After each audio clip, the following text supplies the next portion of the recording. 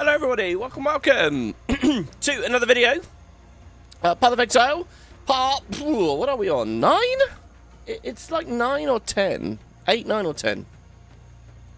And I think, by some standards, oh my god, the cloth physics as I move my character. By some standards, you could call this the end. Because I'm not really sure where we're going from here. I mean, there is plenty more in the game, definitely. But we are in Act 3 for Cruel mode, so kind of Act 6. And we're in the last leg of the story. What I'm planning to do here today is to beat the game, which should be pretty fun. I have played a little bit since last part, exactly the amount that we'd planned out. So let's just jump in, let's see what we've got. I'll talk about how my build is, and we'll run through. Now, it's more refinements and tweaks to how the build was before, rather than anything, you know, absolutely crazy and shiny and new. But I guess actually the passive skill tree has changed quite a lot, and we'll see how we feel about that. So let's jump on in. And yeah, hello to the live chat. Hope you guys are all doing good. And yeah, I kind of wasted a lot of my money as well, which is a little bit of a shame. So, and by that I mean I spent like 4 Exalteds on useless crap, trying to mod some gloves, which I really shouldn't have done. I was already given the advice, hey, save your Exalteds and just do player-to-player trading. But, I don't know, the moment took me and I thought, oh, I can make these gloves really good. And then I didn't, which was a bit of a shame. So yeah, here we are on the map. We've done Act 1, Act 2, Act 3, back to Cruel. The portal from back in time failed, and it returned us to the beach. And now we're Act 1, Act 2, Act 3 again. The portal is open again, and this is where we'll be picking the story back up. What I'm really curious about is what actually happens when we go through, when we return to the current time at the end of Act 3. Like, last time it swung us back to the beach, but what will happen this time? Will we get a credit screen or something? I really don't know. So there are a couple of things. I guess I'll talk about the build first. I actually took some notes for myself for this episode, because there were a few things I wanted to talk about. Yeah, let's talk about the build. So, in the last part, we were discussing that Blood Barbs, which I'd been playing with, which was about bleeds and bleed magnitude, wasn't really feeling... As a Blood Mage, we need crit, and wherever you tend to get crits, like one of these crit clusters over here. I tell you what, if we're going to do this, let's go to refund. Let's remove one of those, and then so that we at least get the flashy animations. I don't know, or some of them at least. Whenever you get one of these like clusters, there's often bleed stuff there as well near the crit. So like, there's crit on this side, there's bleed on this side. So you may as well pick them all up, was the theory. But the bleed wasn't really working too well, wasn't feeling too fun. So we've now left the bleed. We're a Blood Mage, but we're not really going for bleed. Instead, I've picked up Curse Effect and Open Sores. Your curses have infinite duration. When I first saw this, I was quite excited by it, but immediately people in chat were saying, oh, it's not that good. But I think it is good. I like it. The curses, as we level the gems up, get really costly on the mana. If you want to make a curse strong. Very, very, very costly on the mana, which means massive amounts of blood sacrifice. They can also be a little bit fiddly to hit sometimes. So, like, recasting them is painful and difficult. If against a long boss, I can just cast it once, I figured that would feel really good. And I'll tell you guys, it does. I love it. I've killed a couple of bosses now, and you just throw the curse on them at the start, and it is just the best thing in the world. Like, even if the fight is fairly long, it just stays on there. It's like this whole thing you don't have to worry about. I've really enjoyed this. So I've gone with Open Sores. So we're a curse Blood Mage now with minions. So what I've done is I've pulled out any bleed related node.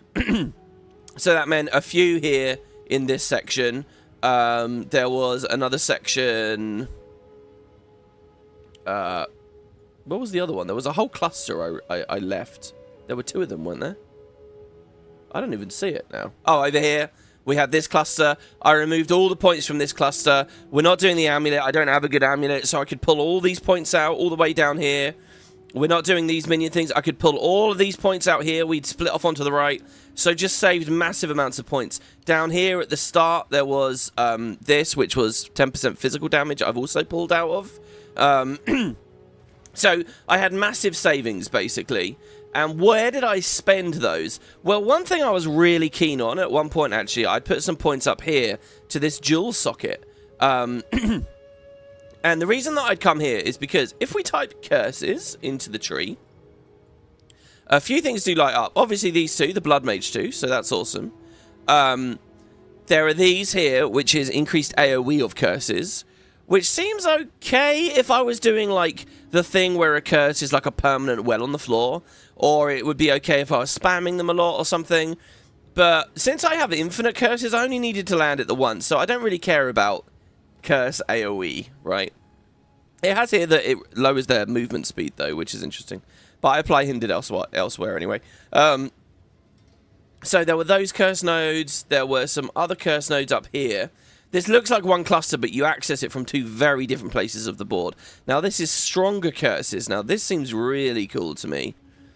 And Master of Hexes especially.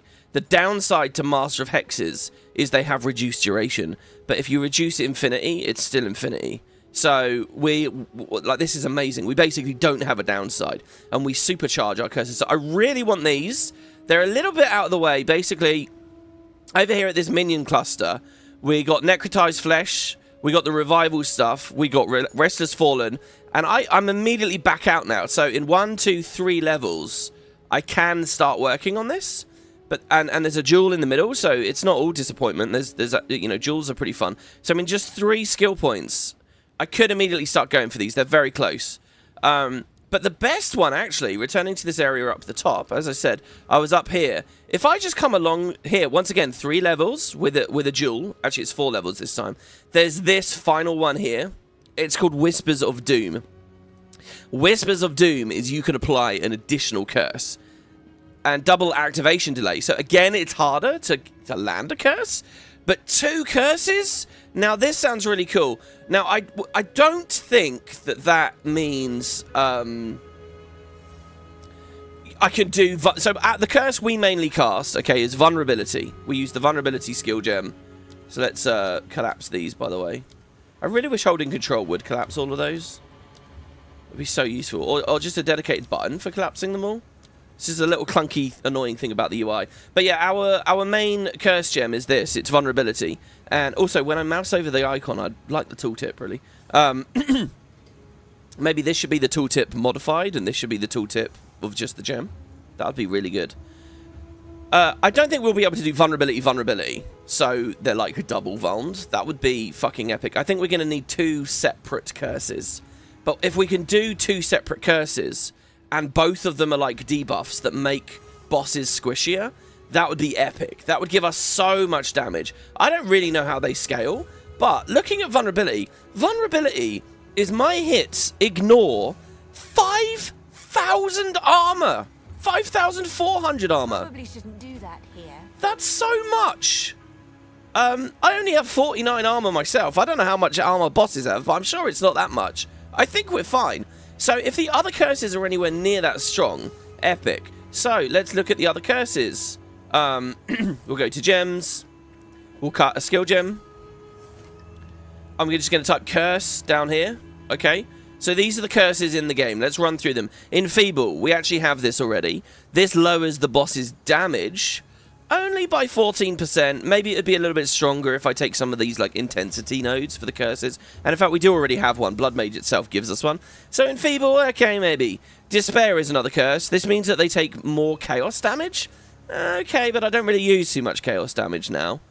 Hex Blast is blow up curses for like a payoff, but then that removes the infinity thing. So basically, guys, Occult doesn't have any more curses that I want. Okay.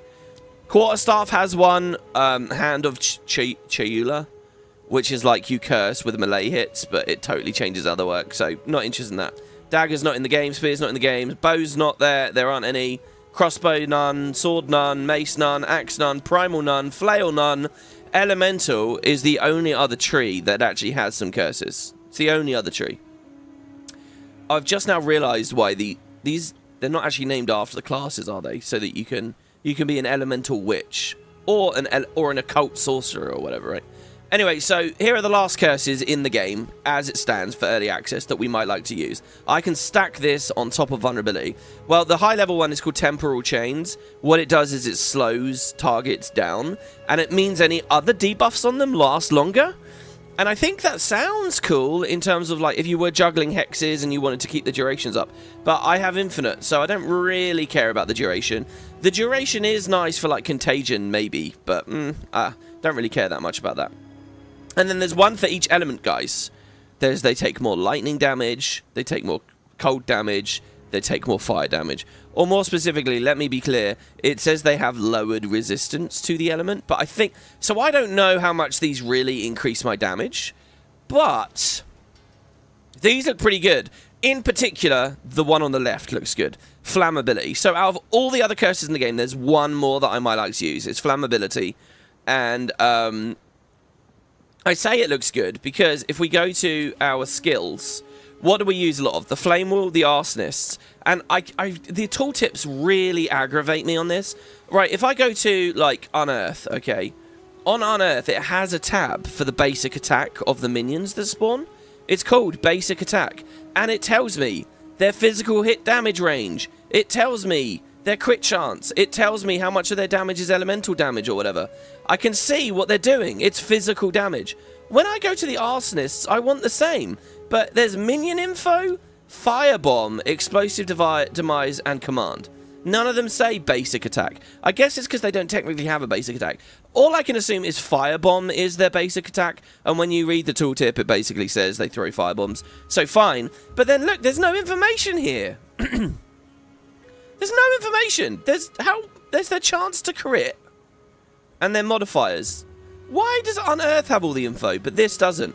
I don't. So basically what I'm saying, guys, is the Arsonists, way back in the series, I put Fire Pen on them, and I felt like I saw a massive boost in damage. I felt like putting Fire Pen on there was epic.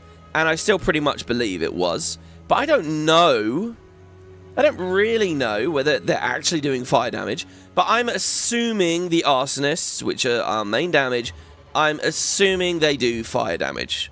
So, and Fire Pen is the skills penetrate 30% fire resist.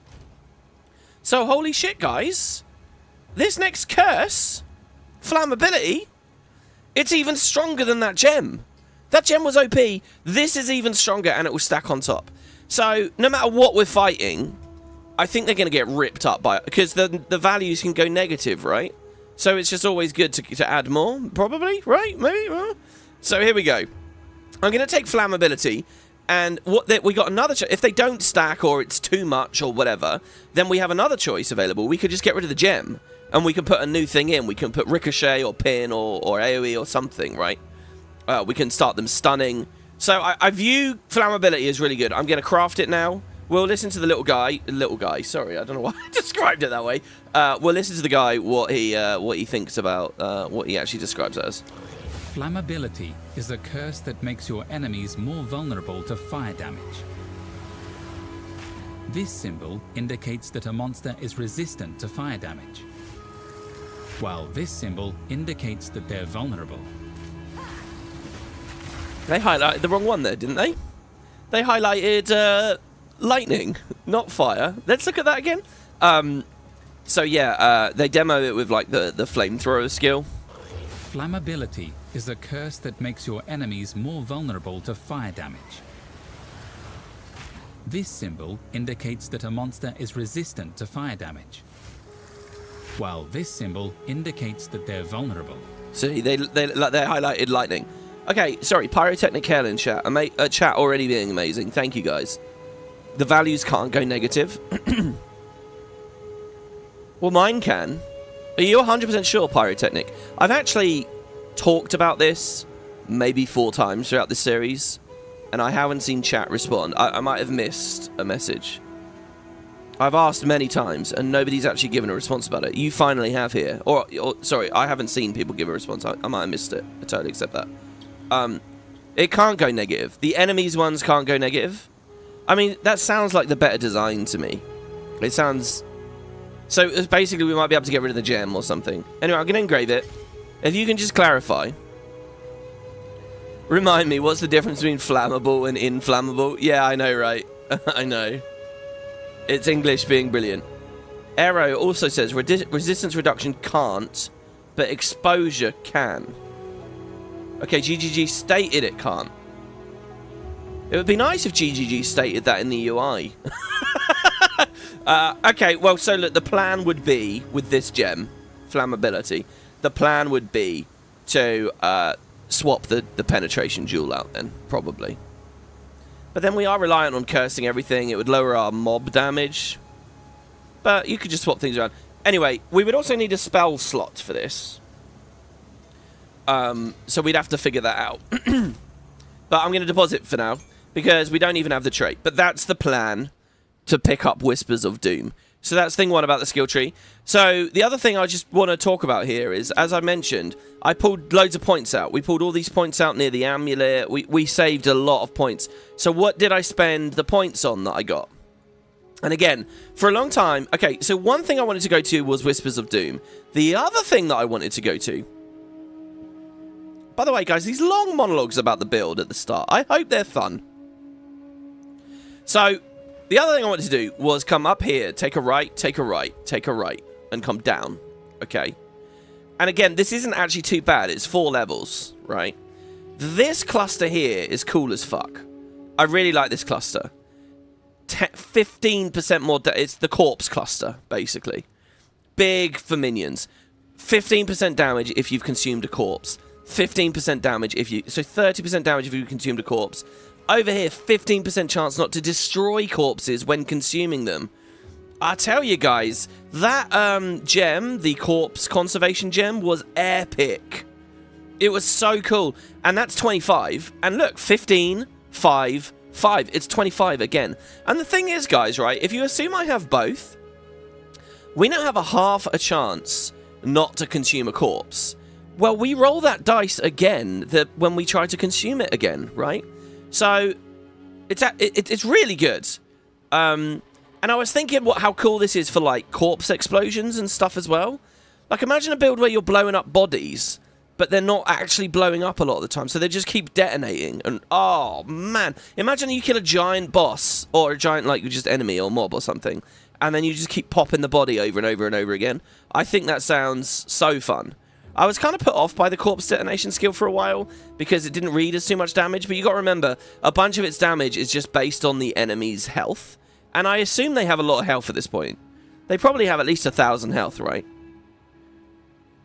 Maybe 2,000, maybe more. Again, it would be nice if I sort of had a ballpark idea of how much health the enemies had, because maybe that is on the UI. Maybe I need to pay attention to that. But I love the corpse explosion thing.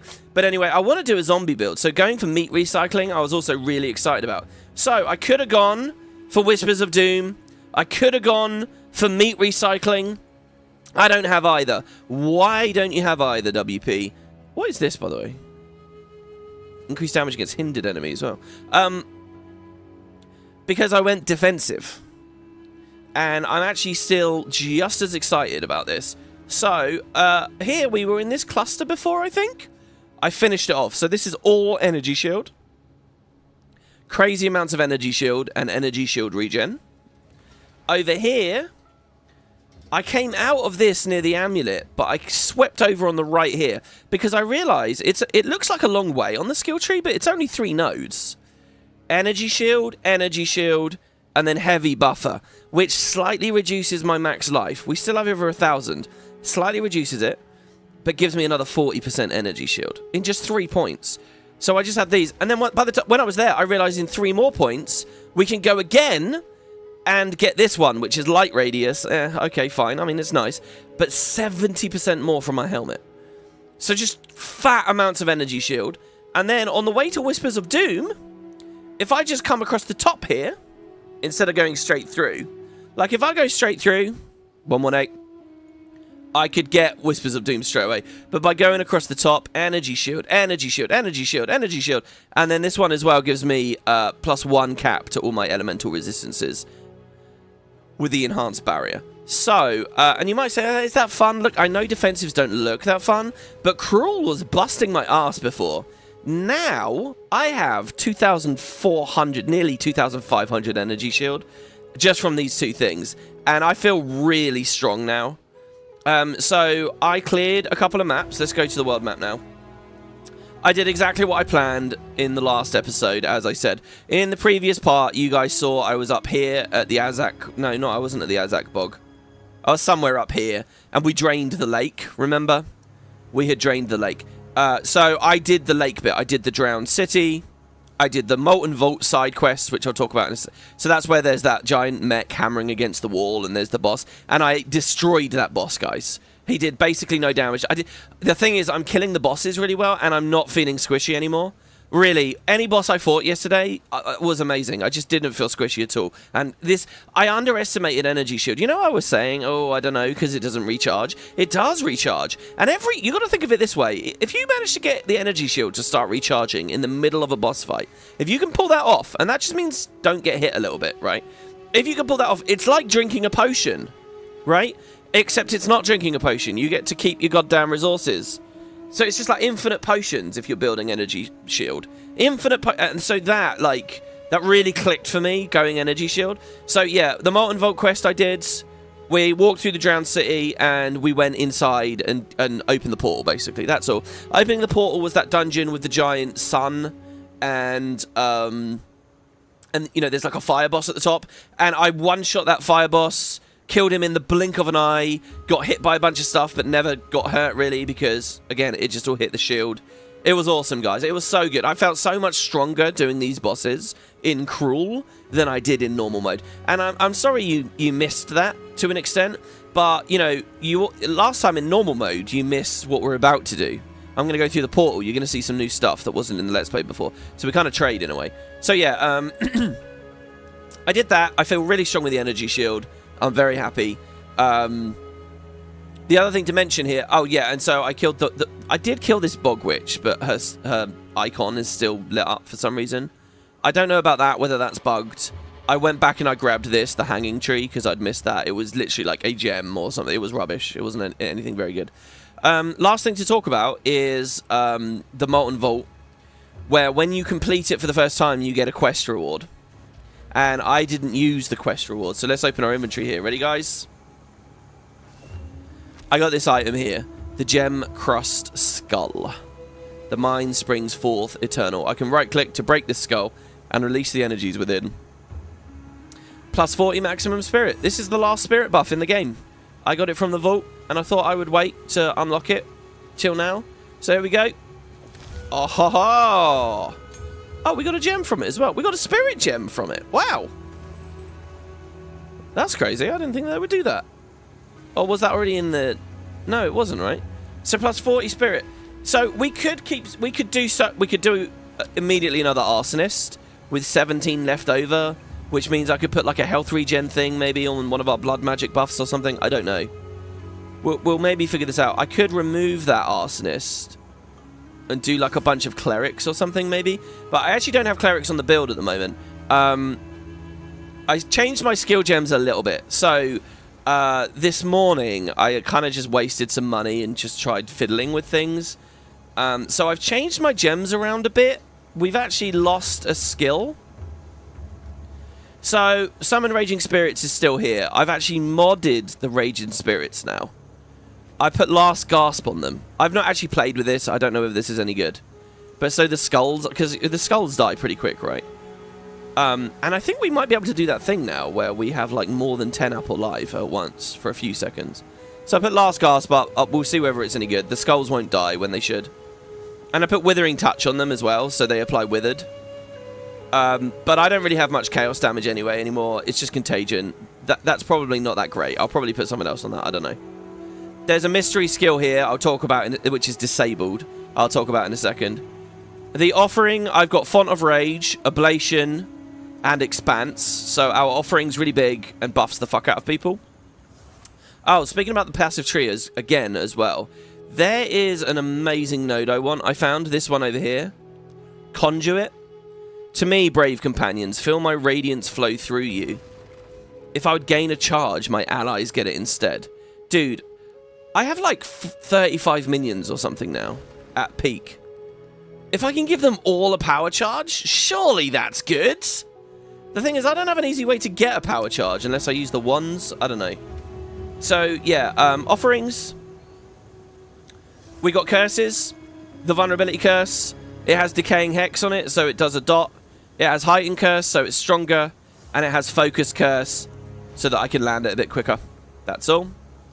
Now, I have zombies on right now instead of clerics, because I really want these to be good. So what I noticed about zombies is, you remember I had those gem cutters prisons? The quality, the thing that ups the quality? I couldn't tell what I wanted to put quality on. Like, this would increase the effect of the curse. This would make the radius up. They're both pretty good. Contagion, I don't know. It's not a main part of the build anymore.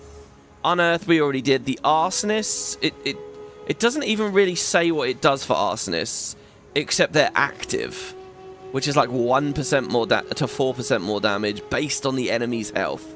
I don't know. Oh, sorry, the minion's health. I don't know, guys. The Arsonist is great. It doesn't feel like a thing I want to put quality on. But zombies get up to 20% more movement speed. Holy fuck. Look, 20% feels like a lot. And it's so important for zombies to have movement speed. Baseline zombies only have 25% with a power charge. So I think putting quality on zombies is really strong. That feels like a huge bonus. And I want zombies to be a thing. That's why I want like corpses and stuff. So I have it here. I'm not really using it, to be honest. But we can skill slow it. They've got the firewall. The firewall is still just the big boy magnified effect fortress spell cascade. 3 giant rings. Contagion is arcane tempo, so it casts a bit quicker. Because I just want to throw it away, really, and get it out there. I'm using this, though. This is new. Chaotic Freeze. Chaos damage contributes to freeze build-up. And hinder, it slows them down. So I'm using Contagion as like a CC, really. The Arsonists. So in the last part, I had Last Gasp on the Arsonists, if you remember. And for bosses, I'll probably put that back on. But there is a slight difference. I have Feeding Frenzy, Fire Pen, Scattershot. You've seen all of those many times. But instead of Last Gasp here, I've got just Fire Infusion on here, which is their attacks gain 25% more fire damage, assuming they do pure fire damage. So I think I've just buffed them. I could have alternatively done Martial Tempo, which would be 25 faster attacks, which might be better overall because you get more AoE. No, you get AoE anyway. I don't know. They hit more because they have less chance to miss because there's more attacks. I don't know. I don't know how the fuck it works. And then Unearth is slightly different. Persistence, so they last long. Minion Pact, I sacrifice one of them to buff the next cast. Corpse Conservation, but then Heft. So this is the fun one, really. Why did I put Heft on this? And what is Heft? What does Heft do? I'll show you guys. So Support Gem. Uncut. There I go, thinking about circumcision again. Check it out. Heft is actually recommended. So previously, I had Brutality on it. Brutality is also recommended.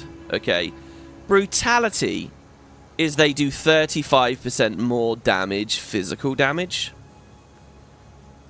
which is really strong. And I'll show you it, actually. Here's Brutality. And so the tooltip is good. Unearth's tooltip is excellent, right? Look at Unearth here, guys. So I'm going to take Heft off, okay? Unearth is reading at 417 DPS. And when we put Brutality on, it bumps up. You can instantly see the numbers. So this page here is just talking about the cone attack. You can instantly see the numbers all go massively up, right? 326 to 488. I take it out. It's all the way down to 200 to 300, right? It's a massive. It's a huge jump. You can see it. But what's really important, right, is Brutality doesn't just buff the cone attack, but the minions attacks as well. So with the gem off, I hate the way the tab closes when you swap the gem. It's really annoying. But here, look, physical damage for the minion, this is 242 as the lowest hit, right? When I put Brutality on, it's now 300 again. Like, so Brutality actually doubled it. It will hit everything. All the physical damage, no matter what element of the gem, it will buff. And it's recommended at tier 1. At tier 4, Heft is recommended. Heft is supported skills have 30%. Remember, this one's 35. 30% more maximum. So just the bigger number, I guess, goes up? Now, everything else that the devs have recommended has been insanely strong and has, like, had cool interactions that I didn't even think of.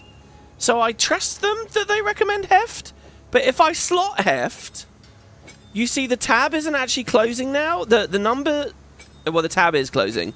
But if you look, when I put heft in, none of the numbers change. Like, I would have thought that this bigger number, the 362, goes up to 400 or whatever again. No numbers change. The DPS doesn't change. Nothing changes. So I don't actually know really what heft does. So I'm just trying it out based purely on the fact that they recommend it. I mean, using both might be a really cool idea as well. I don't know. I feel like brutality's got to be better, but this is a high-level gem. High-level gem either means it's really good or it's really niche, or both, maybe. So I don't know. I'm just trying heft. If anyone in chat knows the difference between heft and brutality, let me know. But I've got that slotted on. Speaking of their recommendations being really good and me trusting them, do you remember how it recommended Minion Pact onto Unearth? You sacrifice a minion, supports damaging skills that you use, draining the life from one of your minions in order to boost the skill's damage. And it will only take effect if you have a minion with enough life to drain the amount. Okay. So, first of all, what's quite cool about Minion Pact is the damage it does is based on my max life. And the minions are healthier than me now, so this doesn't even kill minions when it procs. I don't even sacrifice minions. If it hits like an Arsonist or something, it doesn't matter. It won't kill them. So that's quite cool. But anyway, the buff is, right, nearby minion on use... sorry, the buff is... gain 40% damage. So they recommended Minion Pact, and I've been wondering something this entire Let's Play. I've been wondering if it only affects the bone cone. Sort of feels like it would, right? You sacrifice a minion and it buffs the actual spell, so the bone cone is stronger, and they're recommending it for a stronger bone cone.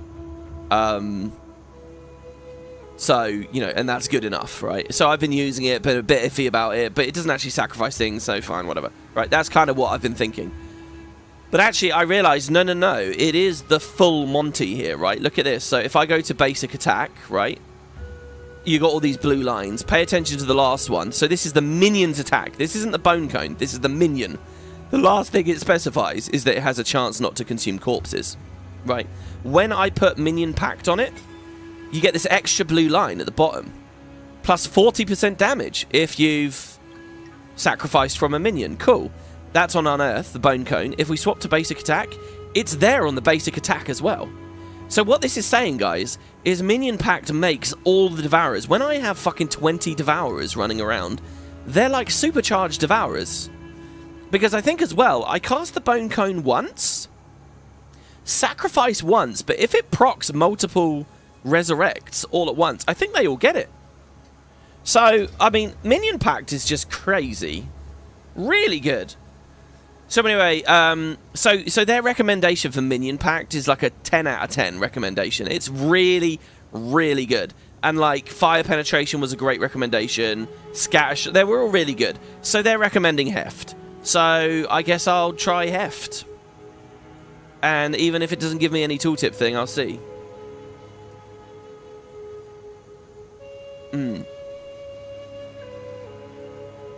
Sorry, drinking coffee here and finally catching up with chat here. Okay, thank you guys. So yeah, they can't go negative resist. Laurie Pulkinen, sorry for saying your name there wrong. You're a bit out of the loop. Is the game done or is this still beta? It is early access, so yes, beta. The modern term for beta. Is there a way to auto-apply the curse on hit? Like your arsonist throw bombs and the curse auto goes off? Maybe, I don't know. Probably somewhere, somehow in the game with a unique or a gem or, you know, a passive perk or something. It doesn't matter though. I as a blood mage, I have infinite curses. I don't really want or need anything else for that.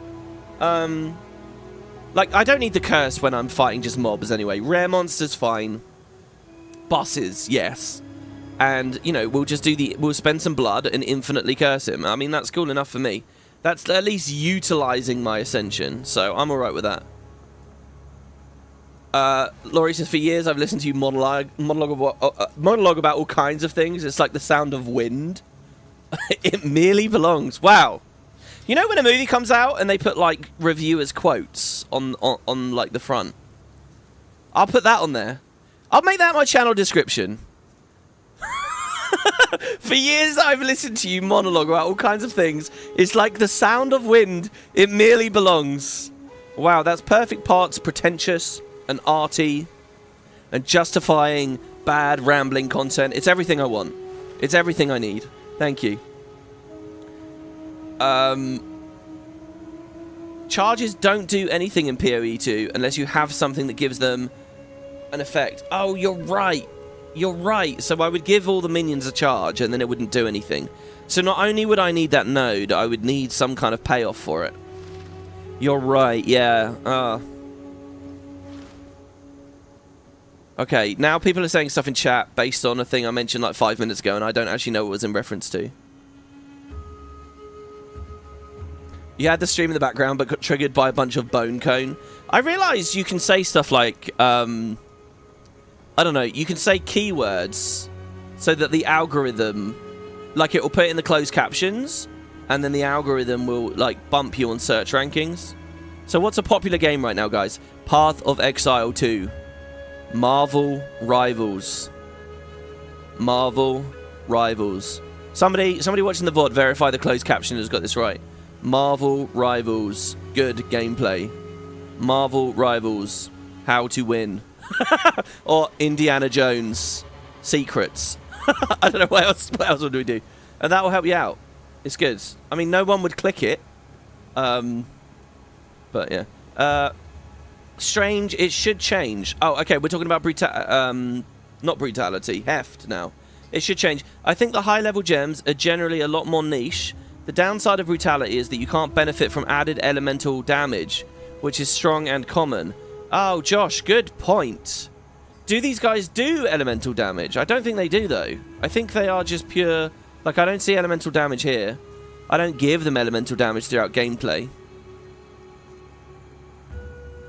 You tried, CC won't pop up. Yeah, I don't think it will do it while live. It has to be people on the VOD. Because YouTube has to process it. I don't think they do that real time. You know, I remember, guys, years and years and years ago... like, channel networks on YouTube, there's a little bit of YouTube history for you. I mean, they might still do it. But when you got a network with YouTube, so you could actually advertise your stuff, they would, like, give you correspondence. They would give you, like, advisors or whatever, people that would help you out. So, you know my intro? My current intro is based on the other one that I was using for, like, 10 years. But that was... If you look at my really early videos, okay... That intro, the general structure of the thing and the sound effect with that sword swinging sound that comes on the intro. I don't know if you guys realize this, but that's what that is. That noise before the pop, that's a sword swing sound. That intro, right? So if you go back to like my BioShock Let's Play, right? That was made by a guy at the network. He was like, hey, yeah, we'll support your channel. Would you like an intro? And he made it for me. So there was this guy that I used to chat to in California, and he didn't know anything about anything really. I can't even remember his name. He'd give me... I'd do like an in-depth video on like a Guild Wars mechanic, and he'd be like, oh, I don't know whether it's a good video because a lot of people can't relate to it. He'd say stuff like that, right? Like, I'm a Guild Wars channel doing Guild Wars content for a Guild Wars audience, and what he's interested in is can a random person off the street watch it and enjoy it? And, you know, he's right. If you want to be really big and successful, don't mono game and just cover an MMO that's shrinking and shrinking and shrinking. Right, he's right. You know, we're losing subs en masse now, to an extent. But that was the kind of like very surface levels stuff you'd get. It wasn't useful really in any way. But I remember discussing with him. It was either him or a different guy. That I think me and Matt had a guy once as well. I can't remember, but we talked about closed captions, and you used to have to manually provide your own closed captions. It didn't know how to like generate its own, and videos that provided their own, like, had higher SEO. And there was this whole thing you could do where you could use a service in your editing software to try to auto-gen them and then manually upload them. I remember that very, very, very clearly. I think you can still supply your own manually. And I guess you could cheese it by putting a ton of keywords in there or something, I don't know. But yeah, obviously it's all automatic in the back end now. But it used to be you had to do all that stuff on your own. Anyway, yeah, what were we talking about? Bone cones, yeah.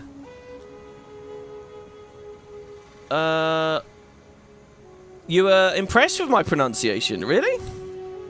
I got tripped up with the IN at the end, I think, that was all. You tried CC, won't pop up? Oh, yeah, okay, I already read that. And then Arnve, okay, alright, I guess chat has died a bit there. Yeah, Arnve says, did we get guild stashes yet? Didn't log in yet today. I was trying Marvel Rivals, ironically enough, given the keyword discussion. Okay, nice. Yeah, alright, so finally, that's it with the gems, I guess. Oh, yeah, okay. So, yeah, I talked about all the gems except this last skill here. What is this mystery skill? And by the way, we've gone away with the other Chaos move I was using, the one that would carry with Contagion, the dot essence strike, I think it was called. Just a massive hit, right, of dot damage. I tried a bunch of stuff where I, like, modified it. I gave it, like, you see how I only have enough dex for one skill gem, and that's Scatter Shot. I had it on, and I gave it, like, Pierce, and I gave it Fork, and I gave it all kinds of... thinking I could bounce the projectile around to increase the chance it would land on a Contagion target and go... But it just didn't feel very good, really, and, you know, it took me away from intelligence and stuff, and, yeah, so, whatever. I ended up just getting rid of it and playing with zombies, and I'd like to play with zombies more. I need power charges that aren't from that goddamn wand, that siphoning wand. We could weapon swap and siphon? Possibly? But I don't know. And it's like they can't really keep up with you either out of combat in a way. We got to find a way to make it work. So any more skill quality I get, I'm going to... Basically, I have it equipped so that when I get these gem cutters prisms, I can up the quality on it just immediately. Because when they have that extra movement speed... Think about this, guys. They're going to have 25% movement speed, plus the movement speed from the perk tree, plus, if I can power charge them, another 25%. They're going to be quick. And I wish there was a way to see, like, what level they are, how much health they have, right? Just give me any details at all about the zombie compared to, say, an unearthed minion, right? Give me some sense of what's, like, better about him. All it tells me, the entire tooltip, is zombie duration, their chance to hit, the fact they apply chill, and my other modifiers for them. But yeah, I gave them minion instability and meat shield. I assume that they've got a lot of health. So minion instability, when they blow up, hopefully it's fun in some way if I do cast them. Right, so there's this last mystery skill. I'll get to the guild stash in a second, aren't they? I promise. There's this last mystery skill, Blink. So this is a persistent skill. It costs 60 spirit to maintain. 60 spirit? Nah. 60's a lot of spirit. We want minions. This sucks. So I don't have it turned on. In fact, I don't have enough spirit to turn it on. You see, it's got that red exclamation mark. Aha. But what I can do is click the little arrow on it, and down here at the bottom, here's this UI. We've never used this yet. Final end of the game. And we can use it now. Use with weapon set. I can assign it to either weapon set 1 or weapon set 2. Awesome. So as we weapon set, different skill gems turn on or off. I can't assign it to weapon set 1 right now. You see 1 is written in red. I can't assign it to weapon set 1 because I've already spent all of my spirit on weapon set 1 on these arsonists. It's got the red exclamation mark. It can't be done. But on my other weapon set, so I'm just going to hit the weapon set hotkey now, X. I haven't spent all of my spirit on arsonists. Instead, I have the box checked here. It automatically turns on Blink when I weapon swap. Blink replaces your dodge roll with a short cooldown spell. I can't see the cooldown on screen, sadly. A short cooldown spell that allows you to tunnel through space, instantly reappearing a medium distance away. So this is like how you move fast, I guess. It feels like PoE 1, which I thought the game wasn't meant to be doing. There's a big criticism at the moment, which is that mapping, which we're rapidly getting to, feels like PoE 1. But here, what's really cool about this, guys, is you know how if I try to attack right now, like use a spell, she'll get pissed off with me. It's not time to kill them all yet. It's not time to kill them all yet. You know, we can't use spells and skills in outposts. You can use blink though. Oh. There we go. We can blink. So blink cools down pretty quick. It's maybe it feels like maybe every 5 seconds. I don't know for sure. Feels like every 5 seconds. You can use it in town, so you can salvage quicker. You can, you know, get to your disenchanter and stuff. By the way, these guys are all positioned really well at this point in the story. We never saw this in normal mode. But, like, I can sell and disenchant and everything really close to each other. The portal's here as well. And, like, even the hooded ones come forward, so you can ID quickly. But, yeah, blink. So, when I'm running around now, and I'm not, assuming I'm not ranting too much to you guys about whatever the hell we're going to end up talking about. Too soon. We can TP. The downside right now is that this is on dodge. You are technically dodging while it happens, and there's that bug at the moment, which is your hitbox goes to 0. So if you do this near the terrain, you'll actually get stuck in the terrain. So, for example, the waypoints over here, very often, right? I'll be at the stash. I'll be like, okay, let's go on an adventure. And I'll, like, do something like that accidentally, and I'm stuck in a wall now, and I can't get out of the wall until the cooldown. And then you're out. I get stuck in this pot all the time. You can get stuck in the well. I suppose if you're inclined to test early access well enough, let's phrase it that way, at the moment, you can you could, like, explore some weird places, maybe. There's a kid sitting on that. I didn't even realize that. So, yeah, you can get stuck in things, and that it actually kind of sucks at the moment, because it does mean if you miss position the blink, it's going to slow you down far more than it sped you up. But yeah, blink. And it's some weapon swapping finally, a little bit. I'd love more things to weapon swap. I love the idea, guys, of putting, like, skeletal brutes. You know, the final type of minion, skeletal brutes on the weapon set slot.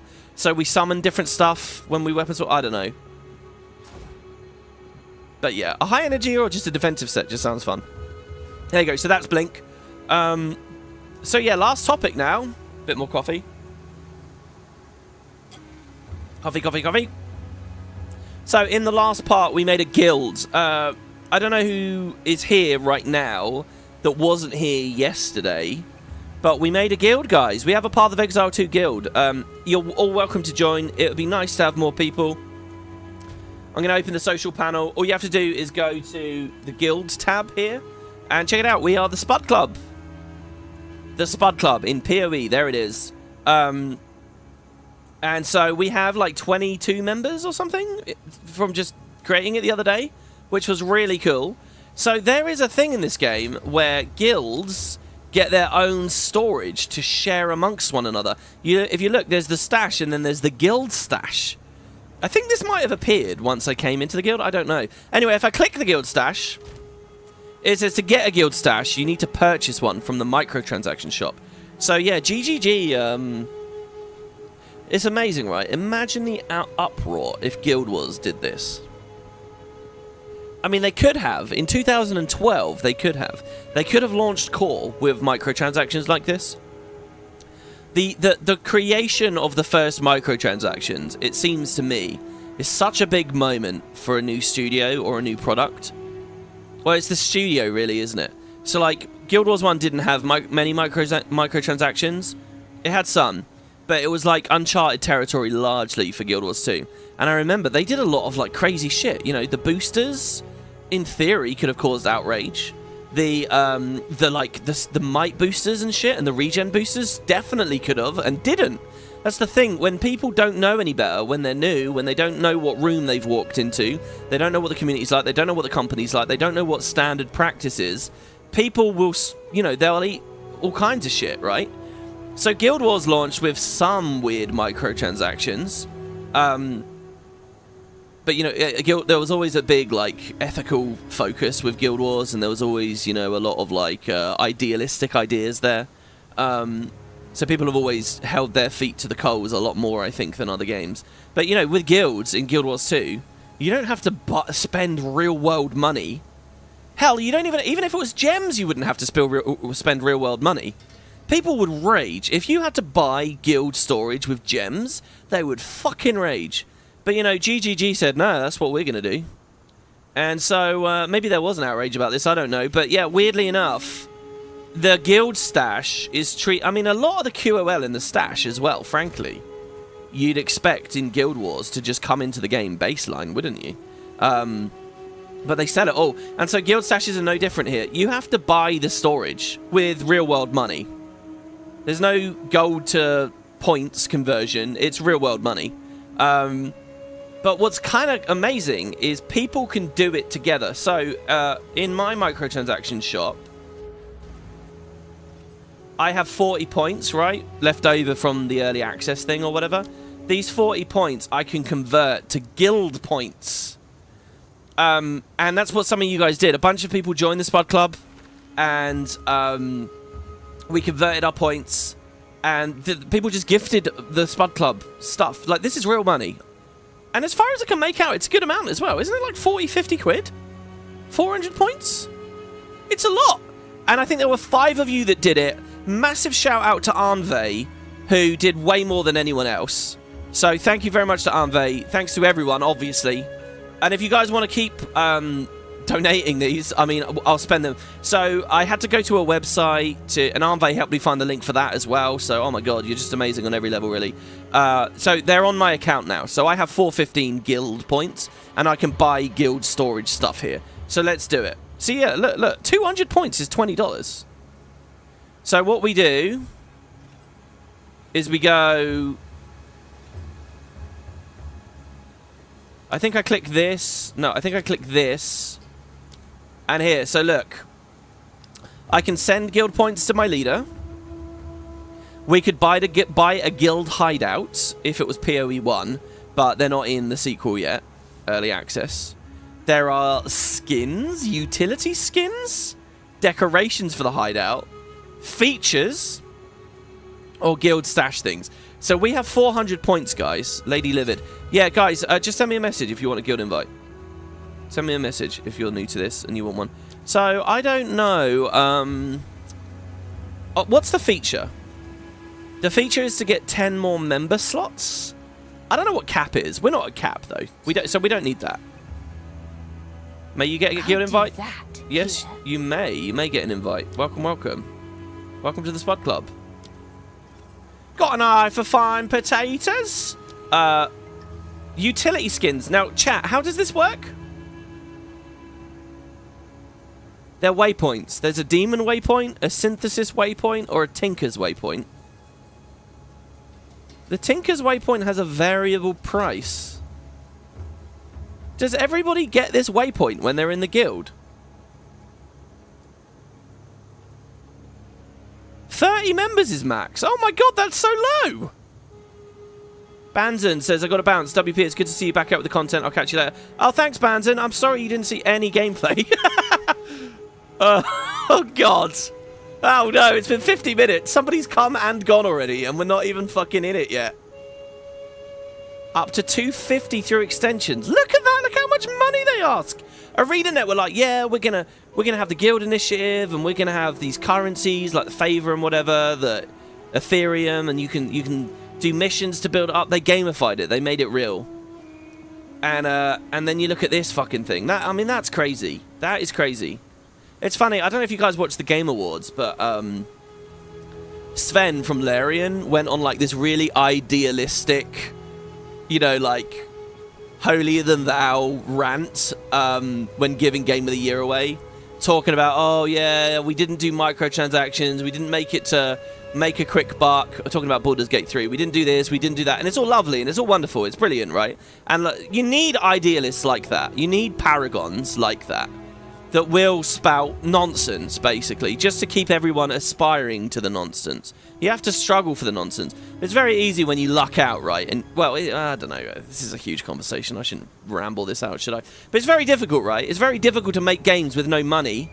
Look at Arenanet, right? And look at the issues that funding issues cause over the years. Look at how you diminish, right? It's hard to exist without money. It's very easy to have, like, a massive hit and, like, for it to work out, and then to to lecture everyone else in the industry to not earn a single penny, right? It's very easy to do that. And it's funny, I was so amazing. I think it was good that Sven went on that rant, and I don't disagree necessarily with it. But it's such a huge conversation, and to just sort of, and it was amazing whenever they cut back to the crowd, you know, pan back to the crowd, and I was thinking, how many of those people think he's being naive? How many of those people don't really believe in what he's saying, you know? But for the Game of the Year to say it or whatever. Anyway, yeah, GGG did not go that way. GGG knows to get the cash. Right, what are we doing then? So what do these waypoints do for a guild? I don't understand. When you're in the Spud Club, you just get a cosmetic waypoint, all members? Because I'll pick that demon one up. That totally looks like a Bloodmage thing. PoE is cosmetic, but stash tabs are the closest thing to pay to win. I actually think it's really bad that you can't, like, make a public tab. You can't even fucking sell on the market without a stash or whatever. But then again, they don't ask for much, right? Like, I think it's just the business model is... Like, I have these points. I paid to get early access. I didn't pay for the microtransaction points. And I got a bunch as well, and I just spent those on the stashes, the essential stuff. You know, I could have been a fool and spent it all on skins, and then missed out on making the game playable. But you know, that would have been on me as a consumer who has not informed himself. So you know, I don't think you can really blame. I think it's, you know, I don't think it's that offensive what they're doing really. I just think that it's interesting how other communities would not swallow what they do. That's all I'm saying. I think a lot of stuff is way more flexible than people realise. You take an average Guild Wars 2 monogamer and you show them this stuff, and they'll be incensed to the point of making a Reddit thread, but they shouldn't really. It's what room are you in, you know? And the company kind of sets that up initially. Like so let's talk about Guild Wars 3 for a second. Arenanet, when they make Guild Wars 3, they will go through hell to get anywhere near what PoE's doing with its microtransactions. If in Guild Wars 3 they sell you the guild stash and stuff, people will flip their shit because that's not the room that people thought that they were in, right? When it's so it's just, man, starting out, you've got to be really careful and really forward thinking. Everything you do, like, it's gonna dictate how your company works for years. Anyway, either that or Reddit outrages don't really mean anything, and you can do what you want. Which is possibly true as well. Because I'm very cynical about all the gaming boycotts and shit that never seem to amount to anything. It's just hot air, nerds moaning, and it will blow over. And there's a big part of me that thinks things do blow over if you just give it a little bit of time. Like, some things just look so small when you have the context of a few years under your belt. Like, remember, like, the outrage when legendary weapons got added to End of Dragons? And it was like, oh, but we don't get all the forms at launch. Oh! Remember that? I remember that. And I remember thinking, this doesn't matter, this will blow over. And, like, who gives a fuck about that? Especially with things like that where they get fixed in time in the end anyway. I'm ranting way too much. Why am I so conversational here today? Okay, let me read. What's going on with the waypoint thing? Sorry, guys. Chat, you have my full attention. I just want to see an answer to this waypoint thing. Arnve says maybe get 2 extensions and a stash tab. Yeah, I think I will listen to you since this is basically your money. 2 extensions? I mean, how many more people are we going to get in the guild? I feel like we've already got the lion's share of the people who will come here.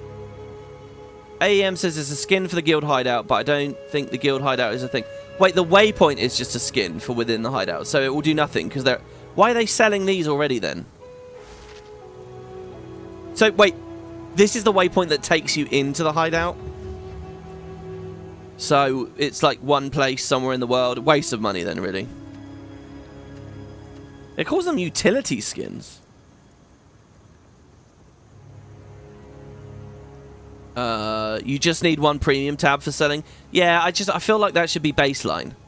It feels weird, like, that you can't even rename tabs without paying for it. Like, what the fuck is that? You know, certain things, it's like, shouldn't the 4 base tabs have got this functionality? I don't know. But again, I'm not too fussed because they gave me everything I need for the premium tabs as a freebie getting in. Yeah, Aaron's got a really good point here. People were really happy to give GGG cash towards the early days due to them being indie, so you're supporting the company.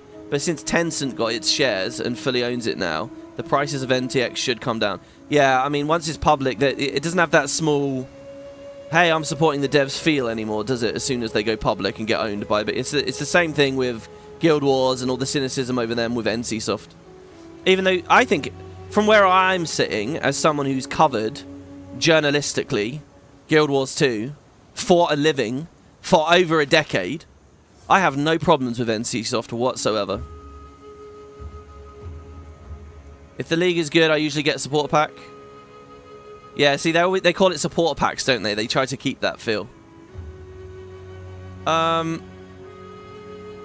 Baldur's Gate 3 Larian make money from selling a copy of a game for €60, and free-to-play games like PoE 2 doesn't get the one-time stuff. Well, it did here for early access, kind of, right?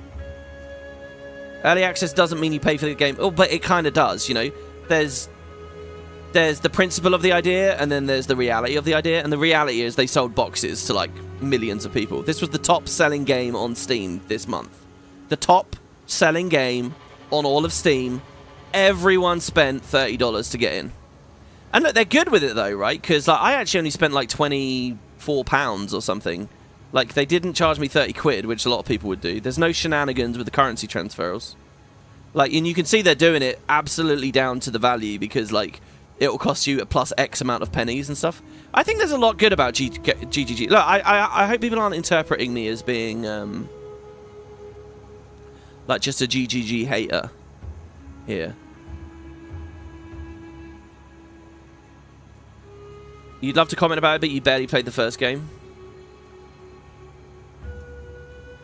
Because GGG loves the money. Look, and whenever we talk about money in games, I have to say, guys, look, if you have a CS degree, right, if you know some programming languages, if you have any understanding on a technical level of a lot of these things, you could be making a lot more money in a lot of different places. People get into games not to fucking get rich. It's because they love games. That's why they're doing it, right?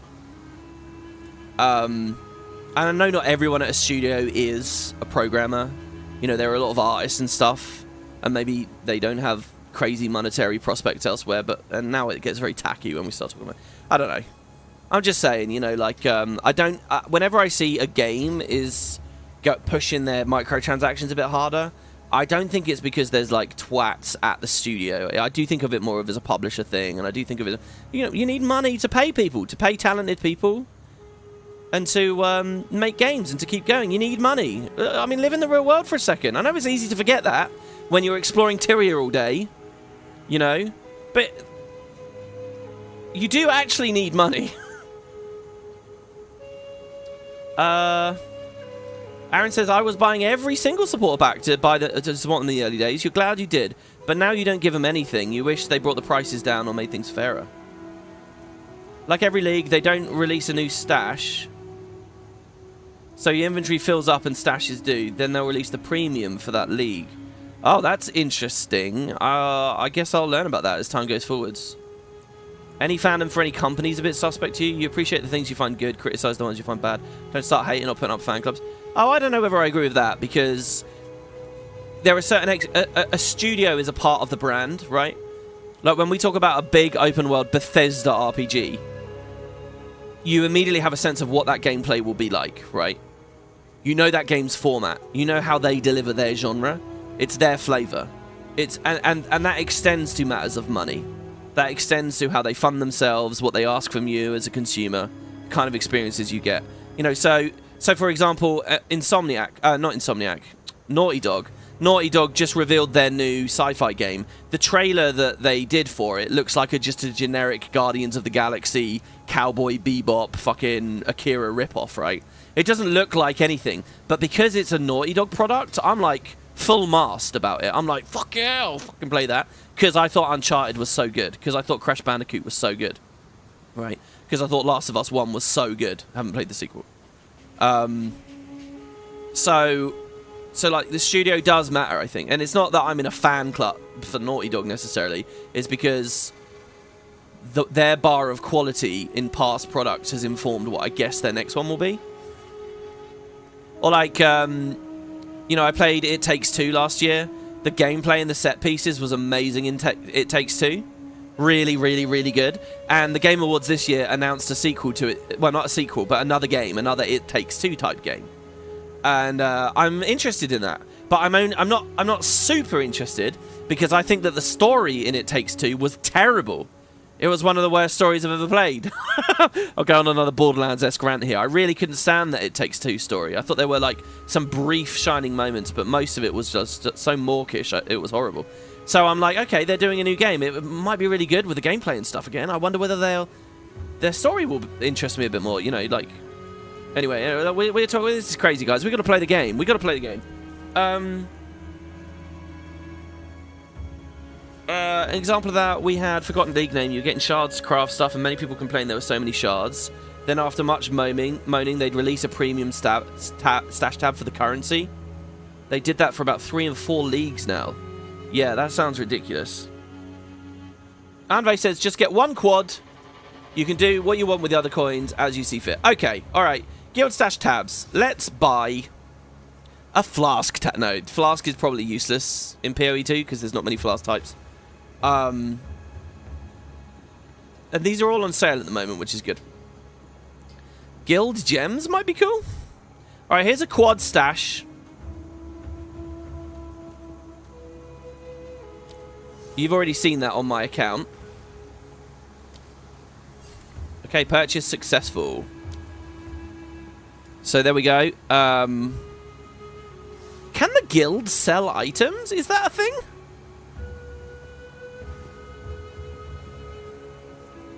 I guess I'll get us a currency tab as well.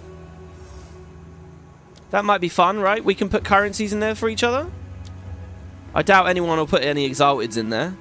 A unique tab? We could give. We could finish up with a unique tab. So there are like guild uniques. We can do a free-for-all. When you get a duplicate unique, you can pop it in there, maybe? Or gems? Gems is probably really useful. What's the most useful final thing I can do? I could do essences and... Well, gems is quite cheap, actually. The unique tab is... so expensive.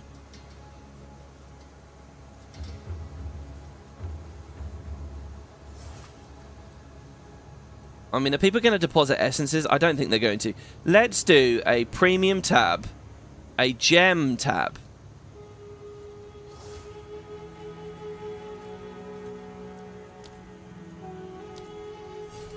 I think sharing gems amongst the guild is a cool idea. I know you can do it anyway.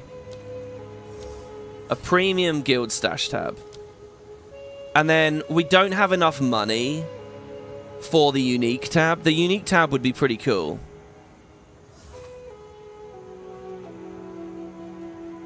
So I'll hold on, and maybe one day I'll do that, or if somebody else donates some gems at some point. But we'll leave that there. I didn't imagine we'd be an hour and 10 before we begin. So now, guys, when you're in the Spud Club, look, we have a thing, and like I can give you, you know, a gem. Let's craft a level. Well, actually, I should just look at all these fucking level 14 gems I've got. Here, guys. Oh, no, whoops. Oh, I got to set the affinities again? Okay, quads. Currency. Set the affinity. Gems. If anyone, by the way, wants to have more chat about that MTX stuff, I will be watching the VOD comments, and I'd love to, you know, if anyone's got any walls of text or whatever, let's do it. I'm happy to talk about it, but we've got to get into the game here a little bit. And then what is this one? Premium. And it doesn't look like we can really sell. Oh, I can set up, like, what people can do as well. So it will just be a free-for-all, no matter what your rank right now. I'll just... Anyone can do anything. You can add, you can take from. There are no rules. So now I'll just deposit... Well, actually, I want to keep the spirit gem. Sorry, guys. Oh, and the support gem. But these, if anyone ever wants them... Oh, it's very laggy depositing, isn't it? That's funny. There you go, guys. Enjoy. So there you have it. Let's go back in time now, and let's play the game. You know, what's stupid, actually, is we can talk more about the microtransactions and stuff. Just, I should be mapping. Living Val? In the flesh? Hello! My name is Alva Valai. It was I who... No, don't run away! Oh, they think we pose a threat. Let's go after them.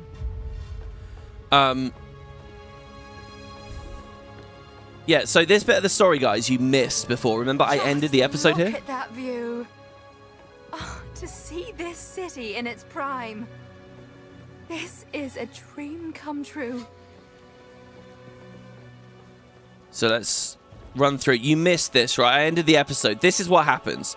You're going to see the bit where she gets knocked out, where we realize we're going to fight all of these guys, and there's a boss fight you missed as well.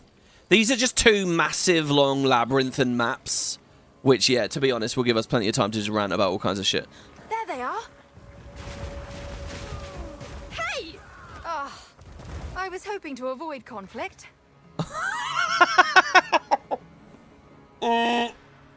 Okay, my arsonist just blew him up. It was forcing me to walk there. I think they should probably code that so they don't attack them. I think they attack you. As it stands, though, my witch is a monster, and she just killed them. Whoops. Yeah. They attack you, and now Alva's following us, and so we got to travel through. There is a peculiar fortune and a chaos statue for those willing to face a challenge. The fortunes are the golden items you get, which can give you gold.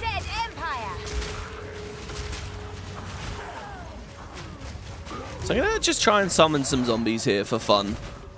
Oh, I changed all my key bindings as well. The flame walls are now on F for fire. The curse is on C for curse. And I always like doing that when the when there's like a logic. Sorry, let's turn it down a bit. When there's a logic between... Oh my god, I'm dying. Like what button you press and the skill that you're pressing. But I'm going to need a bit of new muscle memory here, so sorry if I end up being a bit silly here. By the way, if we upped the quality on the Raging Spirits, we would get 1 extra spirit. We would go from 10 to 11, which doesn't sound like that much of an improvement to me. I guess it's a 1% power... Sorry, a 10% power creep, which maybe is actually a lot. I don't know, really, though. It's so much harder to summon zombies than devourers. Like here, I'm spamming the summon zombie button. Like, that's all I'm doing. Oh, we actually have a boss here. Hold on, so let's actually... A rare monster.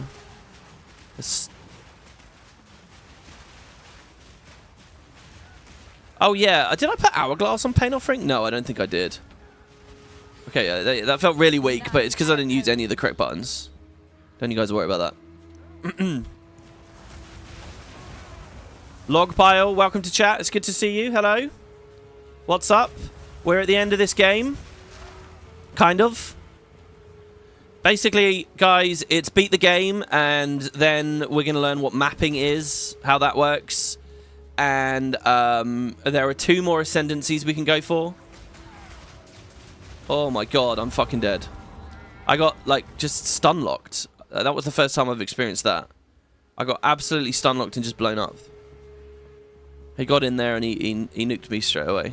So let's try that again. I guess everything's going to respawn, but we've mapped over there. We know that we don't need to go in that direction. Oh, speaking of ascendancies... Speaking of ascendancies... Oh, fuck, I can't show you all. I can. Here, look at this, guys. Ready? I'm going to portal. Oh, no, I can't because we're back in time and the stash is in an annoying spot. Guys, I have a coin. I have a 3-floor coin. I could try it. we could try to ascend again. Everyone's saying it's like the most difficult thing in the world. I think I want to give it a shot. Do you reckon we can gamble on that? Try it out? The problem is, again, without any muscle memory, I'm going to just get really frustrated and die. So let's do a little bit of playing the game to get used to pressing the right buttons again.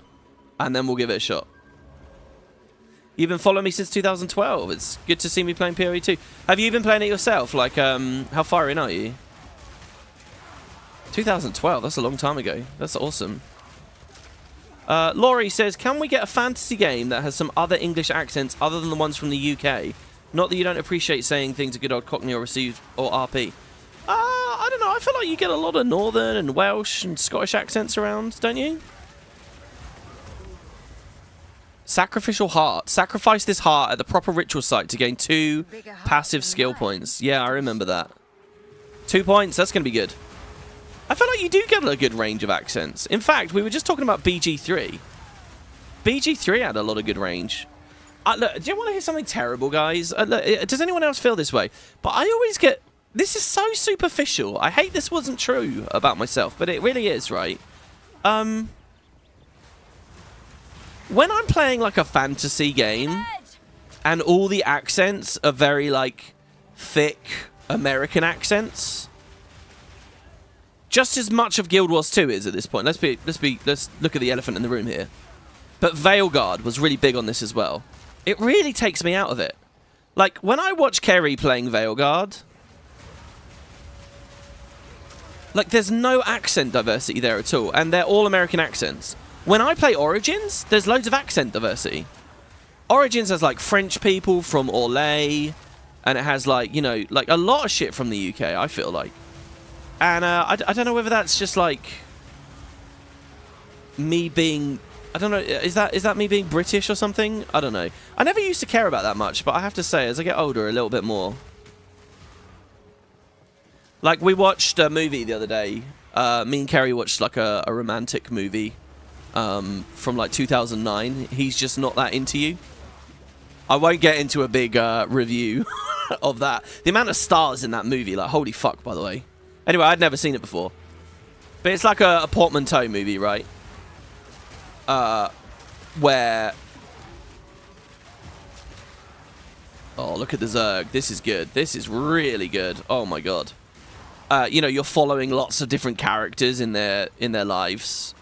And we're sort of following the romantic sides of their lives. Okay, I will do a bit of a review, right? The most interesting thing about that, the one bit of the movie where it has something to say, in my opinion, the art in that movie, the conversation spinner in that movie, and it's not even that interesting of a conversation, but it's something, is they present the idea in the movie that being married isn't everything. That you can have a great relationship without being married, right? And they make a good case for it. They give you a couple that seems like, ooh, is this couple in jeopardy? Because they're not getting married. And then you realise, actually, do you know what? You don't have to be defined by that. Which is a nice idea, you know? It's a progressive idea. It's kind of, it's at least a conversation, right?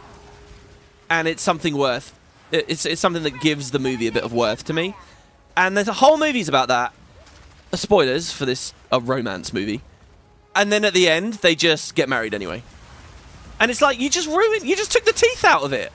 You had a point. You were saying something. There was something here. And you just killed it for a fucking half-baked feel-good moment at the end. So it's, and that was like, what the fuck, man? Like, I feel like they were so close to catching the ball. And then they just fumbled at the end. And then, like, had nothing out of it. But, oh, yeah, proposal. So, I don't know. Anyway, that was one of my takes on that movie. Anyway, why am I talking about that with the British thing? Is because, you know, it's a 2000s romantic film featuring a bunch of... It's funny, I clicked it and saw it bounce, which made me think my inventory was full, but it wasn't. It was just falling on the floor. But my muscle memory was so quick to open the inventory there. Anyway, as I was watching that, I realised... That came out in 2009. I realised, oh, this is Love Actually. This is the American export of Love Actually. So in 2003, here in the UK, they did a similar thing. Huge amount of star power, but it's all British names, British talent. Same thing, but the UK did it. And very obviously, Hollywood saw that and said, okay, we're going to do it for American audiences now. And you know, I was actually kind of like, yeah, you know, woo, go UK. You did something first for once, and you did it a bit better as well. Alan Rickman's story, and that's very good. So yeah, and I never used to care about stuff like that. But now I'm like, yeah, do you know what? The Cornetto trilogy made in the UK, awesome. I do notice now, you know. Oh yeah, Mike talked to me about this the other day, didn't you, in Discord? He's got really bored of Californian accents in games too. Guild Wars 2 turned you right off of them. I mean, Veilguard seems really major with it. Oh, speaking about that, by the way, in Discord, Cossage mentioned to me about voice acting. You know, there's the whole strike thing going on at the moment. There's some page you can see what the strike feels about Arenanet. And their statement about Arenanet to their voice actors from the Voice Actors Guild of America, right, is this. The line is that the company is not struck. They're not actively striking against Arenanet. The company is not struck, and so their talent can choose to work for Arenanet through this strike if they want to. If you want to keep doing voices for Arenanet, the company isn't struck. But they also encourage you to have your principals or whatever and not provide talent for them. And that explains why in the recent patch some of the voices are missing. And Jennifer Hale, I think, was one of the voices, right? So Jennifer Hale has basically said, yeah, I'm with the strikers, I'm not doing anything. So that's why it's like a mismatch of what the voices are in the game at the moment. And I thought that was pretty interesting. So I was at it about that in Discord the other day. Now, it might be fun to wonder like why they're not struck or whatever. I guess it's because I think the instinct is to say, oh, it's because, you know, they have good practices, they're nice people to work with and all that. And it may indeed be all of that. There's another part of me that also thinks it might be just because Guild Wars is kind of small fry at this point. It doesn't really affect anything if they strike Guild Wars, which is a sadder and more cynical take on it, but might be the reality of the thing. But yeah. You want a serious character with a Valley Girl accent? I feel like there's a lot of that out there already. I mean, that's really interesting. Though I say that, what comes to my mind? I guess with examples, I should just shut up. Without examples, I should just shut up, right? On the British exports film stuff, did you see 28 Years Later teaser? I did, and I didn't really know what to make of it because it was such a, like, cryptic thing. I think it's one of those things, right, where, so if people haven't seen it, it's like mostly a black screen, and then sometimes it, like, cuts a bit of, like, digital distortion and footage in. I think the idea, famously, that movie, the first film, was shot on handheld digital cameras. Like, it wasn't shot on film, it was shot digital. And one of the reasons for that was because they could get all these cool shots around London quickly and agilely and easily. But it kind of gave it this very distinct kind of gritty look. Almost like a Blair Witch kind of effect, you know, where, like, because it's a horror and it's got, like, that almost, like, tacky, dirty feel to it, it feels more authentic and more scary. Like, overproduced image in horror, you know, where it's color corrected and everything, like, actually is a detriment to horror a lot of the time. And the industry was kind of learning this around 28 Days Later. Anyway, so this teaser is kind of the digital cam sort of found footage, almost like breaking type thing, I think. But it's mostly black, and then it just cuts some random images in every now and then. And I saw it. I didn't really look at any closer at it. It's one of those things, I think, if you went to Reddit and you read... So I can't really see Last Gasp doing too much with the skulls here, by the way. But if you went to Reddit, they'd probably have like, oh, look at this frame, look at this frame, look at this frame. If I remember rightly, Weeks... How has that franchise gone? It was 28 days. Did they do a Weeks? I feel like they did one and it was kind of bad. There's a lot more stun going on now, guys. And then did they do a months? I might have skipped months. If they did 28 months later, I might have skipped it. Anyway, we're up to years now. I mostly only remember the first film. And the big notable thing about that... Oh my god, what? I can't walk around those pots? Well, look, see, here we're in an area we've already been, so I can just TP. The issue with the teleporting, though, as a minion monster, is it kills all my spirits. See? And they resummon there, but... I was in boss fights, by the way, doing a bit of weapon swapping and teleporting. Remember the golem? He does, like, that bullet hell phase where you're dropping, like, the waves of lava coming at you. I was using the teleport to escape and get around them, which was really cool. Anyway, yeah, the thing that I always felt like that film was renowned for was really aggressive zombies. Really fast zombies, really volatile zombies. And I liked, like, the mythos of where the zombification came from in that as well. People experimenting with, like, rabies, basically, animals. And, like, it was in monkeys, and it's basically, like, a sort of rabies-like disease that makes you lose your mind and go mad. Like, keeping it somewhat biologically realistic, right? I thought that was cool. We got a real walk here. That's what this map is, guys. This map is just epic amounts of wandering around until finally you find the place you need to go. We've checked every dead end, right? So it must be up here. This must be the way.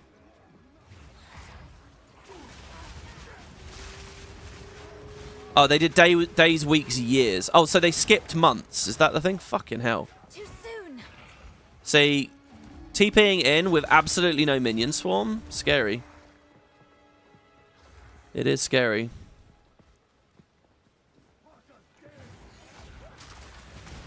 There are very few South African accents.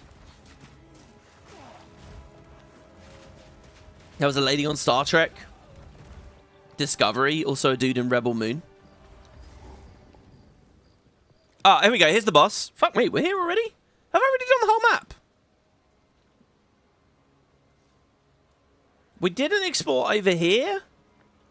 And we didn't explore this center bit. There might have been interiors. Okay, this boss, guys. This is... I never showed this in normal mode. This is totally new. There's a very good chance I'll die here. One, because the boss might just be really hard. But two, there's actual, like... I can't just face roll this one. And I'll just describe to you the mechanic real quick before we get in. All these bosses... All these soldiers standing around in this phalanx. Do we call that a phalanx?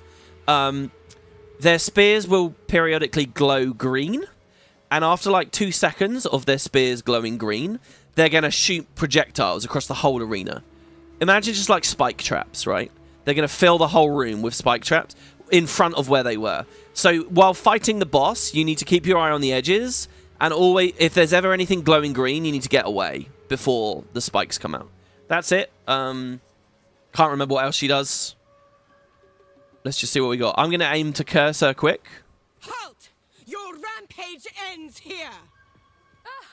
Don't worry. I can solve this. This is all just a misunderstanding. Yeah, sorry, I only just killed thousands of you. Which one of you activated the gate?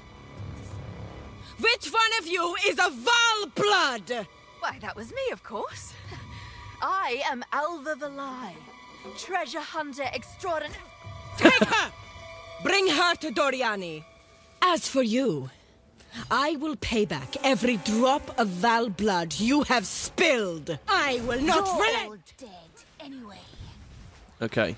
So, sorry, I had to mess with the volume there as well. I wanted you guys to be able to hear the cutscene. You will fall. So I missed my curse. I can't even see her. Where is she? I've got to land the curse. Oh, no, I haven't actually cast the curse. Wrong keybind. There we go. Okay, she's cursed. And there's my offering. And now I've got to, like, dodge this shit. Oh, fuck. Okay, well, that was okay. I think we evaded it. See, the fact she's still cursed is just amazing. Okay, summon these. Another offering. And I think we should just win this. See, but look at my energy shield. Oh. And obviously, you've got to keep an eye on both sides. Fuck. Oh, yeah, and they move in there. Yeah, I remember that. Fire, offering, potion, couple of unearths, I guess. Can be okay. There we go.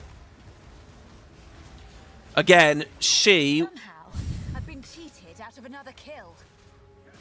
She teleports away, but oh fuck no! Oh, oh, yeah, really?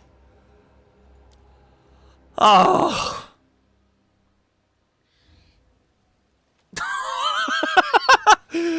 This is weird. The bosses are easy now, and the fucking boss mobbing is harder. Oh, it didn't. It deleted all the loot, but not the gem. That's nice of them, I guess. Maybe because the gem. No, it was all boss drops. Jesus Christ. Yeah, the guys come in from the edge.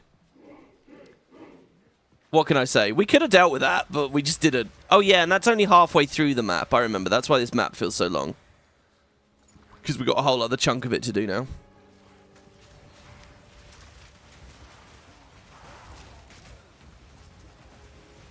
Fucking hell. I'm going to press the wrong button so much. So I just need to use my minions as an actual meat shield.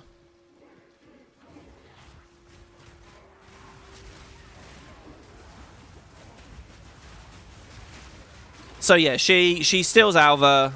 She says bring her to Doryani. Oh, there we go, we get a waystone. And then of course, Doryani is the boss. I fought him on screen. He's the final boss. And then we get him on our side, and he goes off to Act 4 with us once we leave early access. And it's kind of nice playing it a second time and actually sort of understanding a little bit of who these characters are. So I had that waystone drop there, and you'll notice it didn't jump scare us.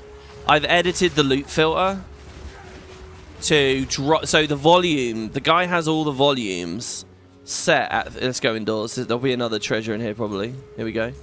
The guy has all the volumes set at 300. I've dropped them all to 100. To be honest there, that waystone dropped and I couldn't even hear it. Maybe that's just on my end. I have the game a little bit too low though. But we shouldn't be getting jump scared by uniques or anything anymore. Hey, another door. And a checkpoint. Uromoti's quarters. The home of the architect of expansion. And here's another. It's funny that they give you all this loot here. No. In a bit where it's really annoying to vendor. There we go. Let's go back to the encampment. And remember, we got to go to the encampment and then through the portal and then to the stash and then through the portal again and then through the other portal. So yeah. Joseph, hey, am I looking forward to any of the other classes? You're playing sorcerer and you died constantly. I was actually thinking, so my sleep has been really rough again. Don't know what's going on. So anyway, I was laying there and obviously I started thinking about the game because I've been playing the game too much. And now they've moved to their annoying positions again. Do you know what I think would be genuinely really cool, guys? If we beat the game... Salvage that and that. Sell the others. If we beat the game... Check out maps. Ascend another time, at least once. Maybe 2 times. Might be cool. See, what might happen, right, is we're going to beat all this... And I still don't have a good ultimate flask. I've still not rolled a single ultimate health flask that is actually got mods on it that I want. We'll find one eventually. We beat the game. We ascend. We learn how mapping works. I want to try some of that. So there will be a couple more episodes, definitely. But I was laying there and I was thinking, wouldn't it be really fun to try a hardcore character? Like, as far as the stream is concerned, wouldn't that be really fun? How goes it? Oswald, would you like to buy... No, not that rune. What was that? Oh, it's max life. It's pretty shit, isn't it? So, look, if I sell this, 1,750. 875, 2,000.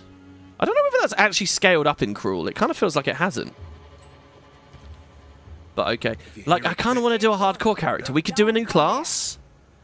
And wouldn't it actually be kind of cool on stream to watch? Because it would be, like... actually nerve-wracking when I die. I used to do like hardcore Guild Wars runs, right? Not that it was ever a formal feature, but of my own making. I used to love doing that kind of content. I thought it was so fun. It adds a bit of cool tension to it. I think it would be really interesting. And it would make the buildcraft a lot more interesting as well. Because I'd have to seriously be focusing See, not only do you get all those golden things, you get the heart to carry around as well. It would be, I don't know. I don't even think I'd get out of Act 1, to be honest. Imagine killing Geonor with a build you make yourself first time. It just seems really hard. If your sanity can take it, hardcore is amusing for the viewer. Yeah, the other issue with it, right, is, okay, let's say I do it. What am I committing to with that, exactly? What am I committing to? Oh. Like, well, let's say we wipe in the graveyard. We do another character? Okay, we get a bit further. We wipe on Geonor. We do another character? Okay, we wipe on Geonor again. We do another character? Okay, we're in Act 2. Do you understand what I'm saying? We're talking about a lot of content. A lot. And on that, it's not even like you can really play off screen. One, because, you know, it's all tension. It's all good. Two, because what if you die off screen? Well, that's not going to be fun for anyone. So... Wait, the Trial Masters Challenge? What the fuck is this? Oh, there's an ultimatum key here. Really? Why is it... What? I don't remember this in normal mode. This has 7 trials. Oh, yeah, I was going to show you the Biryani thing. But, you know, I think it would be fun as a stream thing, and I think it would be cool to play another character. What would I pick? That's the question. I feel like Sorcerer is a good idea, just because I understand the skill tree a bit better now. Up around where the Sorcerer starts. Oh, nice. We got a bunch of stuff here. This actually could be good if I click this with good timing. Because we can use our Devourers. Let's do it right now. Make sure we keep our blood. I will curse him if I can see the fucking guy. He's dead already. Never mind. Essence of Battle. Upgrade a normal item with an attack modifier. Essences I'm just hoarding the whole time, as you can obviously see. I feel like they're actually going to be useful when I'm aiming for actual specific mobs. Alright, there you go. That's the end of the map. That's the Ziggurat up there. That's the place where the autumn leaves and then it gets bloody and there's all the corpses, remember? These were things I described in normal mode but didn't show off. So anyway, I'm going to stay here though because I think the sacrificial altar is here and I want to sacrifice that heart and get 2 skill points. Maybe. Oh no, actually. I think we're done. Alright, let's go back up. Might be easier to just stream Souls-likes. I mean, people have been excited about that for a while, yeah. Hardcore would be cool. You feel like it is doable in campaign. What makes you say that, Matthew? What makes you think it is actually doable? But also, guys, like, in terms of other classes, I don't know what all the ascendancies are. I know that Sorcerer gets Chronomancer and Stormcaller. And I even know a little bit about what Stormcaller does, and a little bit about what Chronomancer does. So I'm sort of a little bit knowledgeable there, which obviously I'm familiar. I know that Mercenary gets Gemling Legionnaire, but I don't know what the other one is. Doesn't Monk have the other really dogshit one? Like Bloodmage. Disciple of Uri Huyu or whatever it was. People can't spell for shit in game chat. Wait, what do you mean?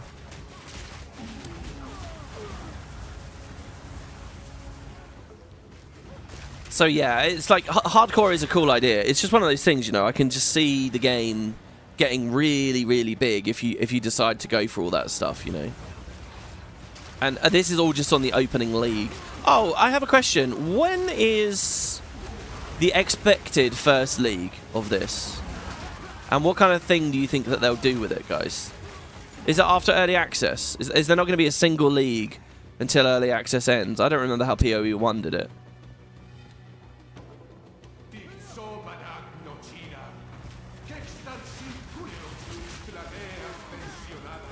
Someone in chat typed guarantee and millage instead of mileage. They're typing quick, you know?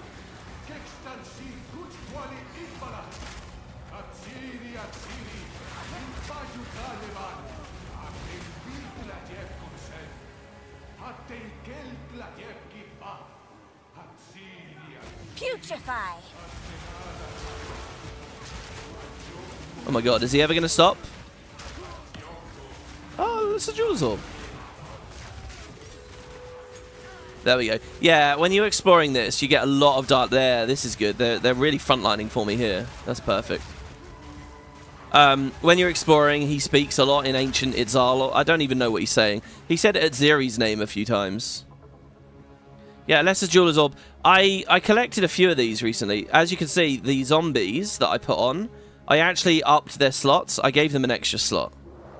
So they have Elemental Army on there as well. Instability, Meat Shield, and Army. That's a new slot. I have 3 on most of my gems now. We could do it on Raging Spirits again. I still don't know whether I really want to use much more of that. These are on my weapon. So I actually have nothing I can use that Jeweler's Orb on right now.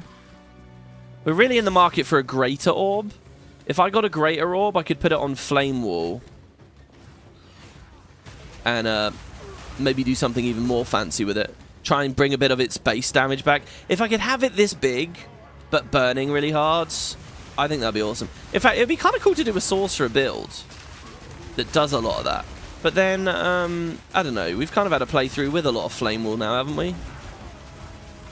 Maybe we've had our fill of that. Maybe another character on like a melee character would be more fun, because it'd be the whole other side of the skill tree, and a lot of different things to learn. You know, we could do an armor playthrough instead of an energy shield playthrough. I'm curious how that would feel.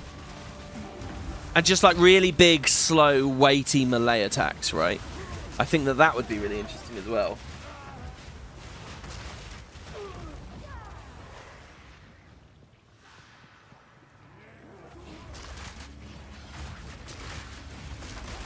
Also, and especially in boss fights, because this is so much visual noise, you can't really see what's going on anymore.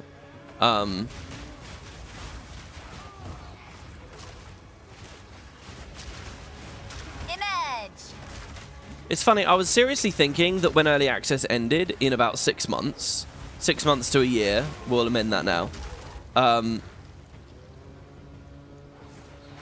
everything would be in the game, all the classes, all the weapons, all these supports, everything.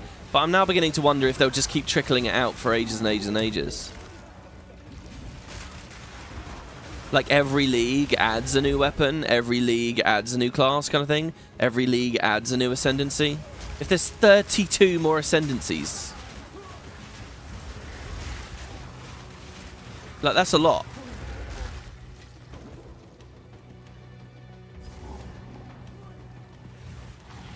Bone apple tea, yeah, that's the. You know, there's a subreddit for that. Bone apple tea.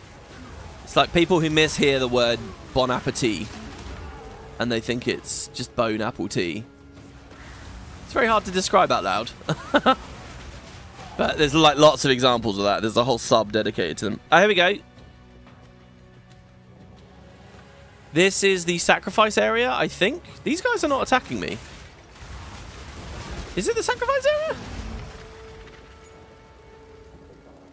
We grab the idol. Oh no, it's not. It's just another idol. Wow, it's really pretty. I love the water there. Holy fuck. Very shiny. I got a friend who got an OLED monitor recently and plays with HDR. And he says going back into Guild Wars, just any game is just mind-blowingly good when you enable the HDR with like, there's some NVIDIA tool, RTX tool or something that lets you run HDR on games that weren't originally made for it, and it's like really good. And now whenever something catches my attention in a game, for like a month now, I think, oh, I bet that would look good with HDR. Instead of just enjoying it for myself, I think, that would probably look really good with a better monitor. That's what's been going through my mind every time. Okay, Flame Wall, Offering, Curse. I don't even need to curse. He just dies too quick. Staying away. Orb of Augmentation, Jewels, a Staff, Great Hammer. No. We're all good with all of that. Lactose and Toddler Ants. Okay, lactose is clearly lactose. Oh, Toddler Ants Intolerance. Oh, that's crazy. Who would hit that? Oh yeah, I can't eat cheese. I lactose and tolerance. That just sounds like a kid who can't speak. Tolerance? I shouldn't be too judgy. I do stuff like that. Guild Wars 2 visual noise or less? Well, Guild Wars is slightly better with the visual noise now. I think, you know, we have to be careful with that because they did add the new culling settings with Secrets of the Obscure, I think it was, or mid Secrets of the Obscure. And, you know, if you cull... really, Guild Wars, it's a game of options. Maybe that in itself is a problem. Maybe.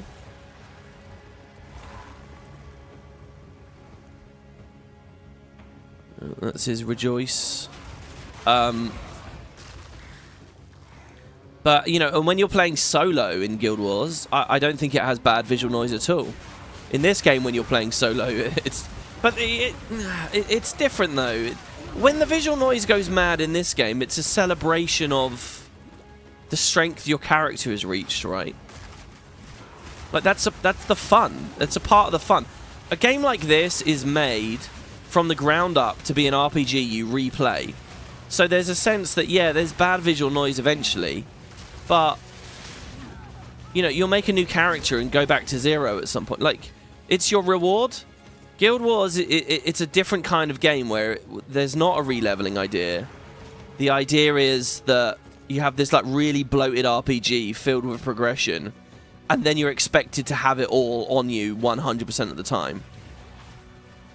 And it really messes with a lot of the design. You know, a lot of the fundamentals there are just really iffy. And it's kind of only what it is because it's what other MMOs have done and stuff. I don't know. This is one of those things where with Guild Wars, you know, Guild Wars 1, they had 20 levels, and they basically said, yeah, we're just going to get you to max level quick, because we're not about gear grind. We're not about leveling. Like, they don't luxuriate in leveling. They don't see it as a fun thing. Like, it's the antithesis of like an ARPG. Like, there's no love for it. And that was Guild Wars 1, and they came out of the gate, and they delivered on that, and it was clear. And, you know, Guild Wars 1 doesn't have a bloated... It has a really cool skill tree, but you get 8 skills, you know. And a couple of those are going to be spent on, like, reses or energy management or whatever, subtle animations. Guild Wars 1's very cleanly made. Guild Wars 2, they just, like, lost their way. They said, okay, we're going to do 80 levels. So it's sort of like they're saying, okay, there's 2 reasons they did 80 levels. One is that they understood leveling is fun and gaining power is fun. And it's sort of embracing this ARPG thing a little bit. And so if they're doing that, then surely keep... So now we have all these traits, right? And we've got a lot of, like, madness going on in that game. But then they just, when you hit end game, they just go back to the Guild Wars 1 philosophy. It's like they're 1 foot in, 1 foot out, not really knowing what they're doing, and you kind of get the worst of both worlds. And I get the sense now, looking back, that they just did more levels because WoW had more levels. And they wanted to make it more of a, you know, air quotes, real RPG, let's say. It looks like the way forward is up there, but it's very subtle. I think I'm going to blink my way over there. So, yeah, and, you know, if that was the decision-making and the mindset there, I think that's really unfortunate. You know, I don't think that I don't think it's... You know, MMOs are very big and complicated. There's a lot going on with them, so I see how some things can fall through the cracks. Then again, though, the entire foundation of your game's identity in Guild Wars 1, right, like the level 20 thing, that was a big conversation. So they went to 80 levels but dropped it anyway. With a Guild Wars 3, I think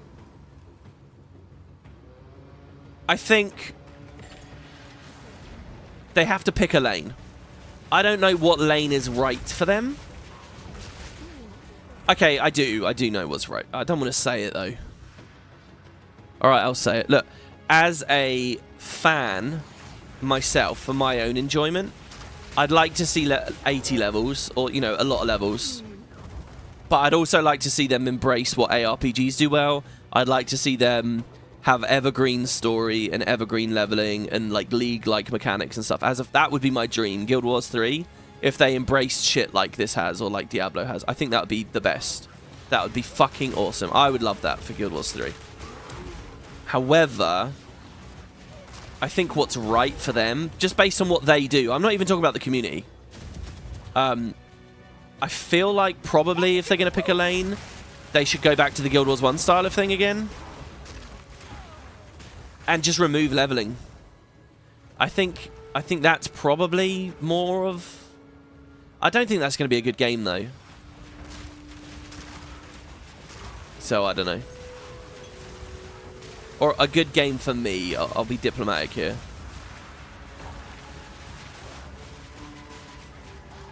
None can oppose Or go back to 20 as like a thing to bait Guild Wars 1 players or something. Look, returning to our roots, something like that. But the fact that Guild Wars 2 has 80 levels, and even the mastery system and stuff, it doesn't mean anything for the game. Not really.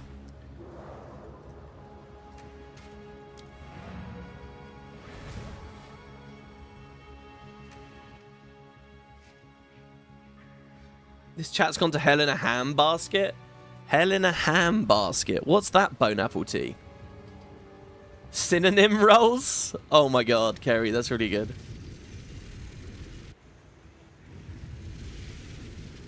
Holy fuck, I'm ranting about all this random shit and chat's just giving all these crazy Bone Apple Teas. I want my skill points. Where are they? They're somewhere. Stop fooling around. Keep your eyes shut. Yeah, she already bitched at me as well, by the way, for going back in time and messing with things. Okay, salvage. Salvage. That's a superior chain tiara.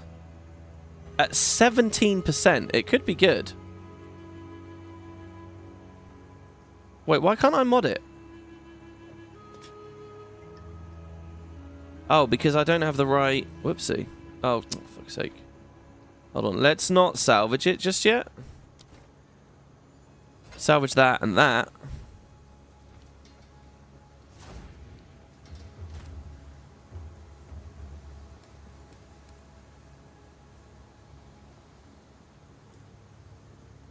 Okay, let's go. Maximum life, yeah.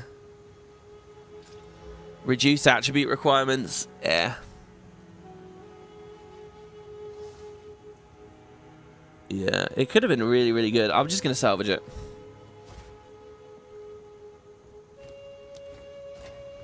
Oh my god, that's awesome. We got 3 armorer's scraps from that. Actually, can I use armorer's scraps and stuff still? I can. Oh yeah, I forgot, guys. So yeah,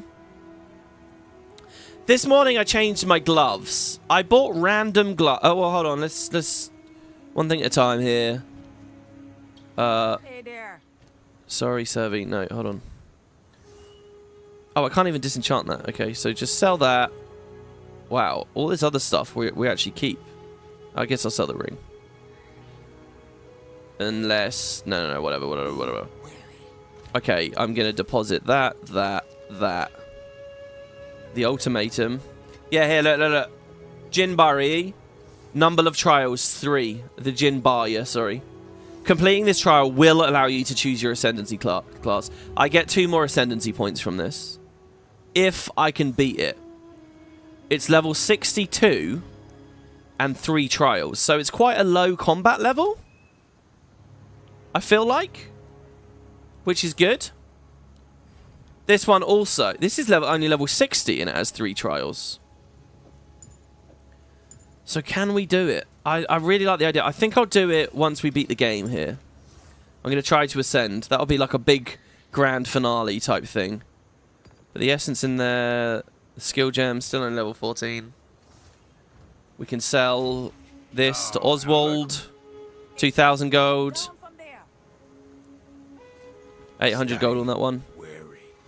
Right, yeah, the gloves. So, what I did, guys, was I had good energy shield stuff on everything. It's all intelligence now. Intelligence, energy shield, hat. Intelligence, energy shield, chest. It's a bit out of date now, by the way. It's only level 40.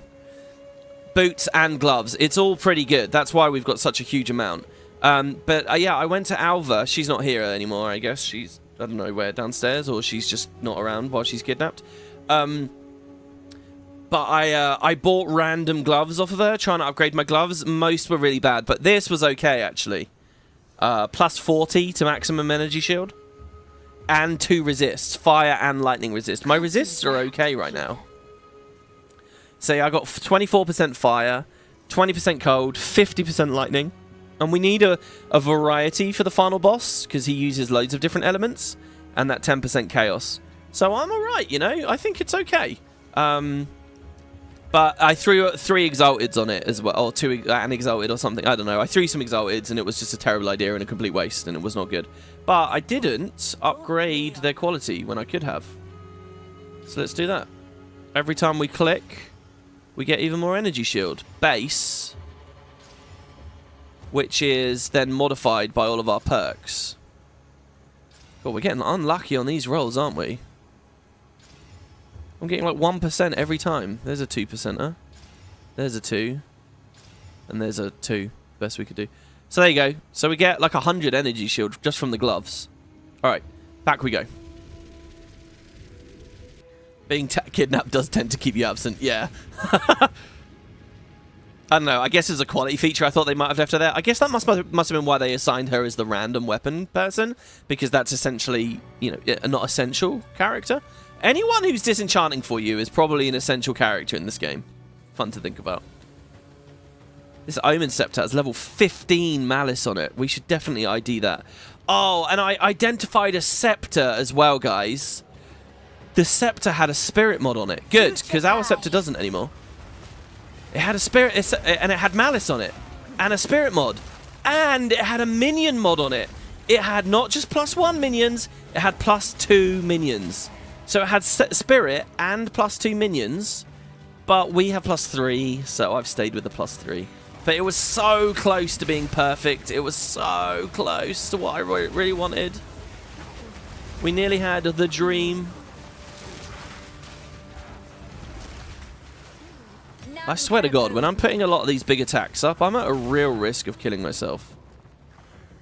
Before we start getting health buffer overflow.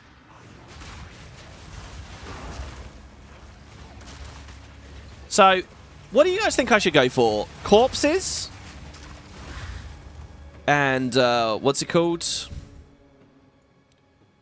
Recycling, is it called? Corpse recycling? Where the fuck is it? What am I looking at?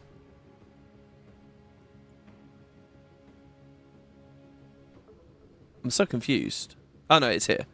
Yeah, meat recycling. Should we go for meat recycling with the corpses, or Whispers of Doom with the second curse? Because we're about to have some attribute points to spend.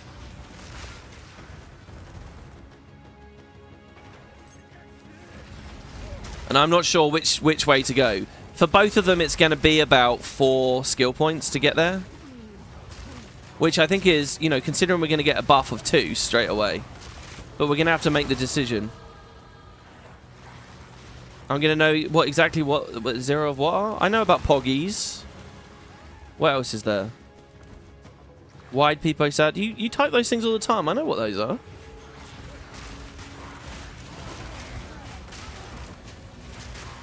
Well, sort of. You're mostly Peepo Blanket. I know the Peepo Blanket. Until hardcore, and then you'll be Peepo Hide. I'm sure there's a chroma add-on that will mean that they actually turn into the emotes for you guys. I love the idea of an add-on that does that for any kind of like blank text on any website anywhere. Could totally be a thing, right? You vote meat recycling because it sounds gross. I like meat recycling as well. I don't think it will help me in bosses, but in maps, maybe? I don't really know how it works. Oh, dye pots. Also, it's a big damage modifier. This sounds so hello, fellow kids. Yeah, but it's not, though, because I've been here streaming as the industry has been born. I've been here. It's not hello, kids, really, is it? I've seen it with my eyes. I just haven't engaged. I just haven't indulged. Because children.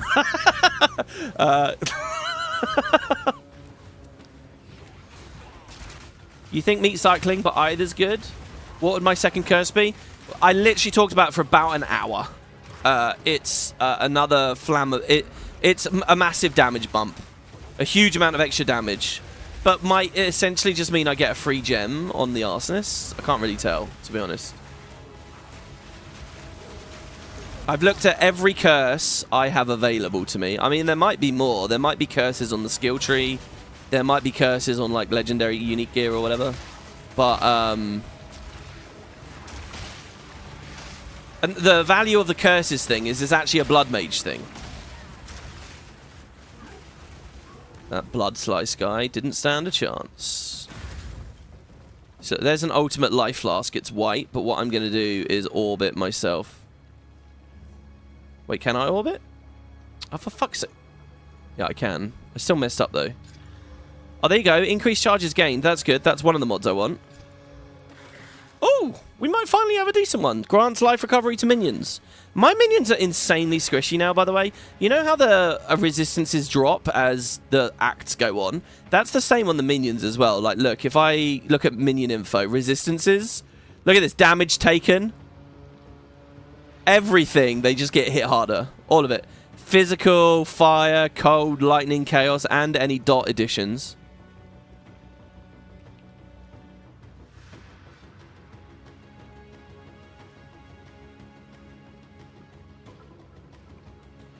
I don't know, my current one's just so good. Oh, it's just so good. No, I'm not going to change it.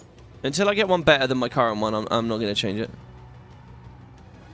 I might bank that, though, because I don't know whether the minion health will be good. We might respec into, like, more resistances for our minions at some point, and then... And I can't remember. Is that with crystalline... No, I took crystalline flesh off. That's actually the reason for that. Crystalline flesh is gone now, so... They're all getting hit really hard. But it's fine. Like I say, they take so long to kill all the little devourers on the front line because there's so many of them.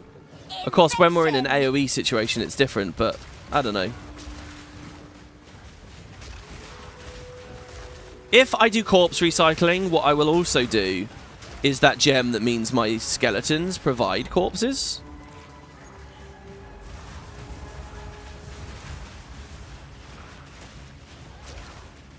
All my arsonists there are in the back, and they're not actually hitting anything. This is pure raging spirits right now. Plus, devourers. Just look at how fucking massive these maps are, guys. You see, anyway, we're near the blood. We're near the exit as well. I just got to find the sacrifice altar for the 2 skill gems. Also, maybe there might be a few more, like, treasures we can sell. Second curse sounds like a strictly boss idea. And from what you've heard, there's not many bosses left after you beat the campaign. Oh. Oh, here we go. There's the sacrifice there. Wait, seriously? There's not many bosses? Oh, I didn't know that. I thought while mapping you still had bosses to fight. Are there not? I didn't know that. Is that true? Oh, that's interesting. Yeah, because I don't think I need the second curse. Alright, I guess we do corpse recycling. I really didn't know that. There are bosses, though. There's the pinnacle bosses, aren't there? But, I mean, maybe by the time I get to them... Well, hold on. No, but I'm going to have to fight bosses to ascend. How am I going to... I'm going to have to kill, like, the griffin and stuff, right? There's loads of bosses in the trials to ascend. And they're really hard. Died at this table. I don't know whether that's right. I think I still need to care about bosses. Here we go. So you put the heart in. Method to a curse or two, I know. You stab it. And you get some skill points. 3 skill points? Wait, what? Did I just have one sitting around? Did I level up? And miss it? Sorry, that was so high-pitched. I'm a little bit embarrassed. Alright, 3 points. 1, 2, 3 will put me right next to Whispers of Doom. Or 1, 2, 3... I'll need 2 more levels to even start picking the corpse perks up. but we can do it. I could also just keep... I could grab all these minion things in the meantime. And then respec later. That's what I think I'm going to do. Let's take the minion damage and accuracy stuff here. There you go. Look, I finished the cluster and it turns all the shit off. There you go. So we got Fear of Death, right? Our minions, like, are really accurate now. I don't know whether that will really translate into much more damage. I'm assuming it will. And then what I'll do is when we get another couple of skill points, I'll remove some of this excess stuff and we'll just fling straight into corpse recycling. Keep in mind you can anoint a keystone on your amulet to not path needlessly. Yeah, Matthew, when do I get that? Oh, or is that a spoiler to hear? Maybe that would be exciting to just discover naturally. That's called inspiration, right? Well, that would be best for Whispers of Doom then, right? Because there's no extra nodes around it. For corpse recycling, there's all the shit near it that I want as well. Death is my power to wield. Oh, every time those Jeweler's Orbs drop, I'm like, ah. Oh. But then it's just a lesser one.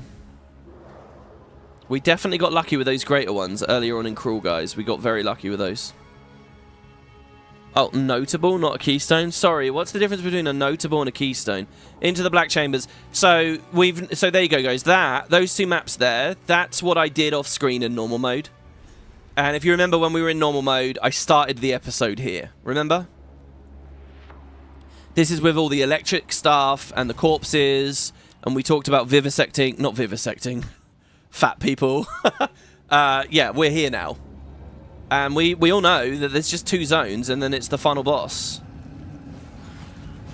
So, should be good. The intruder is here? What of Natwazi? I see. No mercy then. Kill her on sight. Okay, The fool doesn't realize he's already dead. There you go, there's that line. The fool doesn't realize he's already dead. She said that before, and I missed it. It wasn't in the episode. So what I'm going to do, guys, is I'm going to swap this cold resist ring for lightning resist.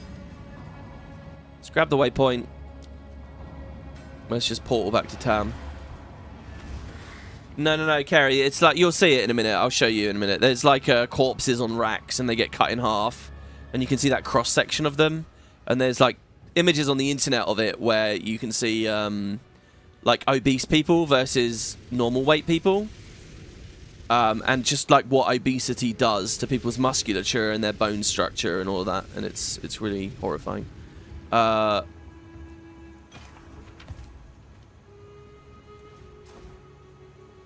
Quick old salvage, if there... Oh yeah, there is. Wait, why can I salvage the... Oh, because it's got a rune slot. And then that... Oh, shit. Those boots are good. Oh, but they're evasion. 25% movement speed. Ah, they're evasion, though. And lightning resist. I'll tell you what, guys. Here you go. Here's a reason to be in the Spud Club. There's some boots for you all. I don't know. If anyone has an evasion build, that's got a max roll lightning resist on it. And a really sick movement speed thing on it as well. Plus even more evasion. Plus stun threshold. They look really good to me. I don't know. I think they look really good. So there's that scepter. It didn't have the stuff on it that I wanted. That's a shame. I'm getting more and more interested in using a focus, by the way, guys. There's so many nodes that improve focus. Oh yeah, I was going to bank that, wasn't I?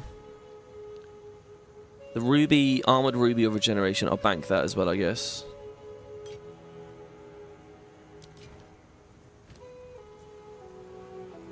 Like, maybe I orb of augmentation that one. Take care. Take care, yes, I will. Okay, let's swap that there. Yeah, so let's upgrade it. Gives intelligence and maximum mana, meh, to both of them. Need a guy? Keep your eyes sharp. Back over to the stash. Put the rune in there. Put that in there. Put that in there. Put that rune in there. Go over here with the gems. That's a currency. Oh shit, I disenchanted the wrong thing. What did I just disenchant? Whatever. In the big one, I put that. Oh no, that went in my flask storage. I forgot I had flask storage. Okay. I guess I'll use that flask storage. Disenchant that, please. Oh, it's because I clicked escape, not confirm.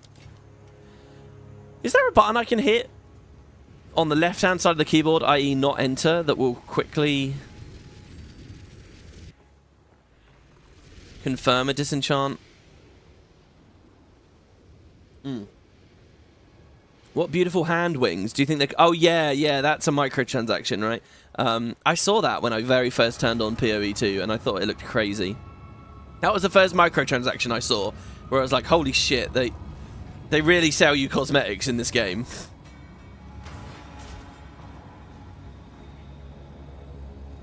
I don't know when they got added. I really want my old... You know, they brought microtransactions through from the 2 games. That was a good teleport, if I do say so myself. Oh. I didn't do what I was going to do. They brought microtransactions through. I think that's really cool and really nice and whatever. I don't really care too much, but the fact that some of my pets and things are really old, which might mean that not everyone has them, is kind of cool. Like this here, this is my deer. Not that. This. My Formosan deer. How many people have that? I want that. I'll equip that in PoE 2. I think it'll be really cool. It's like God walking amongst mere mortals, guys. Alright, maybe not. It occurred to me how easy God walking amongst mere mortals is compared to the shit you can do in Guild Wars 2 the other day. Like, my big goal for Guild Wars 2 at the moment is to get to 50,000 AP. I already picked some shit up. It's not even useful. How did I pick that up? What the fuck? Also, if we did level, did they now sell some fancy stuff? Nothing. Oh, they got a spirit amulet. Ugh, accuracy. But it's worth trying. Accuracy and intelligence. Or +1 level to spell skills. I'll just keep that. Sell that back to her. That's all rubbish. Hey? Oswaldo. Got anything for me? Requires dex. Requires dex. And... yeah, they're both medium rolls. That's okay. Yeah, what I was going to do, sorry, is I'm going to go to my stash. I was going to equip this sapphire ring. I now don't have enough intelligence for my...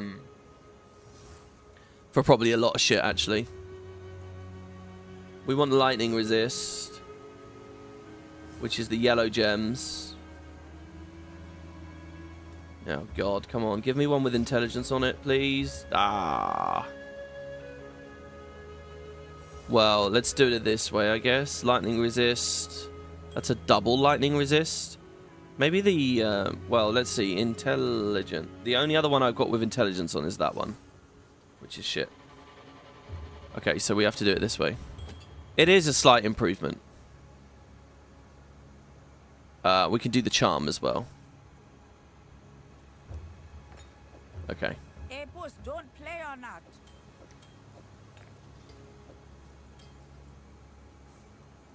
Pretty happy with that. I mean, we should just sell this. We don't need it. Here to help.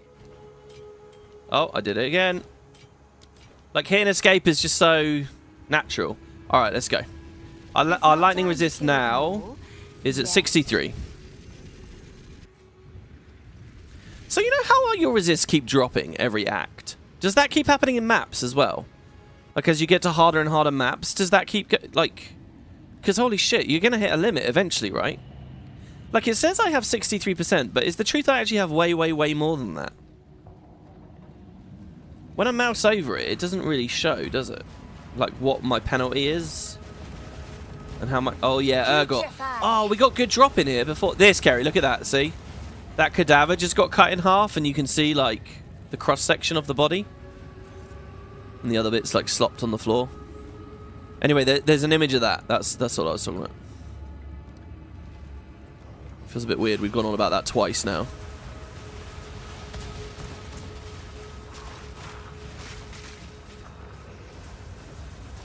Oh, I'm glad I got the resist. Holy shit. Everything's dead.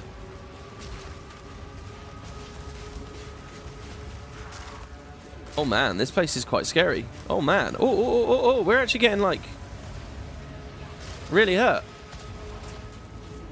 Minions.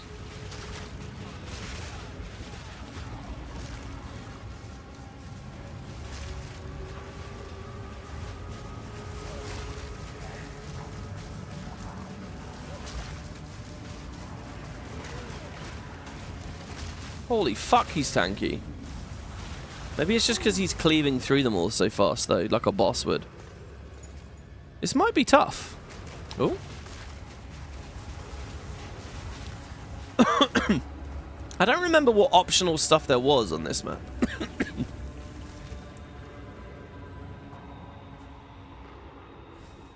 Another life flask. Let's try and tweak it. 44% increase recovered, and a 31% chance to gain a charge when I kill an enemy. Not good enough. Because in a boss, I'm not going to be killing many I'm not going to be killing many enemies.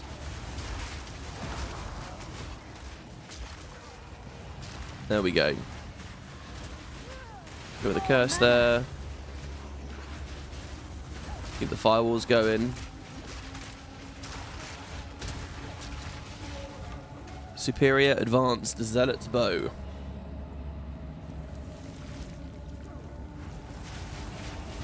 You know, if they are dying like this, what do I actually want to happen? What I want to happen is the further in I get, I like have to look at minion tankiness, because right now I've kind of just been able to ignore it the whole time. Kind of. What a clever trick. Because I've just opted for revival instead. No time for this. Aziri will soon commune with the beast. Cease your assault.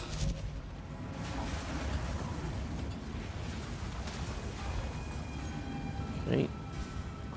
Raging Spirits are really handy, actually. I'm looking at them more. I think people presented it to me as a damage thing more than anything before, but I think of them as like more of a utility thing. It's 10 minions on demand wherever I want them. You know, you just drop them in a nice spot and that's it. Like here, all my shit's been cleaved down, but I can always get more Raging Spirits. Oh, I know why I'm struggling. No, I don't. I don't know why I'm struggling. It's just really hard. I was going to say I'm on the wrong weapon set, but I'm not teleporting or anything.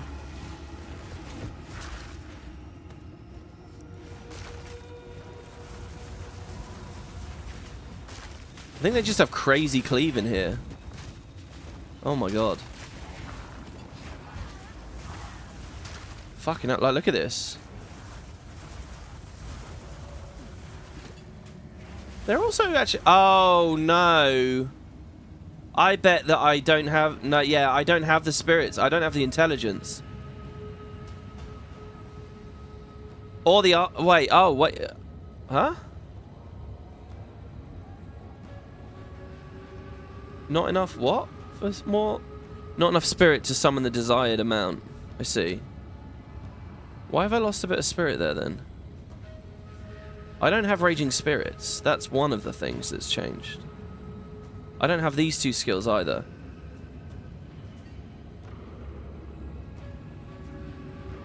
I have too many strength gems equipped? I need more strength? Fuck, did swapping that... Did I get strength from that other ring? Did we just break this by making that change? Let's go back. We're being forced to overcap resist for now. There's a 10% fire resist reward in that room. Oh, is there? I think I got one from this act already, actually.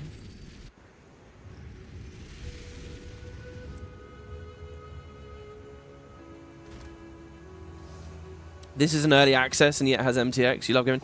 Yeah, but it's shared with the first game, Kerry. Any microtransaction you buy in the first game, you get for free in this game, and vice versa. So that's why. But I mean, it's not unheard of, really, is it? A lot of games do. Oh my god, I didn't realize we were so close to the threshold with our attributes here. Yeah, it gave me strength. Oh wow, that ring. Damn. Okay, we can't really easily get more resist, I guess. Alright, let's try that again, because that made things a lot worse, what I was doing there. Salvage that. Hey. I'm just going to sell that. Alright, back in we go.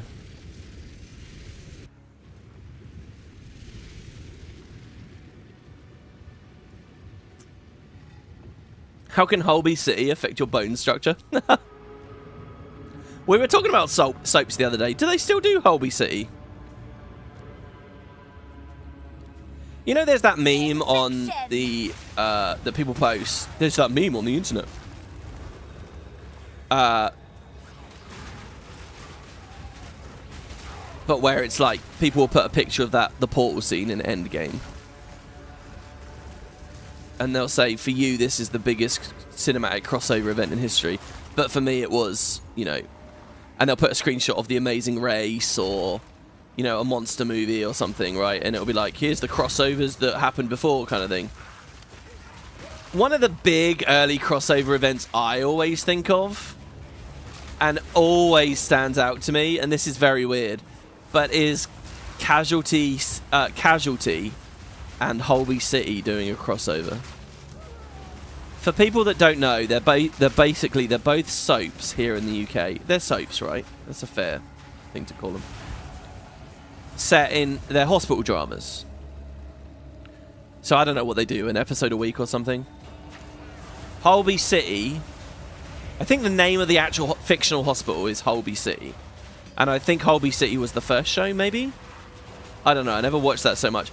But it's set on like the wards. So you follow the nurses' lives, but you also follow the lives of the patients in hospital as they rotate in and out. So, you know, it's quite a clever idea, actually, for a long-running TV show like that. Because when you take, like, a soap like, I don't know, EastEnders or something, they're always having to manufacture reasons for people to move into Albert Square and then people to leave again, right? And it can feel a bit fast or a bit silly or whatever. Or when you move someone in, if they don't poll well with the audience, you're kind of stuck with them for a while, or, you know.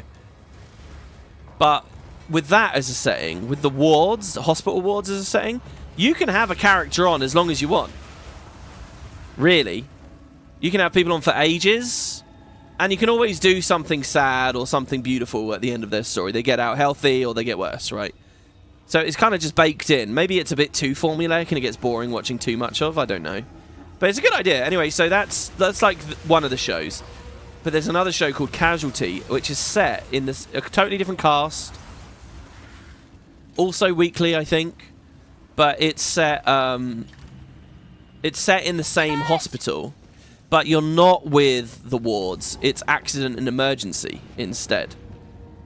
And that show was the one I watched more. And that show is like every episode will start with like a random character you've never met before. Someone just living their life. Like a chef at a restaurant or whatever. And what you always know what happens. The opening is always the same. Stop this at once. I take no pleasure in harming one of my own. But if you persist, I will do with her what I must. Yeah, I remember that line, yeah. And she'd gained consciousness there. It always opens with like a random person you don't know, just living the life, but you always know this. They're about to have an accident. So, and they're going to have to go to hospital. And the episode's going to be like, you know, whatever. It's going to be about the ambulance going out to get them, blah, blah, blah, blah, blah.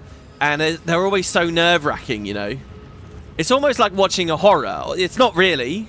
But when I was very young when I used to watch it used to freak me out, you know, because it was like disaster is waiting, so what's happening? And they'll play with it. So like my example of the chef, there'll be lots of like gratuitous shots of them like slicing meat with a knife.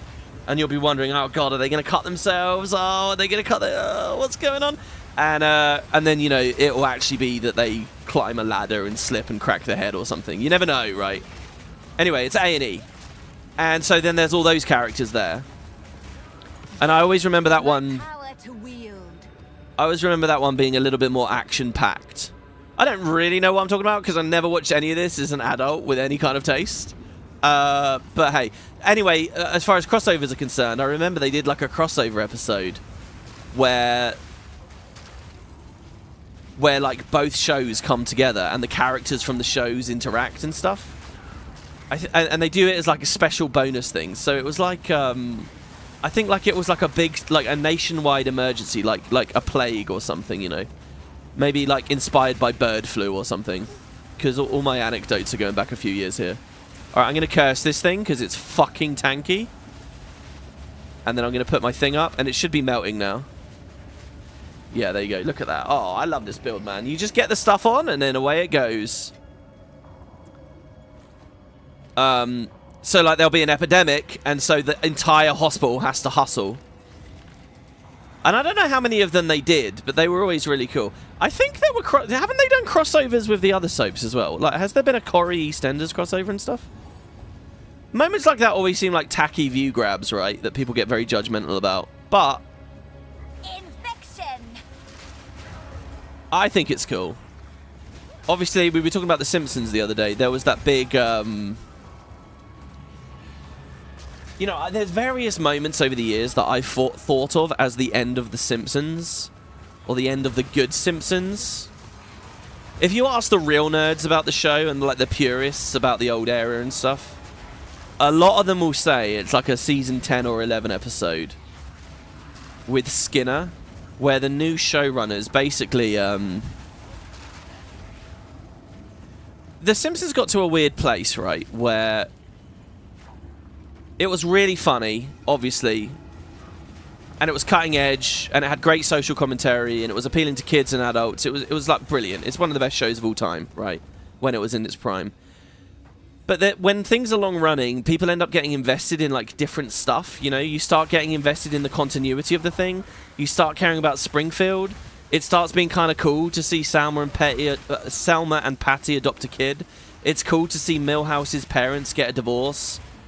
It's cool to like track things. So you wait for the Sideshow Bob episode every year. You know, you start to like Springfield as a coherent place. You get invested in it, you know, and it's in a way that the writers aren't necessarily getting invested in it. So anyway, some showrunners came in. I can't remember which they were. They talk about it in the audio commentary. And they did an episode where they just wanted to shit on the idea of continuity. They wanted to tell a joke and basically say, this is a cartoon setting. Don't get too wrapped up in it. That's what they wanted to do. But they did it around season 10 where people were getting wrapped up in it. And don't forget, this is an era where, you know, like digital TV and stuff isn't all on demand. You know, it was kind of more of a nerdy thing to get too invested. And by the way, this is kind of, there's a similar conversation you can have about this with the 90s Trek as well, right? Where the showrunners kept opting to redo TOS instead of really sticking and exploring the continuity, because the more you explore the continuity, the more you get just like picky nerds dealing with stuff that casual new viewers won't know or care about. And you need new viewers. New viewers are the lifeblood of any media, right? You need them. And so the more you're just circling around the same shit, the more impenetrable it gets. Anyway, so The Simpsons was kind of starting to do that a little bit. They come in and they do this episode where they say, don't get too wrapped up in who you think these characters are. Don't get too wrapped up in their history. And the idea of the story is that Seymour Skinner, the principal of the school, isn't who you thought he was. They say his real name is Armin Tanzarian and he's got this whole other life. And to them, and you can listen to it on the audio commentary, to them it's just all a big joke. And to this day, like years later, when they're doing the audio commentary, which was like years and years and years after they made the episode, so that everyone hated the episode because it just shat all over who we thought the character was, that people were getting invested in who they thought that character was. They had like this sense of who Seymour is, and now they're just kind of fucking with it. And, you know, it upsets people that were starting to get a bit more invested. And the joke's on them. The joke's on you. If you were invested, you're supposed to understand that you shouldn't be invested. And if you didn't like the Seymour Skinner episode, you know, joke's on you. And you can listen to the showrunners talking in the audio commentary about this, and they're like flabbergasted anyone could miss the joke. And what they don't realize is that it's just it's not a good joke, and you're kind of shitting on the audience in a way. And Anyway, those audio commentaries are great. I really recommend you guys listen to them. They're really cool. If you like the show on any level, they're like almost more entertaining than the show itself to me. But anyway, that's one of those things. People view that as like the watershed moment, the moment that they fully jumped the shark, the moment that you realize, oh, the quality's been diminishing, the moment that, you know, you realize it's got a bit too wacky or goofy or whatever, and therefore is the end of The Simpsons, if you will. You could kind of say that's the end. That's one answer. Another answer is the movie a few years later. But to me, another really good answer to my mind of the end was years and years and years, even after all of this, where, you know, it had become banal to point out that the show had gone off the rails and wasn't good anymore. They did like a massive crossover thing with Futurama, which, you know, makes sense, I guess. But even Family Guy, they did like a big view grab thing with even those. And I remember, so that thing about like crossovers being tacky or whatever. I mean, they did that crossover with that other cartoon way years ago with the Film Critic thing. I can't remember, Arnie or something. I can't remember. Anyway, yeah, that big crossover moment with like the Family Guy moment. Was there American Dad in it as well? I don't recall. But I watched that and I remember getting a kick out of it a little bit. And decay.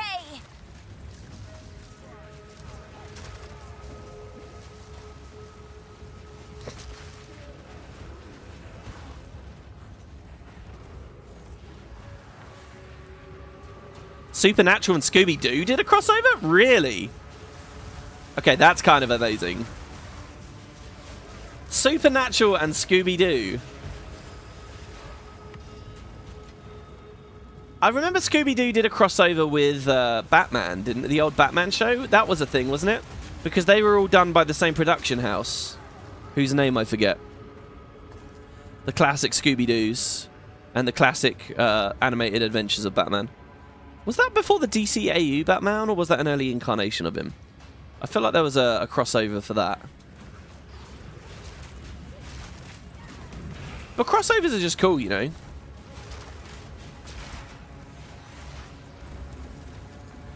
King Kong versus Godzilla. It's called Scooby Natural. Season 13, Episode 6. Sorry, Episode 16. I didn't know Supernatural had gone on that long. I didn't really watch Supernatural, I've got to be honest.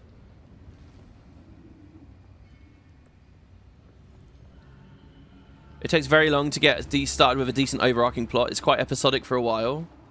It made it harder for you to get into it for a while. Wait, which show is that?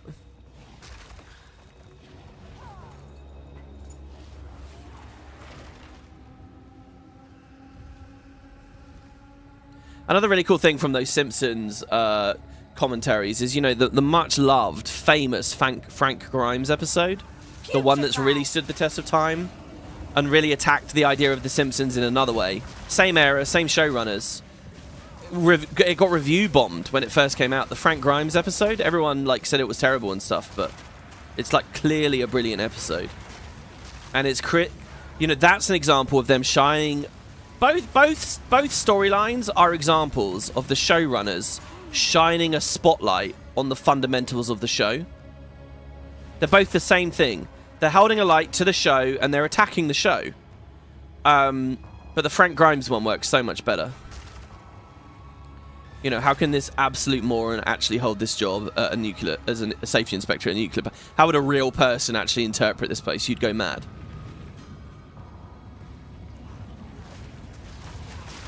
Fucking hell. Oh, this bit's a bit scary.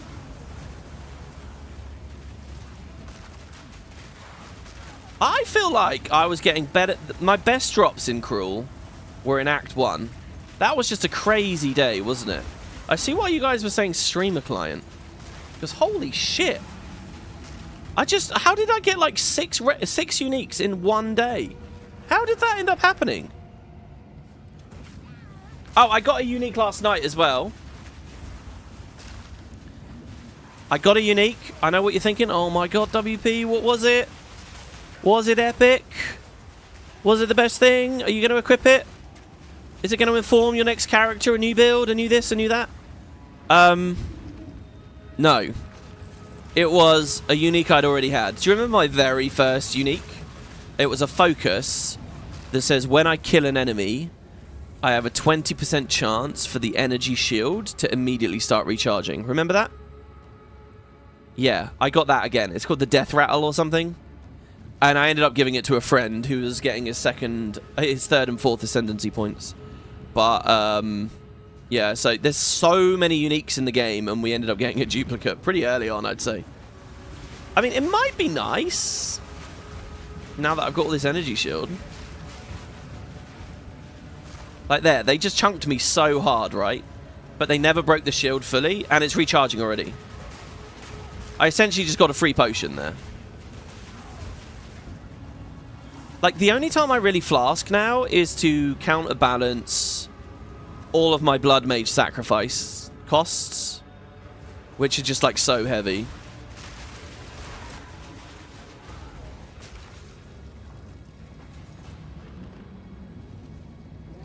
It's funny to think if I wasn't a Bloodmage, I'd be feeling even sturdier. Like, I'm sort of a bit reliant on it, really. The potions for that, I mean. Let me check the map. You mean grimy? Yes.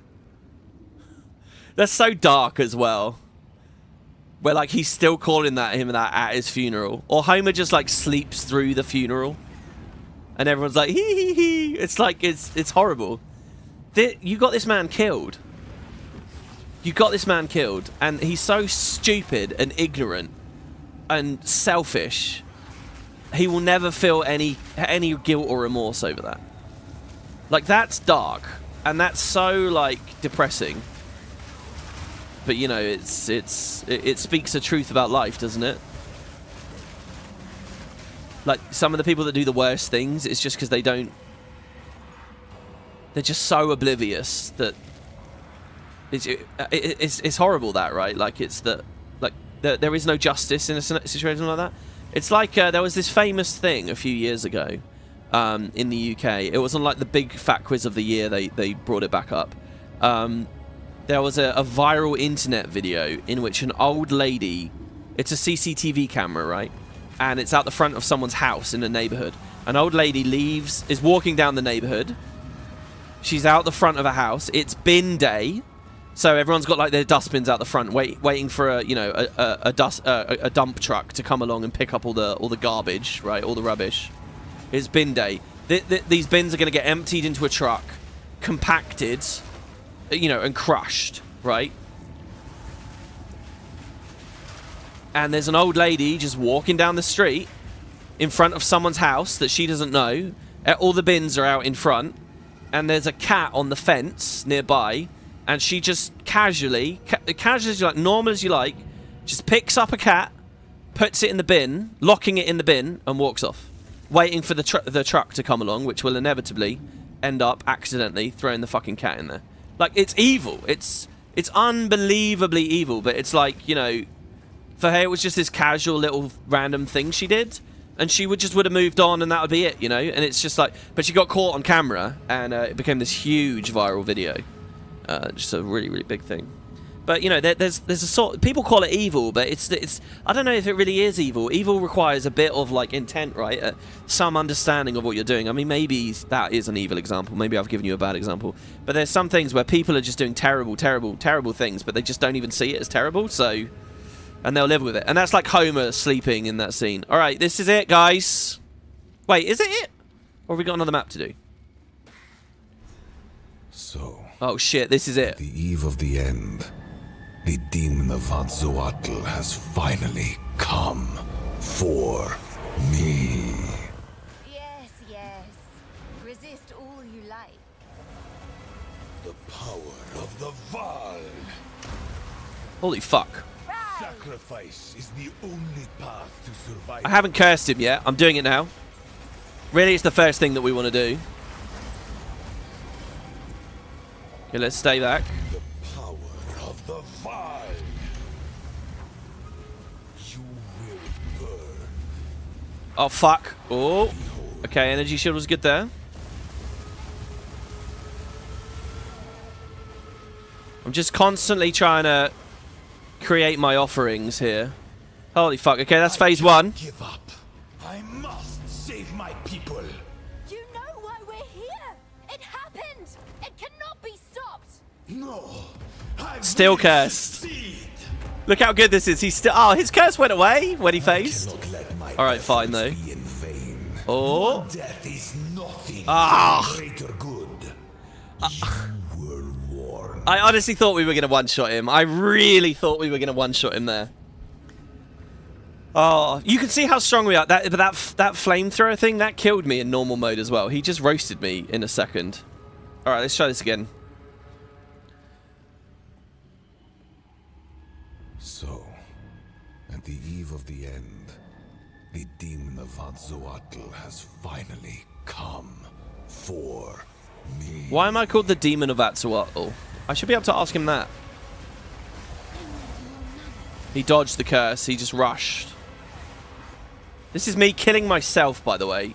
Fucking hell, can we hit him with a curse, please? Is the only path to survival. Alright, finally we got him. Behold. I need more time.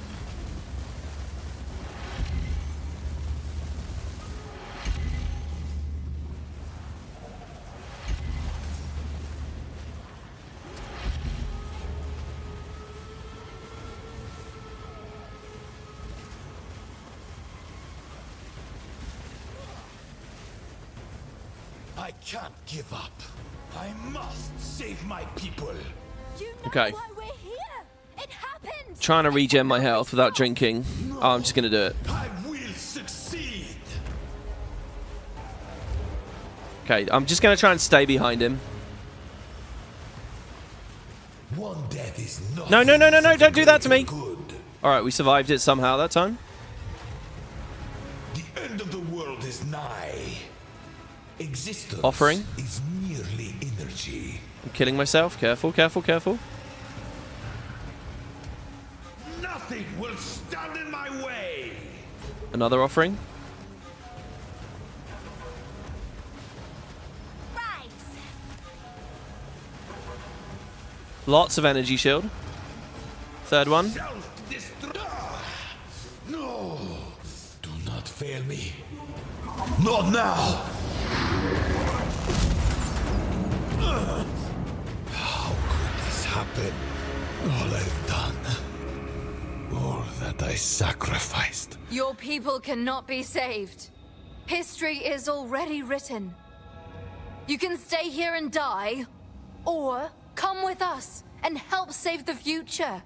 The legacy of the Val must be protected. I do know of a way to contain the beast. Let's just start talking then. My friend here isn't exactly the peacemaking type. Woo! Awesome. Sorry, I can't really celebrate because they immediately start speaking. I wanted to get the dialogue. Oh, we did it! Oh, GG! Yeah. Oh, man. Yeah, I think you could see that, right? Like, we are a lot sturdier now.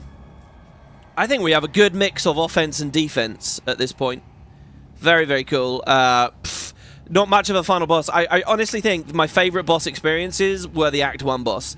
The other bosses, I feel like I got power crept too strong to really have amazing fights against them. I don't know whether I can judge the game for that, though. I mean, it's just like I put a lot of hours. I mean, we're about 70 hours into the game here. I think most people get here a lot quicker than this. We're over-leveled. I've really been careful with my gear as I've gone along. I've thought about it a lot as I've gone. So, you know, maybe it's natural that the bosses get a bit easier. But again, this is kind of why I want to play on the character, see what it feels like on some others. But yeah, wow. Very cool. So we're done now. So last time, we went into this portal, and it took me to Act 1. Again, but in Cruel. So let's see what happens now. This is the actual end of the game. Let's see. And I wonder if we get a little reward from this? If only I had more time. I like this guy, by the way. There is an ancient weapon. A weapon that was used against corruption from a civilization lost to the ages. I have one piece of it. 3 others were scattered. I've been searching for them, but the Karui have interfered at every turn. So will you help us? I suppose I must. It is too late for us here. This era is over. I pleaded with Atziri for her patience, but she would not abide me. She will attempt her communion with the beast, and utter devastation will ravage our people. But the fact that you are here, a living descendant of our people, it gives me some hope for our future. I will come to your era. Perhaps there is still time. Hold on, in chat. It's settled then. Oh. Let's hurry back to the time portal. So hold on there, though. Wait, in chat, Saint Sword said energy shield is the way, lol. You can't get max HP nodes anymore, so you get max energy shield nodes. Wait, did the old tree have max HP on it? And that's not a thing anymore. I thought that was just because I was in the caster area. So there's no HP on the passive tree. Why did they remove that? What's the fundamental idea at play there? This is pretty good, by the way, guys. Let's identify it. If we get lucky, 75 energy shield. And some critical spell damage bonus. And we do crit. Maybe a keeper. It's other shit I'm just going to leave on the floor. So, we go through the portal. Let's see. Wait, you want me to... What do you want me to do? You want me to portal back and then go through? Oh, this is going to be a real anticlimax. I can tell already. Get ready for it, guys. This is going to be anticlimax. I'm going to go through this portal, and I'm just going to be at the Ziggurat Encampment. That's it. Nothing else is going to happen.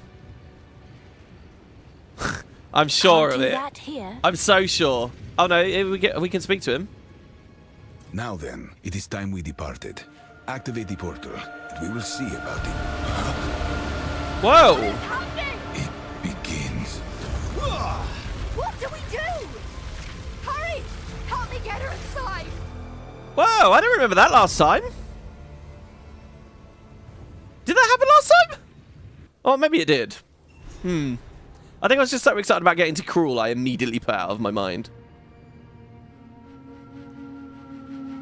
Because life is something everyone has, and on top of it, you have energy I'm still shield. alive after being hit in the face by the cataclysm. I'd almost say I'm lucky. Holy fuck, it's different. It's different! Where are we? What is this? Life is something everyone has, and on top of it, you have energy shield, evasion, armor. They don't want PoE 1, where the baseline is to just invest in life. Oh, I see. Oh, it didn't happen in Act 1. Oh, shit, guys, this is new. Where are we? Time to kill them Hello? all. You're awake. Oh, I thought you might not make it. Hi. There's a lot to go over. When you've pulled yourself together, speak with Doriani. Alright. What do you think of Doriani? It's a good thing we resolved our differences when we did. Without Doriani, we'd have died out there. I saw the sky, the people. They were... well... let's just say I now understand why Val ruins look the way they do. I can't remember if I got that dialogue from her when I spoke to her about that in the encampment before. So she still sells random stuff. Okay, goodbye. What's down here? I'm in some kind of room. They've nursed me back to health. In a ruin. There's a well. Oh my god, this is like a whole new outpost. Wait, if I press M, where am I in the... oh. Wait, the portal broke, right? So am I stuck back in time? The Ziggurat Refuge. The past. Oh, that's so cool. The Ziggurat. We're inside the Ziggurat, but in the past. Ketzuli, the architect of time? Hello. Hello. Fate is not a matter of belief.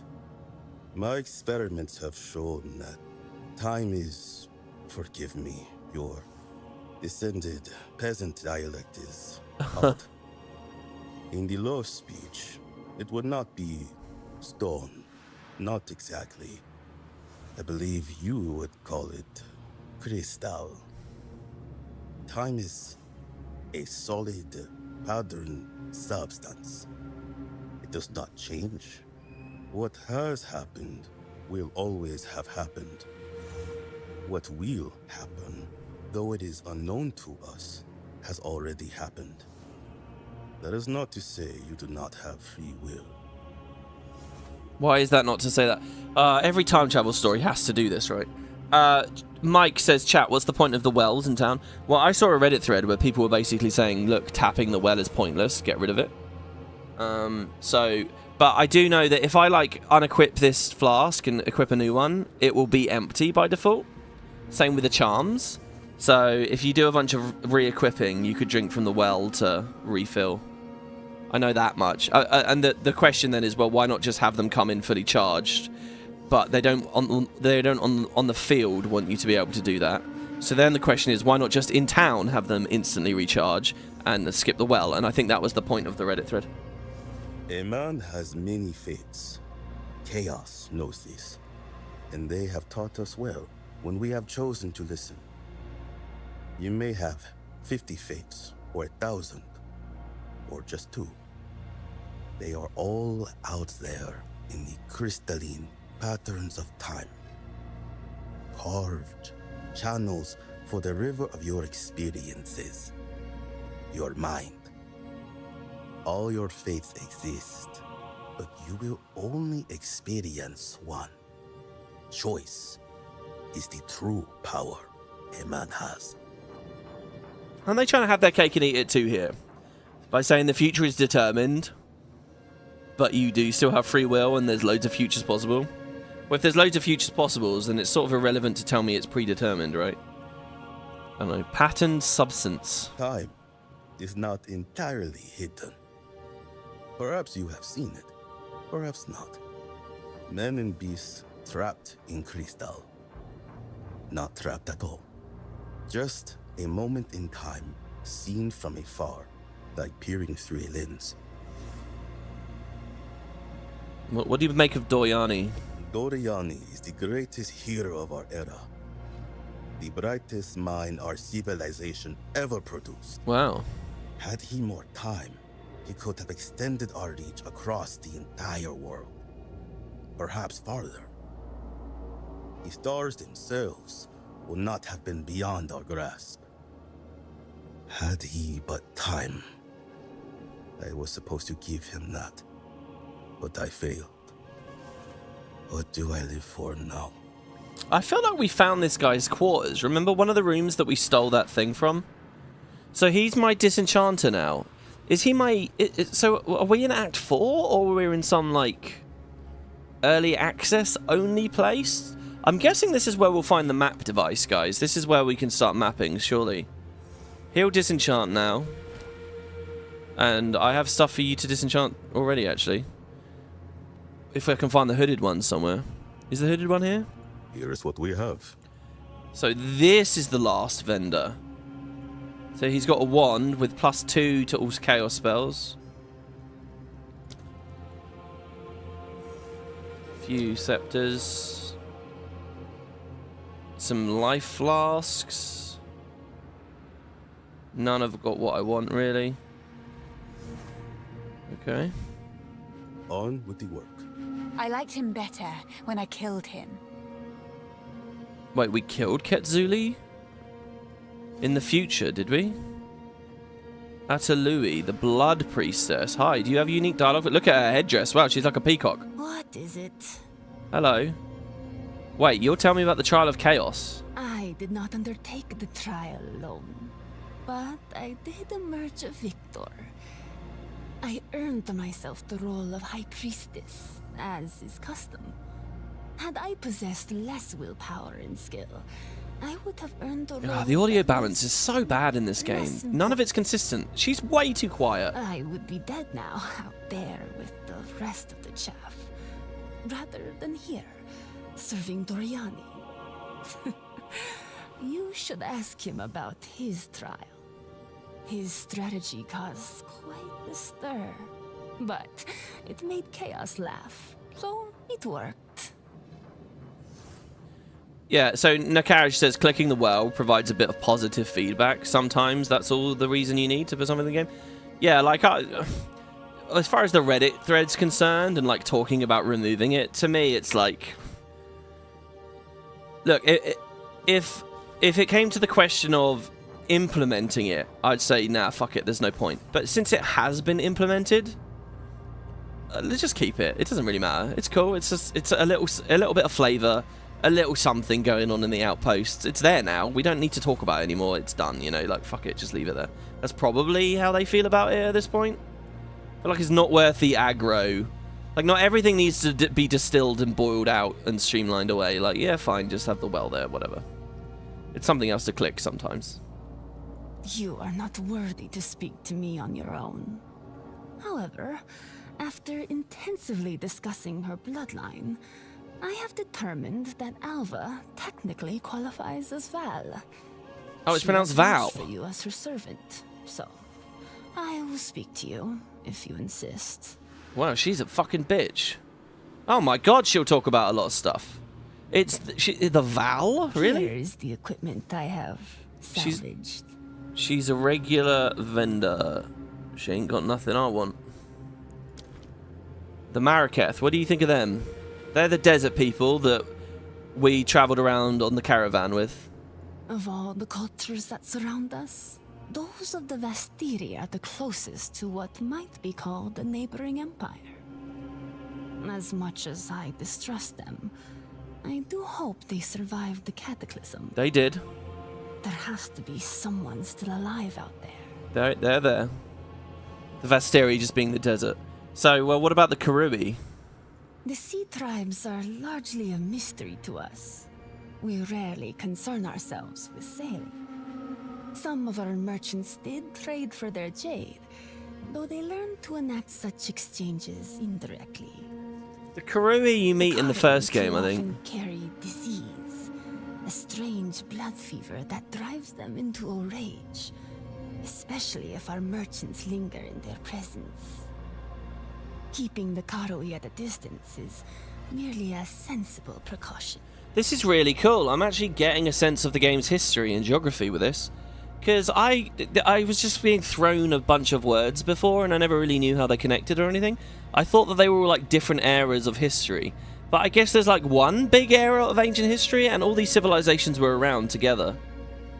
So what about the Ezamites? What is an Ezomite? I have never heard of such a people. You don't mean the Kaltu, do you? No, that wouldn't make sense. I don't know who the Kaltu are. I don't really like her voice. The Ezamites are the guys, the Act 1 guys, aren't they? Right? That's the forest place. The Ezamites in the forest in the modern age. I guess they weren't around back now. What the fuck is Trathus? Trathus never changes. If they still live, I doubt they've noticed this cataclysm at all. Too sedated from their favorite vapors. Pathetic. I don't know who they are or why my character knows about them. Yasmeri? I can only hope the Asmiri have been protected from this disaster by the high walls of their mountain valleys. They alone are the sole culture on Rayclass that I do not find distasteful. I can't remember who they are or what they are. Remind me of how the Val must once have been. Astute, kind and wise, but new to the ways of the world. Well, but you are Val. So you mean ancient Val? We're at the end of your civilization here, right? What do you think of Oriath? A small cult makes their home on that island. They were banished from the Asmiri at some point. They may be far enough away to have survived the cataclysm. Some of these I still don't really know what they are. I can't really remember. And Primevals? Very little survived of the culture we call the Primevals. They left only glyphs and carvings. There were a few figures of note in the books I studied. Uzaza was likely their first king. Aul, called their last king, overthrew a tyrant named Putembo, or so I believe. There was a Kelly. I think I remember reading about that on Wiki. Marraketh would know more about than I.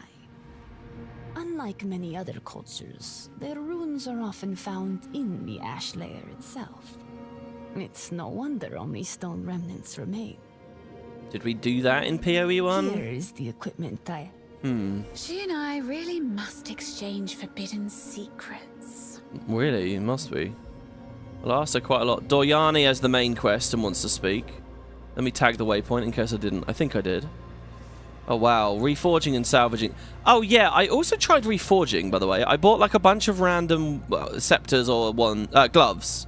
I put the 3 gloves in the bottom, but it wouldn't let me Mystic Forge them. So, I don't really know how that works.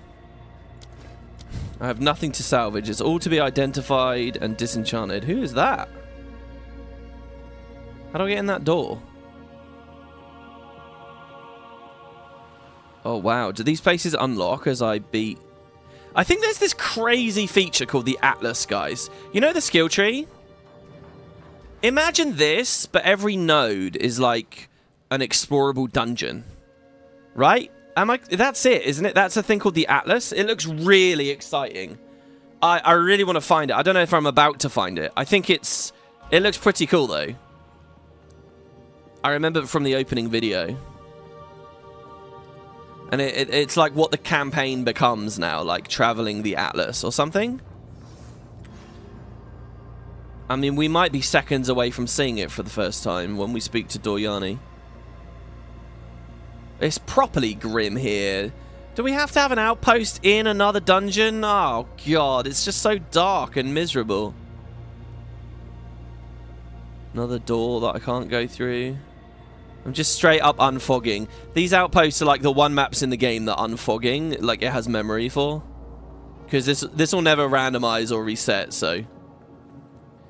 Weirdly enough, with the weird dodge roll bug, we might be able to do some janky stuff here. What is all this here? Oh, I know where we are. This is where... That's the sun thing. Oh, my fuck. This is where we were getting melted out. This was a dungeon floor. We were in here. And we can get a good look at the sun now. Except it's not broken, so it's not roasting us. There's those rings around it. Holy shit. So wait, last time I was here, did you guys in chat know that this was going to be like an endgame hub? Wow. Alright, hello Doryani. You made it. Unfortunately, Rayclast was not so lucky. It has been devastated by the cataclysm and is no longer habitable. Grieving would only be a waste of precious time. We must face reality and make difficult choices. We must cleanse corruption so that civilization can one day return to its former heights. We are living the worst possible outcome, but I did anticipate every contingency. This ziggurat contains a translocation device which will allow us to open portals to a range of coordinates on Rayclast. Okay. From here, we can more than simply survive. We can reclaim the world from the grasp of corruption. Right. Place waystones in the machine, and they will help calibrate the journey. The corruption at the destination will respond to both the energies we use and that we ourselves expect to find. It may be possible to use this malleability to our advantage.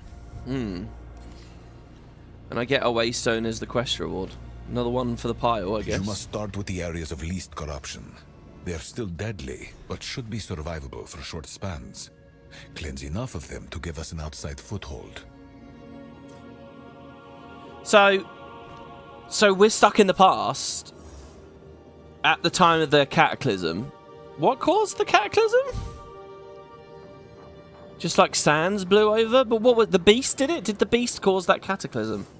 Cataclysm's corruption. In a time of minimal sentience, and most of it mad, what you encounter out there can be quite malleable. What we expect to find can shape things. The energies we use in our translocation device can influence outcomes. He speaks so weird. Was Influence. made possible, after all, by a very special patron.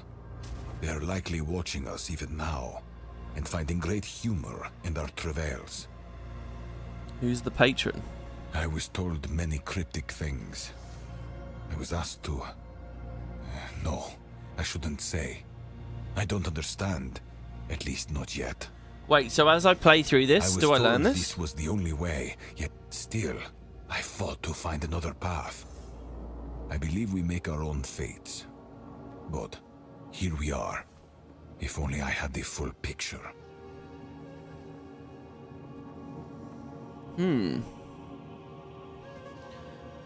Refund Atlas passives.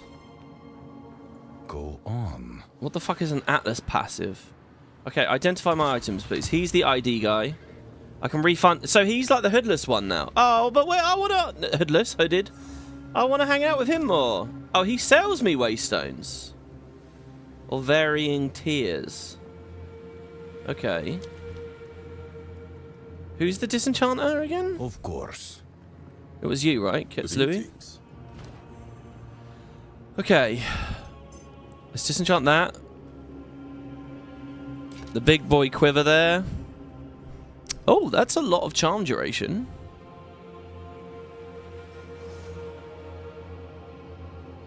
I kind of like the idea of that. Making it last as long as possible.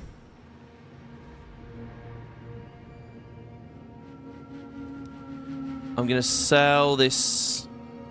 I mean, that's lightning and fire resist, but I need attributes and stuff. Oh, God, it's such a mess, guys. It's such a mess. Let me get rid of that and that. Here is what we have. And I'm going to sell that. Okay, so, and where's my stash here? Okay. Let's deposit this here and here. More level 14 jet. I'm getting so many of those. I really don't need them. Oh, and I should have sold that as well. Here's what we have. Okay, so I have 2 waystones on me already. They're tier 1. This is one of fleeting. This one is of precision. Monsters have more accuracy, I guess. Should we go up? So this is the map device. Wait, people in chat saying I'm gonna get a an outpost soon, or a.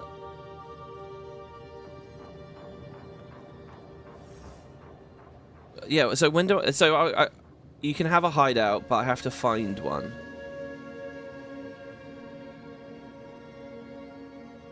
You spend years running in dungeons. Don't tell me you're used to it. I'm not used to it. I like being outside. Queen Atzeria was communing with the beast, and she caused the cataclysm. How exactly? Who knows? Okay. Whoa! Oh, shit! It's like a little bit 3D. Oh, this looks way fancier than I thought it was going to. I thought it was just going to be like a flat image. Oh, fuck. Oh, okay. I'm realizing that there was money spent on the end game. And that this is the bit of the game that people play. Holy fuck. So we're it's like fractals, I guess. Right, I'm here.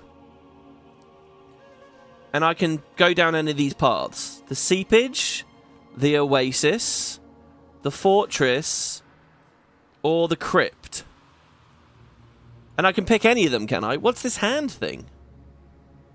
The savannah? And how big is it? It just goes off into the mists. Oh my god, it goes so far. What does that do? Does that recenter me in the middle? No, I don't. Oh god. Uh-oh. Uh-oh. I'm lost. Let's close it and reopen it. Okay. Looks like a Heroes of Might and Magic map. You're right, it does actually, yeah. Map legend is in the upper left. Ah, thank you. Atlas skills. What? What the fuck? So there's another tree, and it's like constellations. So are these the 7 areas with the 7 pinnacle bosses? 1, 2, 3, 4, 5, 6, 7? It could be, right? It could be. And I'm in the middle. This improves my waystone drops. Pack size. What the fuck is a pack size? Amount of mobs, you mean? Better items? 0 out of 30. I can get 30 of these. I can get 8 of these. This is Breach. Complete the Twisted Domain. For points in this tree. This is Expedition. See, I remember Breach as a league in the first game. Map boss skill points. Slay a boss in any area over level 79. to earn points. Delirium, I think that was a league as well. Ritual. So these used to be like, you had to play that one league and it was like a mini game in that league. They're just like permanent parts of the game now, are they? Let's go back to the Atlas map. So, here's the legend. There are nodes. This represents a map, and a waystone can be used to access it. If you fail to complete the map, it can be attempted again, but it will not contain any additional content. Essences, shrines, or strongboxes, so you can't farm them, basically. It will not be corrupted, and it cannot be influenced by a precursor tower. Corruption adds modifiers. That's like instabilities. Precursor towers. They're ancient structures that are scattered all throughout the Atlas. Towers can be completed to reveal a larger area around them. It's like a horizon tool neck. And they allow for the use of a precursor tablet. Precursor tablets are special items that can be consumed by beating towers. They add more endgame mechanics. Oh, and it will add that mechanic to everything around the tower. I see.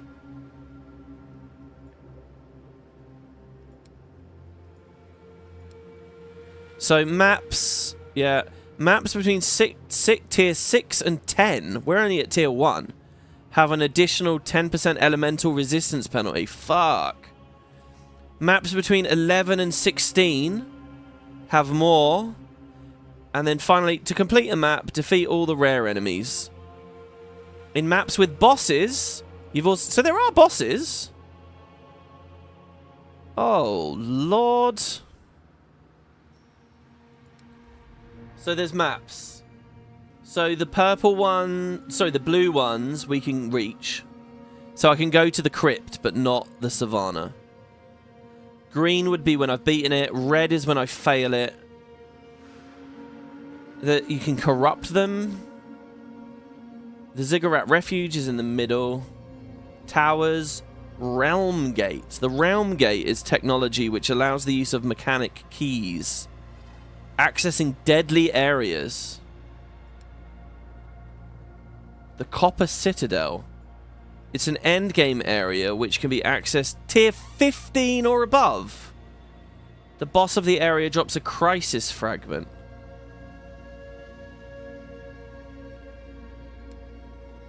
The Iron Citadel. Okay, the Stone Citadel. The Burning Monolith houses the most dangerous foe in all of Rayclast. Access to this foe requires 3 different fragments. Oh, I see. So we're on a quest to go to the 3 citadels. We got to get to the Copper Citadel, the Iron Citadel, the Stone Citadel, and once we've beaten them, we get keys from each, which takes us to the Monolith. And the Monolith is where it ends, maybe?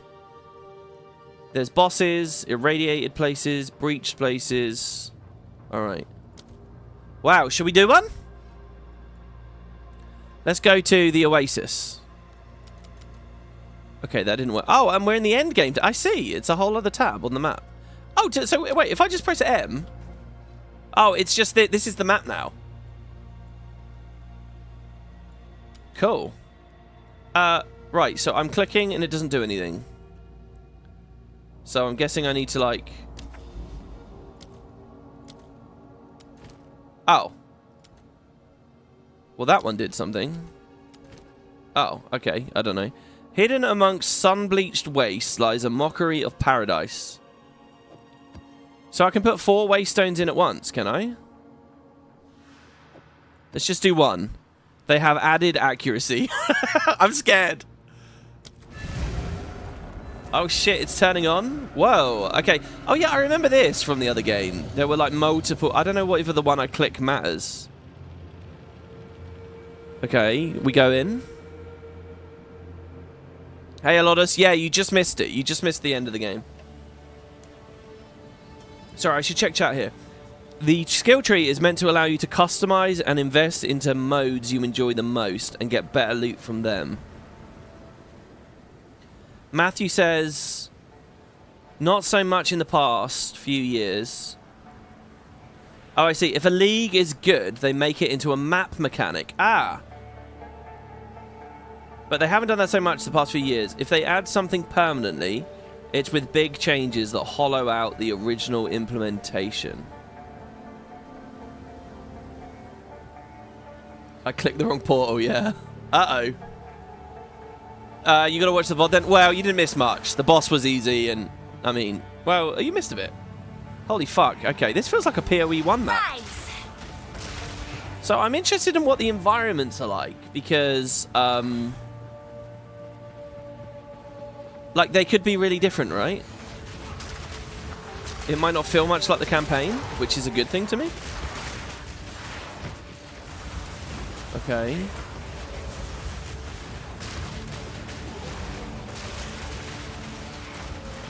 Death, take you. Nice. Another gem cutter's prison. That's immediately a good drop. Oh, careful. Wait, what am I doing? Wrong menu. Okay, we're gonna up the zombies. I know we're still not using the fucking things. I'm gonna find a way, though, guys. Do you know what? Honestly, it feels to me like that they shouldn't have given me Unearth so quick. Unearth feels like the epic fucking level 13 gem. I feel like it should have just been zombies before now. I'm so spoiled by Unearth. Like fucking like one-click 13 summons.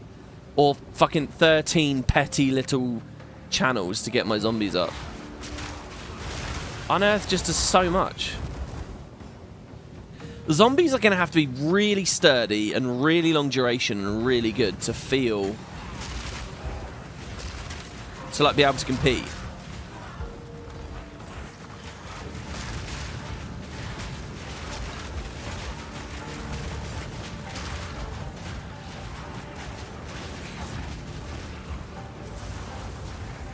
Should be using my fighters more. So how big is the map?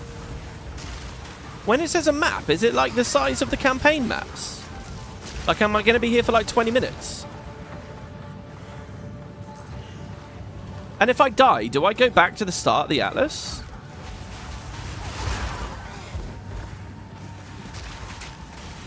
It's funny, I described that Atlas as like the skill tree a second ago. But it's not I mean, it's a little bit like it, I guess. It's not really like it, though. So what I'm looking for is the rare bosses, yeah? Oh, my quest is Cataclysm's Wake. Complete 10 Tier 1 maps.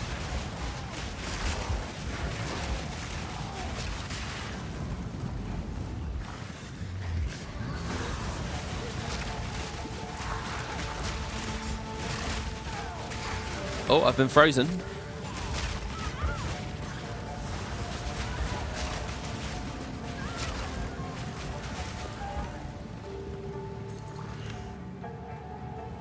Oh, it's big. I don't know why, but I was expecting it to be like a little room, like one chamber. Sorry, let me turn the game down.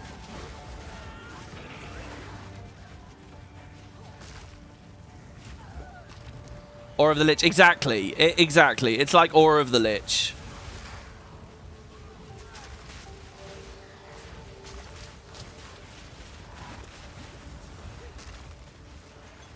Aura of the Lich in a cone. Also, Aura of the Lich does impact damage, right? Like,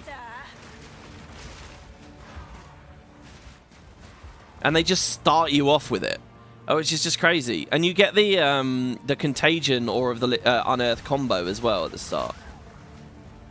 Like, that's major shit, and it's just like right there.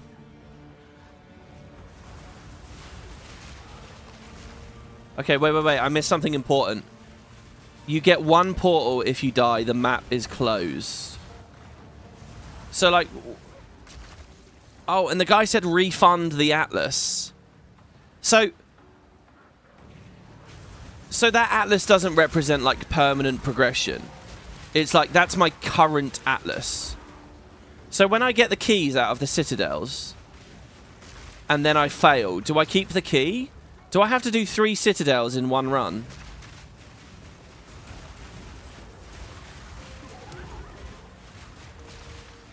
Well, there's a strongbox there. And there's no checkpoints, right? There's no check. It's if I die, I'm just dead.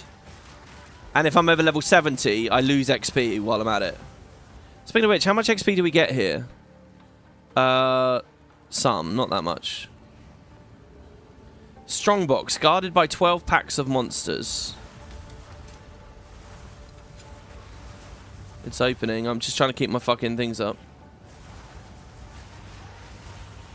Alright, go my pretties. Oh, I'm actually getting a little bit of frame lag here. How many fucking mobs is it spawning? Or rather, I guess the better question is, how many am I spawning? I mean, we can see across the top. Alright, well that wasn't many. Wait, that wasn't many mobs. Wait, so is it... When it says 12 packs of mobs, what is a pack? Is it one?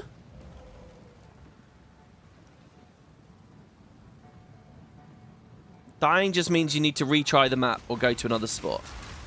Oh, okay, all I lose is the waystone then. The waystone goes away. The progression through the map is permanent. You refund the passives in the tree. Ah, okay, I gotcha. That's good, that makes sense. I didn't like the idea of the map not being permanent. I liked the idea of being able to explore it in a permanent way.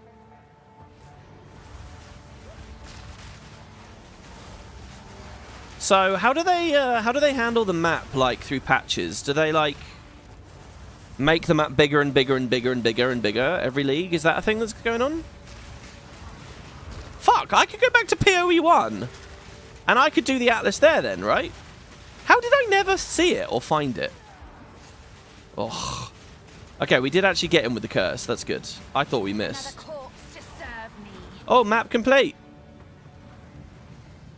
Expert Wicker's tiara. Oh, I'm getting expert stuff now, not just advanced stuff. Expert? So there is another threshold of gear. Okay, it says the map's done. So what, we want to... Oh, guys, I got to say something, because we're going to get a whole episode here without saying it if I don't. Image! Oof. Nearly missed that. This map concept is new. We used to just have a flat 2D atlas with 136 maps total. I see, but there was an atlas. It's infinite, but different for... Yeah, is it randomized? Is it different for everyone? Oh my god. So much to learn. Is it randomized? We're going to try to ascend in a second, guys. We're going to try to become an expert blood mage. Should I keep doing this, or should I just leave?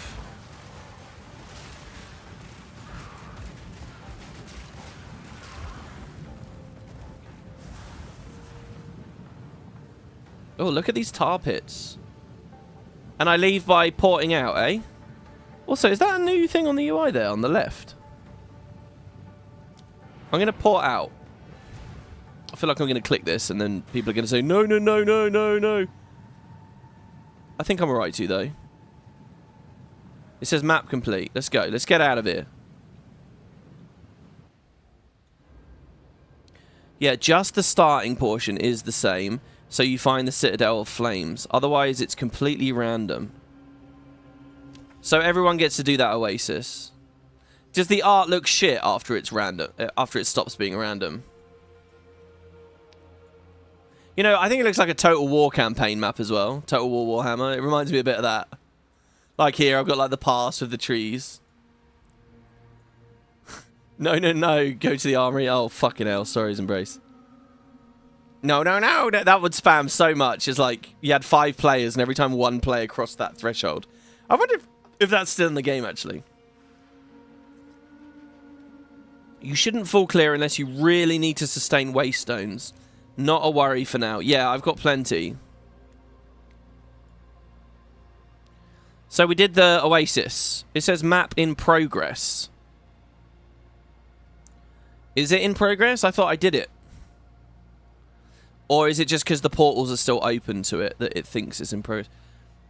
Well, there's a fortress there. That's not the flame fortress, though, is it? Where's the flame? Is it up there? No. What is that, though? A haven for seabirds, a hazard for sailors. Slaying enemies here has a 30% chance to spawn a coalesced corruption. I can't hold Alt to mouse over that. Pretty rough. The Realm Gate. Peer into abysses unknown. So where should we go next? The Augury? They watch the birds. They watched the birds to foretell what any fool could see. Or the Sulfuric Caverns. Let's do the Sulfuric Caverns, because that sounds really weird and different. So this is a perennial waystone, or fleeting. The drop chance is up, 125%. The area contains 15 additional packs of plagued monsters. They move faster, they attack faster, and they have more cast speed. Okay, let's pick a portal here. Eeny, meeny, miny, mo. Catch a tiger by the toe. If it yells, let it go. Eeny, meeny, miny, mo. My mother says, don't do that. I don't know. How do you extend it?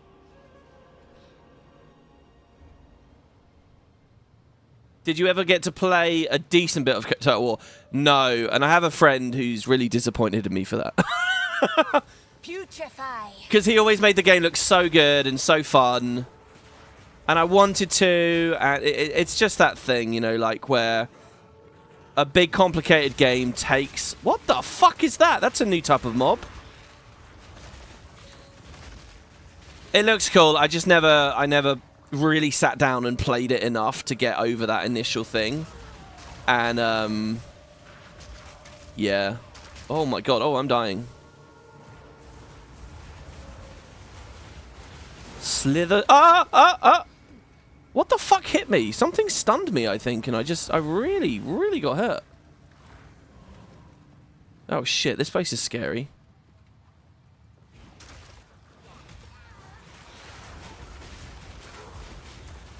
So what are my resists right now? They're pretty weak. So over in Discord, people were showing off that chaotic inoculation trait. It looks really cool. It changes your whole health orb. So what it does is it makes you immune to chaos damage. So you're immune to poison. Emerge! Which apparently is really good for when you're trying to ascend, being immune to poison. But it means you only have 1 HP. So you need fucking massive energy shield or mind over matter so that your mana is your HP.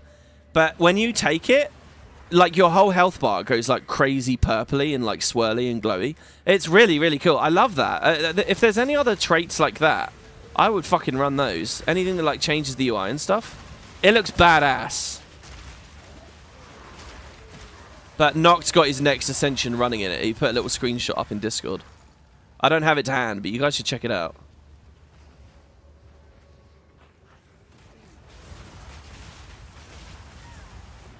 As long as I just keep moving, right?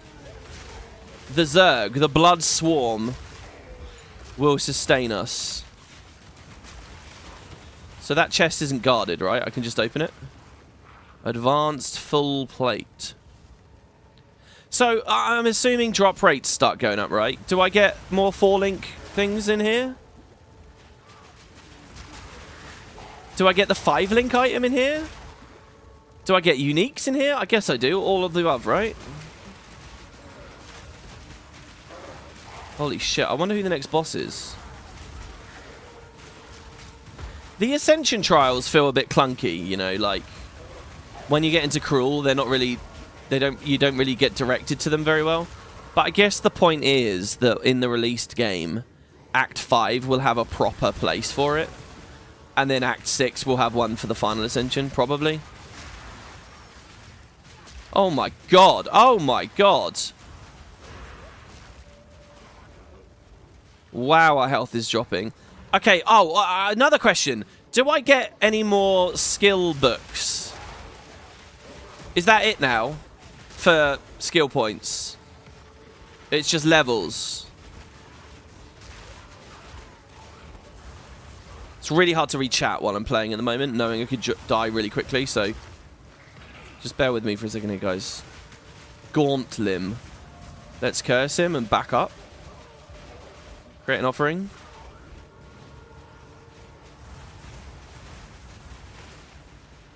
That's the bot. That's the map complete, right? Corpse to serve me. No, more than 50 monsters remain, it says. So I have to kill a bunch of mobs and the boss? Oh my fuck, those meteors? What? Oh, one of them hit me and it took out like 2,000 energy shield. Should I try and get down there? What the fuck is that thing? Isn't that... Don't I click that and I get the meteors? Isn't that a thing? They're my meteors now, aren't they? Putrefy. Yeah, that was a thing in PoE 1. They're like environmental debuffs or whatever. And then you click them and for a while you get them. See, I'm summoning meteors now for another 30 seconds. That's badass. I've only just realised that the sequel hasn't ever had that. An expert robe. Nice. Oh, there's a boss there. I'm going to curse him. Oh my god, it's really scary now. More than 50 monsters remain. Oh, the meters aren't going to cleave my own fucking horde, are they?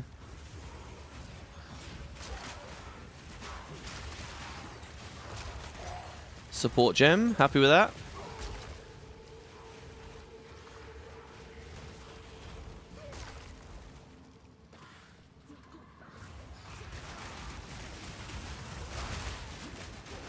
Those T3 supports, by the way.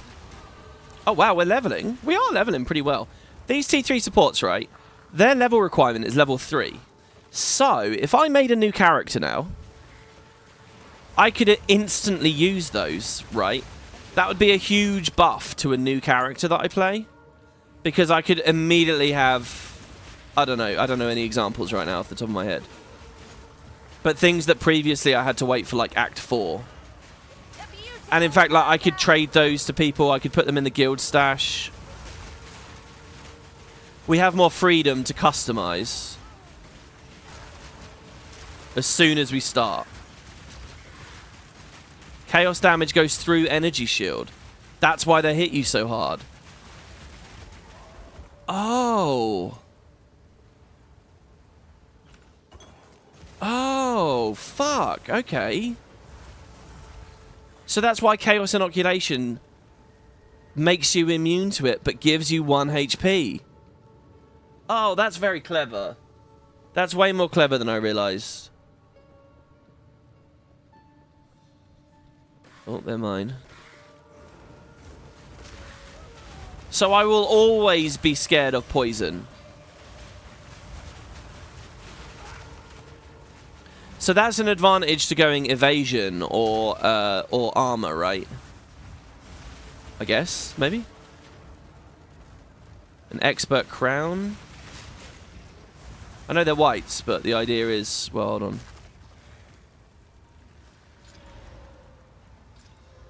Cold resist. I don't even have the intelligence to equip this stuff. Look at this. Well, we did level, though. Okay,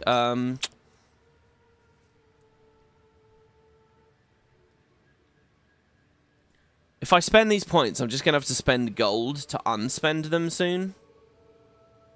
I need one more level, and then we can start going towards meat recycling.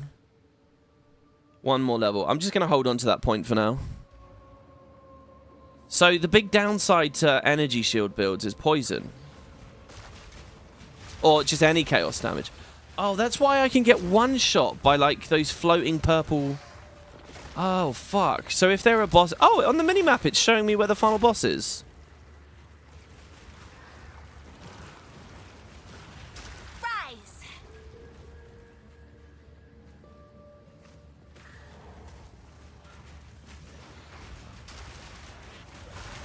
Oh, shit. That's scary. So there are things that I'm going to have to learn to dodge, right? There are going to be... like telegraphs and ground tells and traps and things, and it's like dodge this or fail. Yeah, here it's just poison that goes through. Chaos does double damage. In PoE 1, there are a few items that stops chaos damage from ignoring your energy shield. You have no idea if PoE 2 has similar uniques as well. Supports feel undercooked. The system will probably get some more polish and further depth in future patches. I think the ones that feel really undercooked are the supports for passives. They're all really boring. There's like nothing to them. Spend spirit for mana regen. Spend spirit for health regen. Like it's boring, you know. And it's a shame because I'd love to be able to support this. Life remnants. I'd love to be able to support that in a bigger way. But as far as I can make out, there's almost nothing good about it. Oh, here we go. This is the end of the map. Oh, more snakes.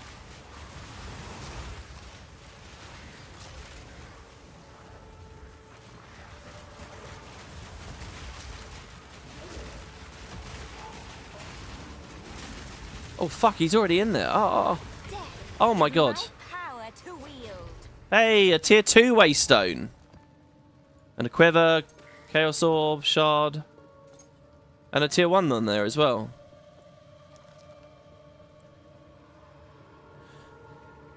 Corpse recycling is going to be so good, even with just Unearth, before we even try the zombie thing.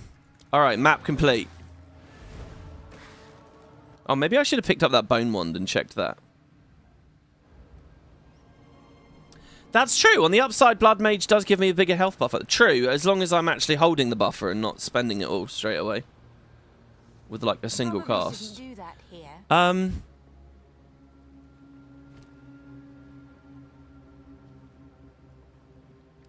So, refund Time passives. to change plans.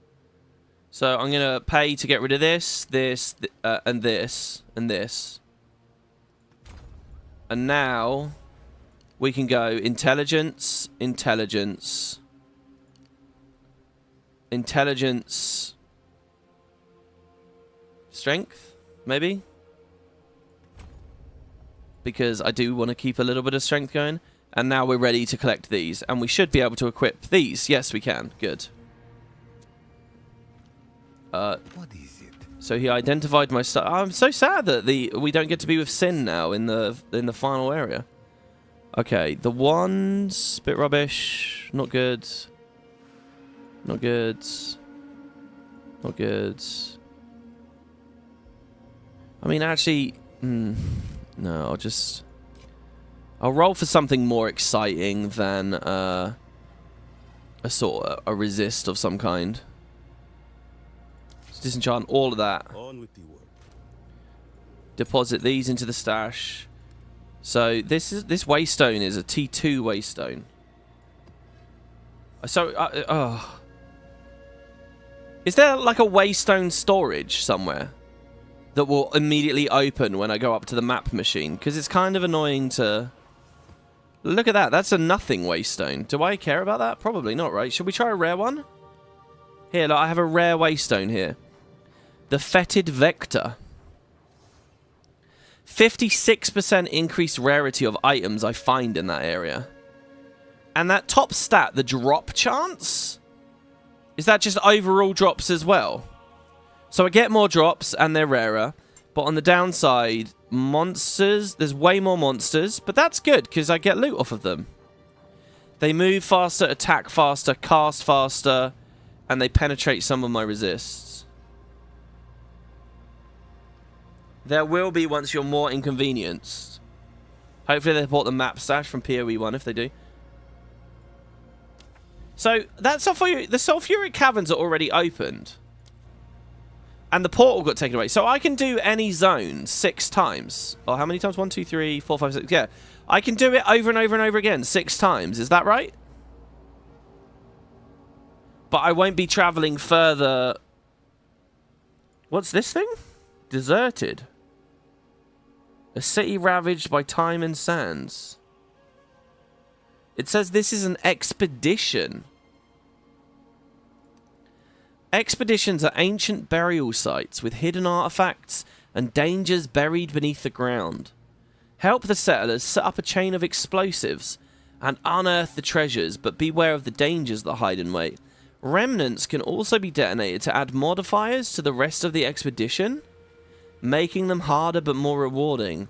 Expedition monsters and chests will occasionally drop artifacts that can be traded for items. Vendor refresh currencies can also drop. Wow, an expedition. Well, let's try it out, I guess. Traverse.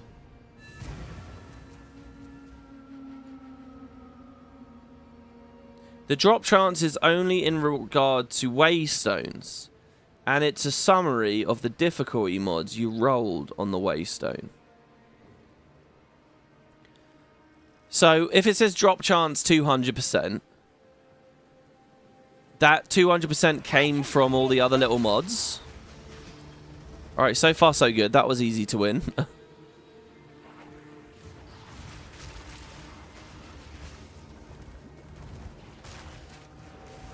I'll tell you what, thank God Flame Wall isn't costing too much mana.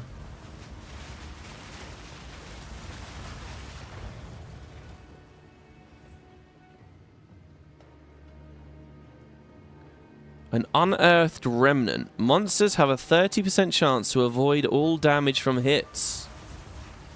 And I get 50% more magic monsters. Oh, there's loads of them. Oh, what the fuck? Local, come here. Oh, hello, Gwenon. Well, well, you're hardly a local here, now are you? Wait, you don't know me? Right, right, you did warn us about this. Or you will, rather. Let's proceed as if we don't know each other. I'm Gwenon. I like her face art there. It looks, the shading on it's really good. This era, what?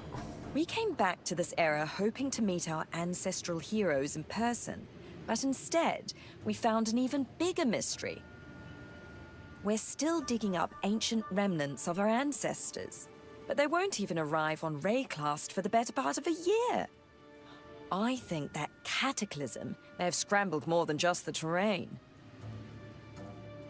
I, honest to God, don't know when I am. What time is it? Why are random people out in the world who have come back in time now? What, did she go through the portal as well? Was she in Act 3? I honestly don't know what's going on.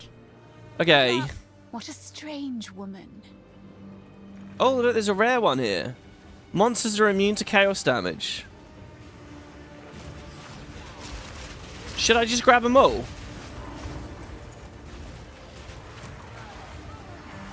Oh, wait, how do I do it? Oh, I can't actually do it. Oh, fuck me, there's a mob.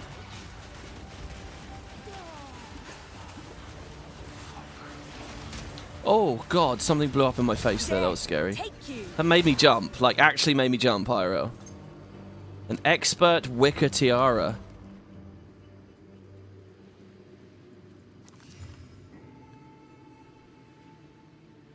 It's pretty good.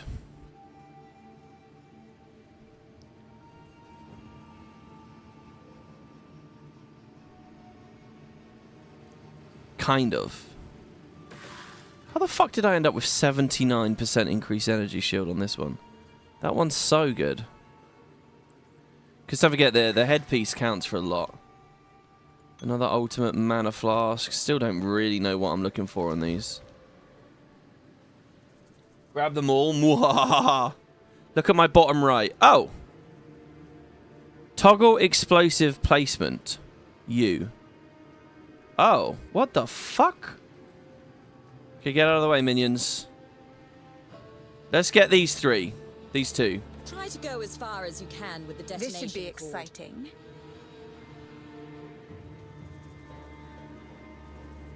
List of modifiers. Okay, yeah, I'll do those two. That's actually a really scary one. Monsters have 500% increased crit against enemies on full life. That's gonna fucking destroy me. Let's not do that one. Actually, that seems terrifying. I just want to blow that up. Go as far as you can with the detonation cord. Oh, I see, and there's a detonator there. I see, okay. Monsters are hex-proof.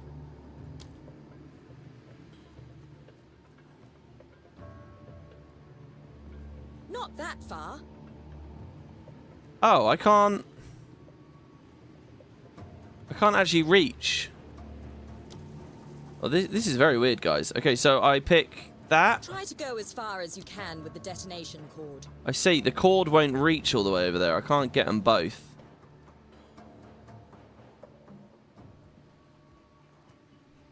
But monsters are hexproof. Maybe we can get that one? Further!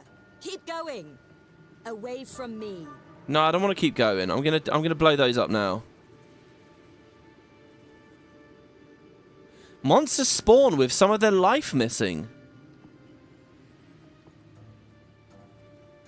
Go. I should also mention this might unearth monsters. Oh, really? Now? Oh. Oh, fuck.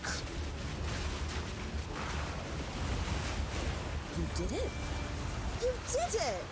A Most quick of the way locals to I gather grabbed for this job corpses. don't last I long. approve. Broken circle artifact. That can be traded with a... I got a staff. A waystone. Wow, this was a whole thing, right? In a gambling mood? Yeah, can I trade with you? I'll finish up here. See you again soon. See me again soon. Are we done? Oh no, it's still just a regular ass map as well.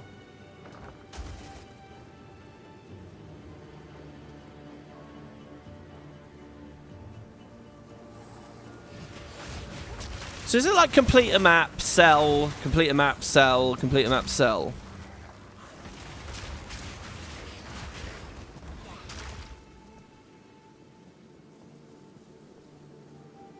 Wait, what are you guys saying? Why don't I do it at the end? I didn't realize there was more to do. So it's like a whole map and she's there, right? Like, it's just a part of it, and I happened to find her really early.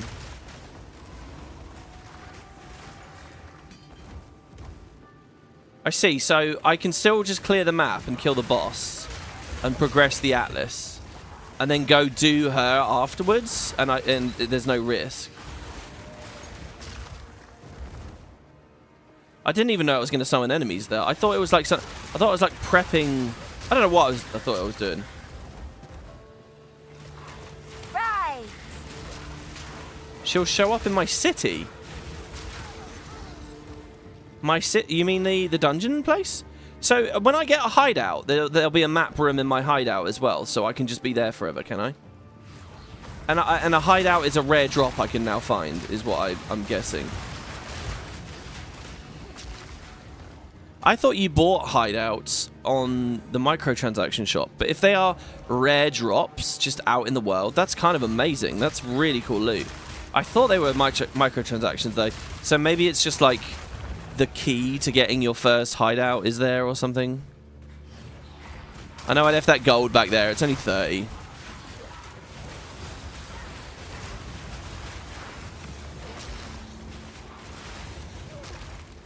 Storm rune. I'm slowly getting too many runes, really. Maybe I should sell them.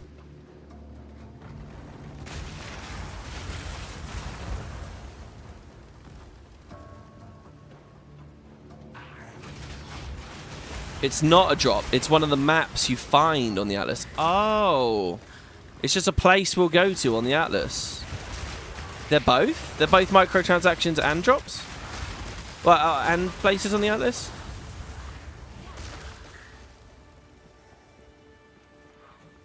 You have a bunch that are in-game and others that are for sale.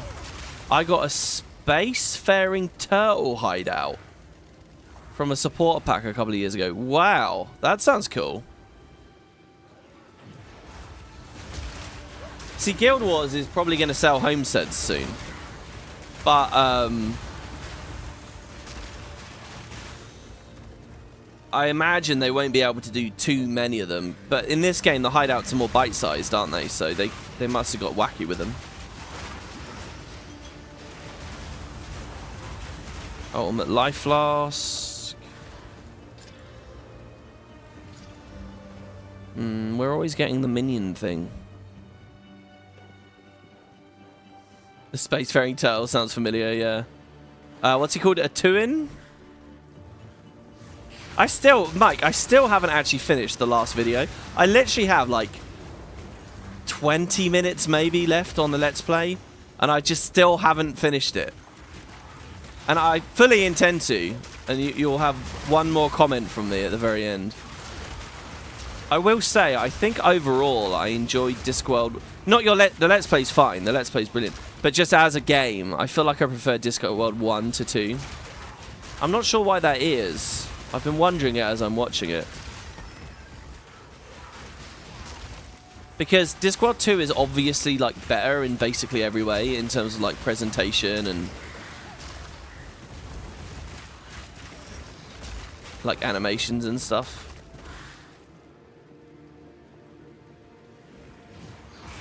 You have chosen not to call me out, though I brought it up. Yeah, I know.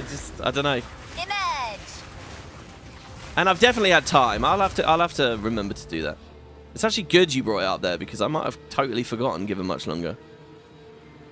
PoE appears to have just swept everything. Well, 1.0 and then PoE has swept everything aside. Also, guys, yeah, I've been streaming daily. I was doing every other day.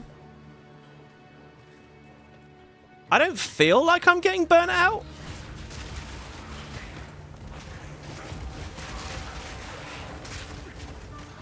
I was a little bit worried about doing that with the 14 series. Oh. Careful now.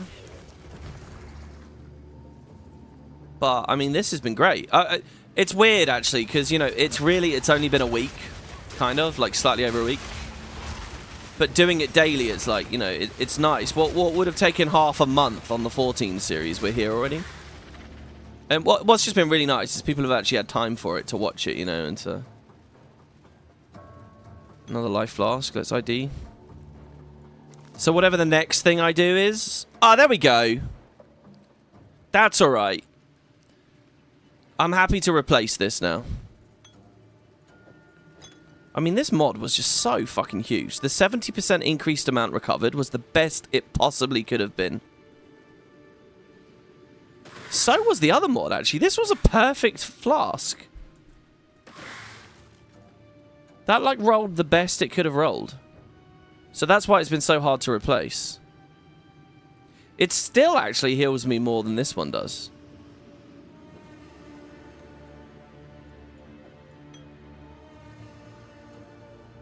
And it's still... No, guys, I'm telling you. I'm not replacing it until it's better. This still it holds more charges, too. I get a lot of drinks out of that. Death and decay. Brilliant for boss fights. Oh, fuck, I can't... Oh, here we go. Bloodmage coming in clutch there.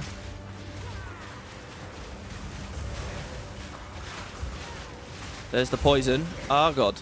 Oh, God. I shouldn't have emptied my flask.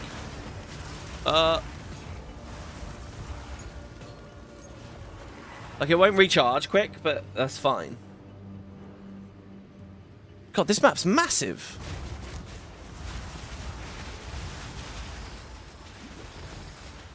Is there such a thing as, like, smaller... I can see how the random generation of the terrain is a bigger thing now.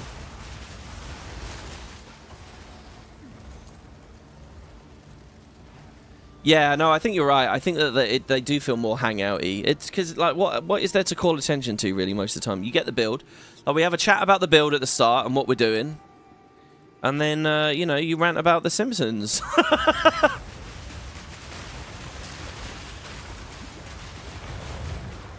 Or Holby City. Oh.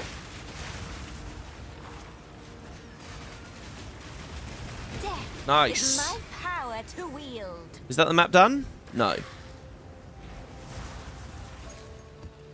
So is there no way to just know how many bosses there are? Is that... It's just a little bit variant, is it?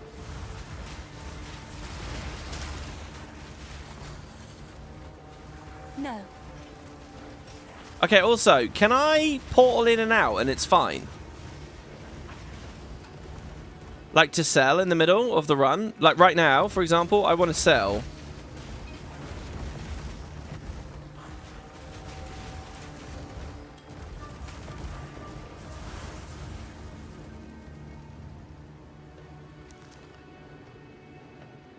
Eventually the map shows what's left. Yeah, I see. It's actually on the bottom left here.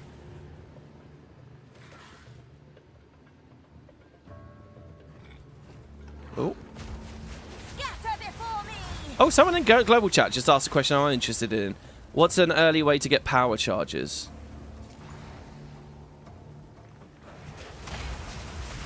Someone else says, how the fuck do I kill Geonor with a sorcerer?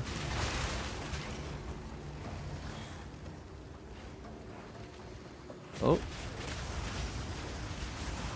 Skeletons, very TR4. That's what the 6 portals are for. Oh. Well, but hold on. What if I clear the map and then use one of those portals? It would just take me back to the cleared map then, would it? It's not like I get to do the same one 6 times. I thought it would refresh the map completely if I used a different portal. It makes sense, though. Okay, so I can go back to and fro from the shop 6 times. Wait, so can I die 6 times? Do I respawn back at the map room? So I get 6 lives.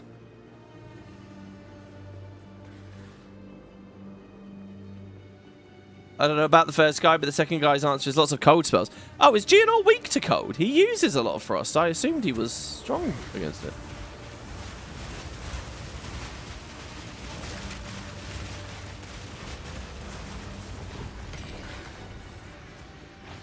Map complete. Deserted. I got a chance shard. That becomes a unique. Eventually. No, it is just the 1 life. Okay, so if I die, I go back to the map room and all the portals have despawned. If you die, the map is over and lost. It closes if you die. Okay. What are my supports for my arsonists? I am currently on Feeding Frenzy, Fire Penetration, Scatter Shot, and Fire Infusion. I don't actually know if that's the best setup, really, but it's been fun. I've been swapping this last one out for, like, Acceleration sometimes. Acceleration is epic. In fact, I'm realizing you are right. There's not too many bosses. A lot of this stuff is going to be good for Minion Mancer, because I can just, you know, there are going to be a lot of corpses through most of it. So there's a T2 Waystone there.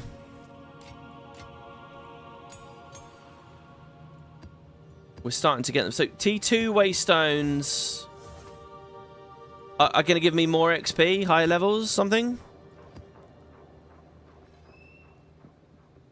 Right. Go on. We're going to do something very special now, guys.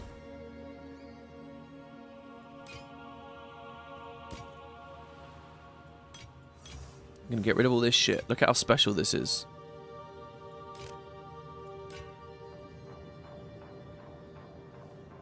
Warcry speed. Oh, I guess I'll just save these. Not on our side. At some point, I'm going to have to figure out. I mean, can we merge these in the Mystic Forge? That might be a thing to play with. That's 25%. None of that's that good, so we'll just sell it. Hello. Hello. Only take what is necessary. Do I get NPCs in my hideout? Oh, the Broken Circle artifact. I should have traded with her, and I didn't trade with her.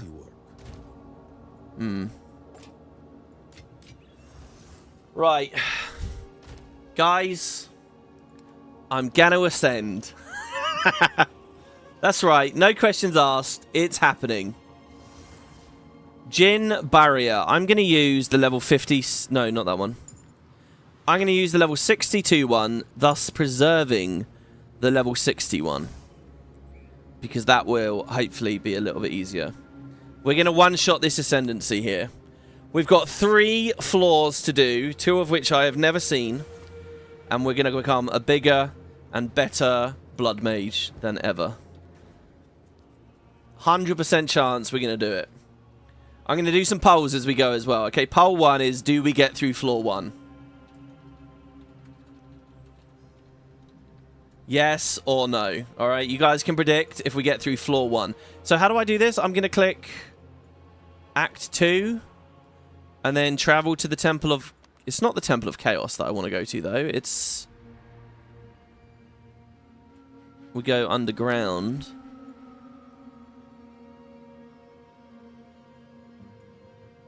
The Trial of the Secumas that I want to go to.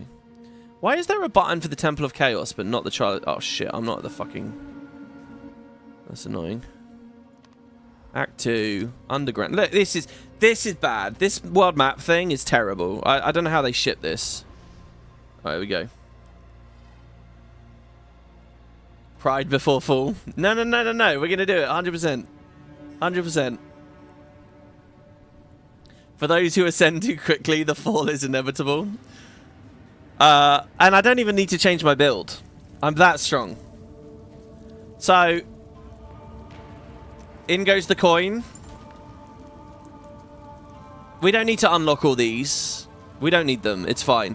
We have increased defense, honor resist, a bit of movement speed. What else could you want? I continue to serve. Let's get this over with. Yeah, let's get it over with. Easy peasy. Quick little test of strength here. We don't have to worry about any of this.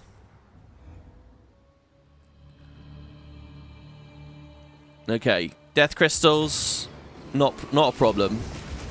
Not remotely afraid. Oh fuck it, it's a little bit up there. It's one on the left. Do you know what? I'm actually going to put momentum on. It's just much better for periods like this. I just need them to get the attacks out quick and just one-shot the stuff. Don't know what that thing's doing. It doesn't matter. We just move around. Fuck! I got... What? It's alright. We'll recover that honor. It's not a problem.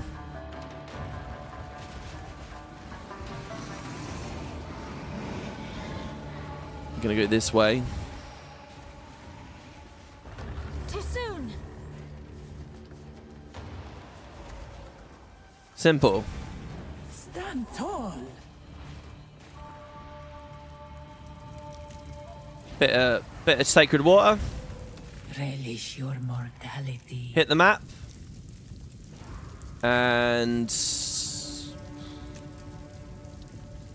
Honed claws. Monsters do more damage. I'm cursed with enfeeble on this one.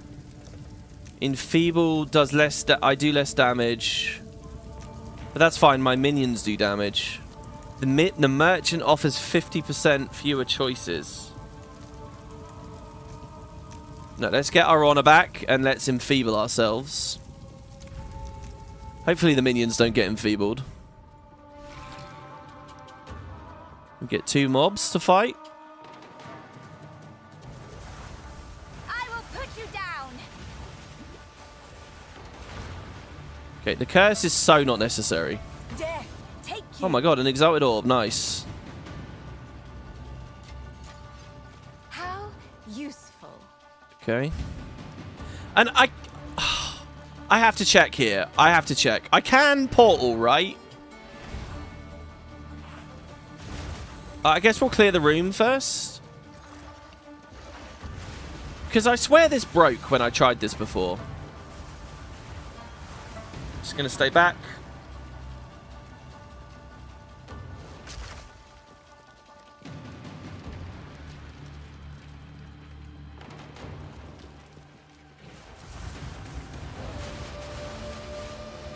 I'm just going to put an offering up.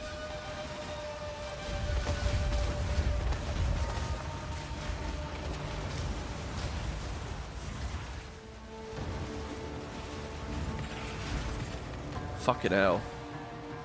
I got honor chunked there. That I didn't expect. Jesus, the loot's coming in pretty good here. No, poison going through my energy shields. How did it fucking manage to spit that at me across the map? Alright. Oh god, we've lost a lot of honor. No, it's all good. Look at that. Oh wait, but that only restores 400. Fuck! Oh my god, I have like thousands of honor now. That's not good.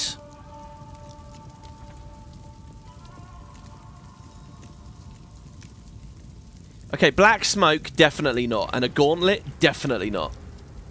Let's do an escape. Now, here we go. We'll create a portal.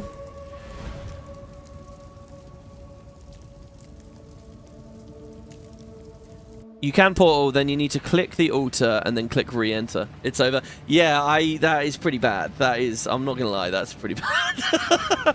I thought it'd be a walk in the park, the first floor. It has been in the past, but I guess the fact it's level 60 now is immediately way harder. Even my sarcastic joking, even through that, I did think the first floor would be easy. Alright, well that's a wake-up call. By the way, why have we just got 60 spirits sitting around? Yeah, give me that next arsonist. So, what I'm thinking is... What? Disenchant this shit.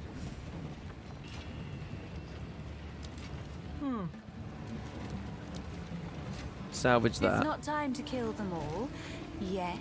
But I'm going to grab acceleration.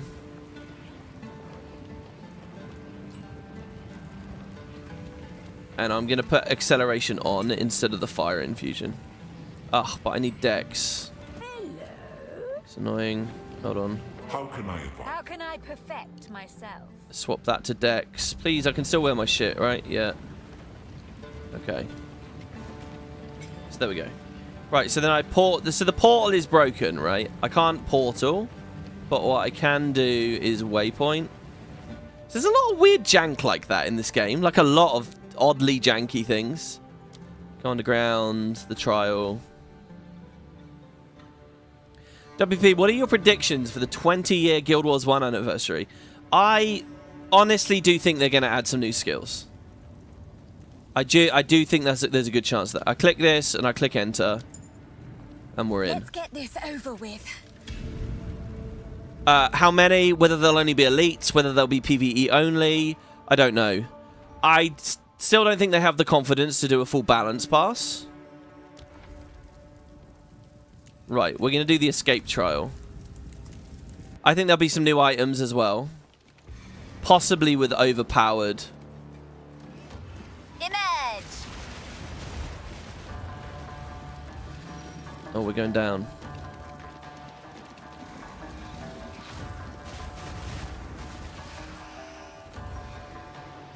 Why do I feel like I'm moving so quick? I've been enfeebled and I feel like I'm running fast.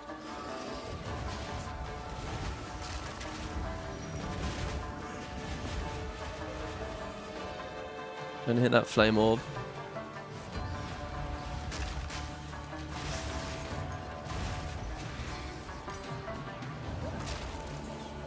Okay, here I'm just going to wait.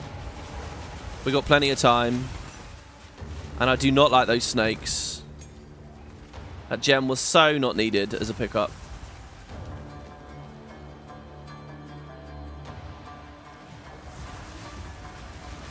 Oh fuck, there's a thing behind us as well. Impressive Okay. endurance. Right, there we go. That's a normal room. We didn't take any hits there. Bit more water. Moment of respite. So we have to do a ritual now, which will give us a key. And then we're going to go north. Golden smoke, his rewards are unknown on the map. Hmm. Waste of my time!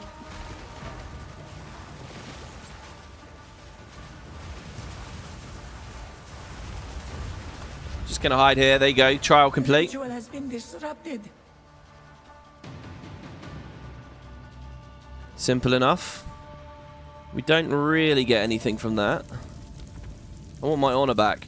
So we could do a gauntlet, which will be a minor affliction every time we venerate a shrine. I think that's a bad idea. Gauntlets are just shit as well. We could do an hourglass. It's going to force us into the golden smoke. So I won't know any of my rewards anymore. But that's okay.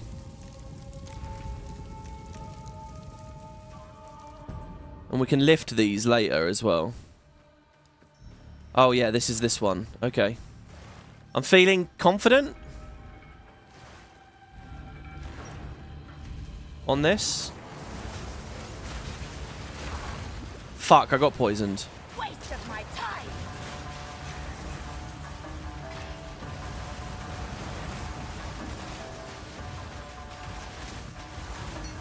None can oppose. Can we potion, please?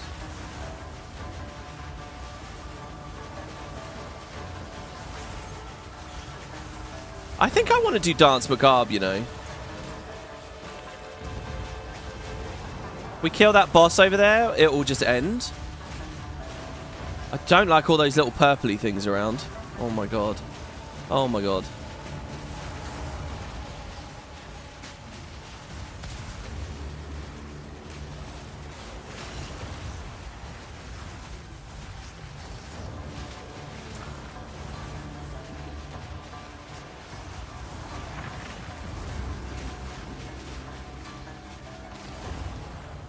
Okay, this is, I need to be a lot stronger. We got a key and a bow. They are not dying anywhere near as fast as they used to. Nowhere near as fast as they used to. This is just the first floor. I don't actually know what happens in the next floor. I think there's some new types of trial rooms. Ah, honor. Okay. We're creeping back up. Oh, what the fuck? You don't even... Oh, okay. So we want to do a chalice or a ritual? This is going to give me spiked exit. They're both escape rooms. That one's an hourglass again. I think I'm going to do the chalice. And then the escape.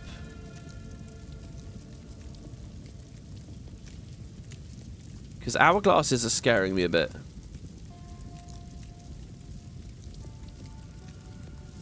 Actually, do you know what? I think ritual then escape. Let's do ritual then escape. The ritual chamber went amazingly just now.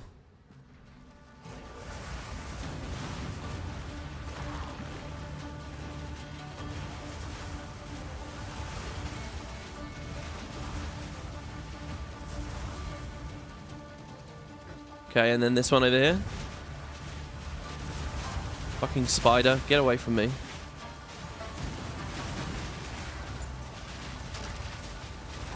In things. We gotta get back there. It's good because I can kind of burn over the walls, you know? Yeah. Good riddance.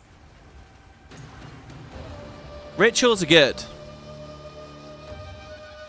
I feel quite safe with those. So I got the pledge. I couldn't see this because of the golden smoke. So I can gain a fountain of youth and a random minor affliction, or a random minor boon and an affliction. I can have cheaper merchants, but monsters don't drop sacred water.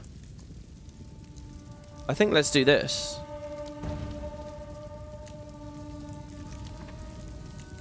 So, hourglasses or an escape.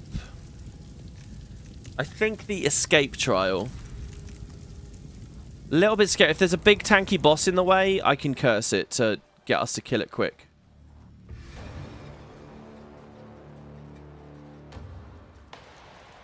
That's good luck there. First crystal. A lovely creature.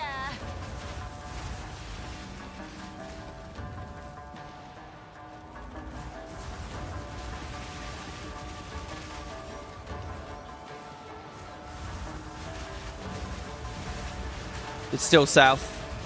It's kind of hard to see where the thing was there.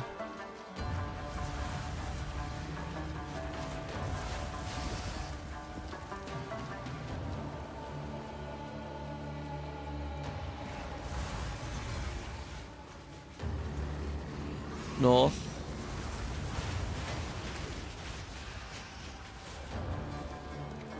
We got time. There's the exit. Okay. Stand tall. Okay, so now we're at the boss. I'm going to put fire infusion back on. Okay, some more sacred water. I would give anything for a sip. Fire infusion. Mind you, the boss is resistant to fire damage. Martial Tempo might have been the better choice.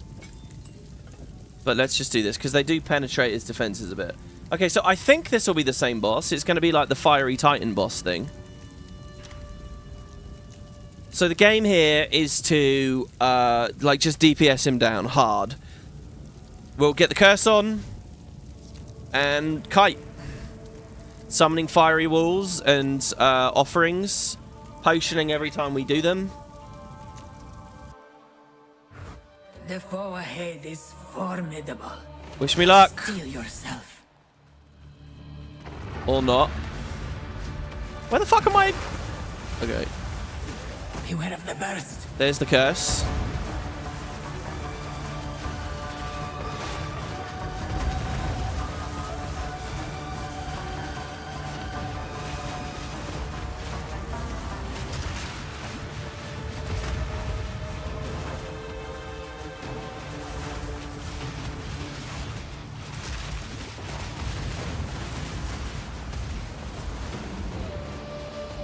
Gonna do an offering here.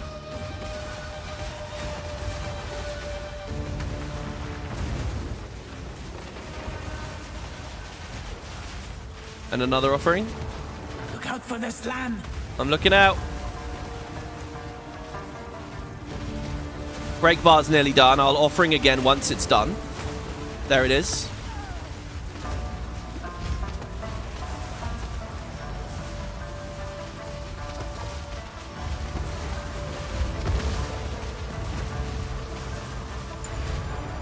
Alright, floor 1, done. I knew you would succeed. Alright, 1/3 done, guys. We get a seal relic, some stuff.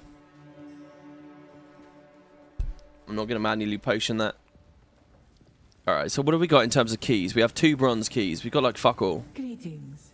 I could buy something from it. Now, this matters now. Because we're going on to the next floor. So, merchant prices are halved too, which is actually kind of really good. So, I need a lot of honor back. I'm still 1,000 honor down. I could get 200. Bro, Ornate Dagger, you and your minions do 50% more damage.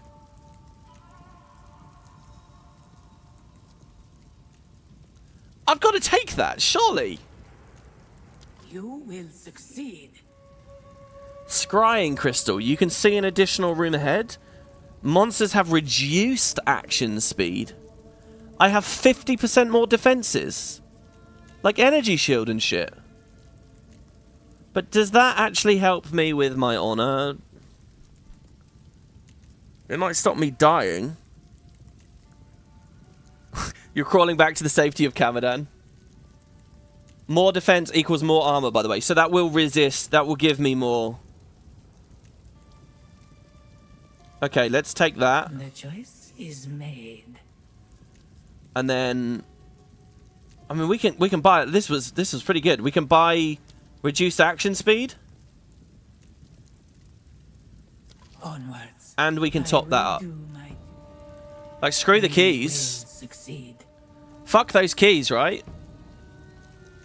I mean, I still can open 2 chests, but I could also hold on to it for next time. Now, I don't leave these when I go to town, right? It's still a part of the run. So far, we have no notable debuffs on us. Not really. I mean, I have Enfeeble, but whatever. Yeah, I have a Pledge to the Deserted going. But that's pretty good. The question is, what are the chambers like in here? Oh, I'm getting nervous now. Alright, guys, so we did floor 1. Congrats to the 75% of you that believed I could do it. Because I did. Floor 2 now. Do we beat floor 2? Yeah, I have 1,000 more honor now. But if I can't restore it... do I need to go back to town for anything? No. I guess we just go, right? The test of will. See, if I don't know these mechanics... Oh shit, we're going through the door.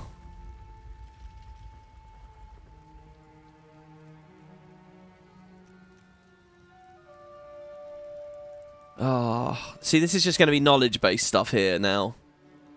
I feel like I'm going to step forward and get crushed by the ceiling or something. As long as there's no timer. Oh god, it's a whole new room. A whole new room. A chalice trial, an escape trial, or another escape. Oh, fuck. Gives me blunt sword. They do 40% less damage. Hungry fangs.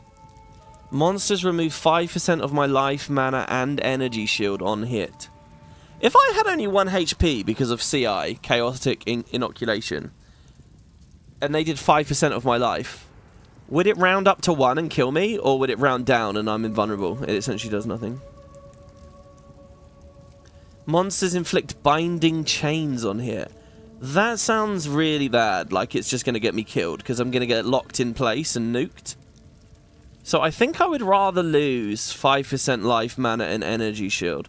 The thing is, if there's a mob that spawns like 1,000 little attacks, that's going to be terrible. I'm forced to do... No, I'm not forced to do anything. If I do this escape, I could do a ritual, but that minion thing's awful. I can't see any deeper. I'm going to do this, I think.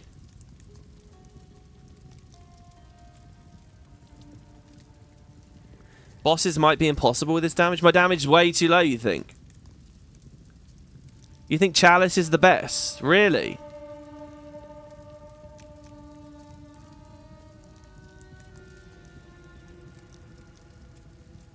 No, I'm sorry. I'm doing an escape trial with Hungry Fangs.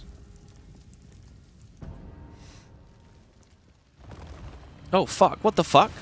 Rise. I ain't even started yet. What? There's 2 crystals? Oh, shit. Oh, fuck off.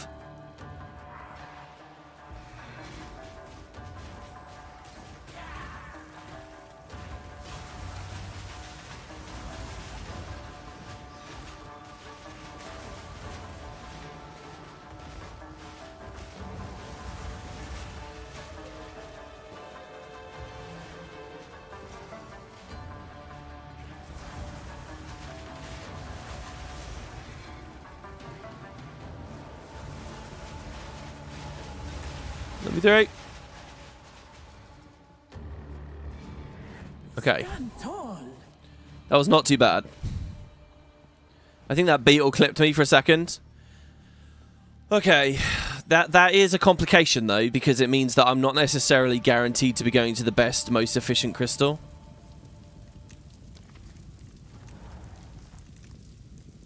The surprise of escape rooms having many crystals at once? Yeah, fuck. So, yeah, you said in Discord you don't like them on floor 3, right?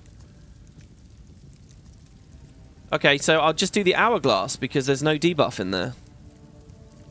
And I can do another escape to avoid the gauntlets. So we're going up.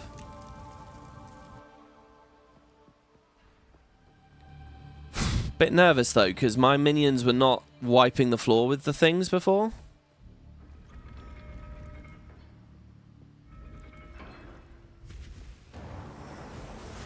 Shit, that's a cool quote. An emperor must hold 2 blades.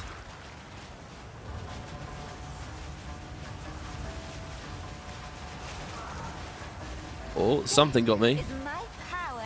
I'm getting frame drops in here, guys. I really am. Fuck the drops for now.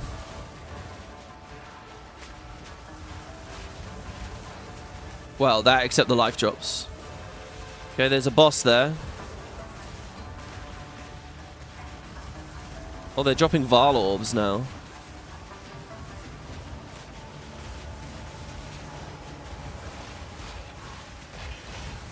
What? I have no idea what hit me. I have no idea what hit me. I was 100% health. What happened? What happened?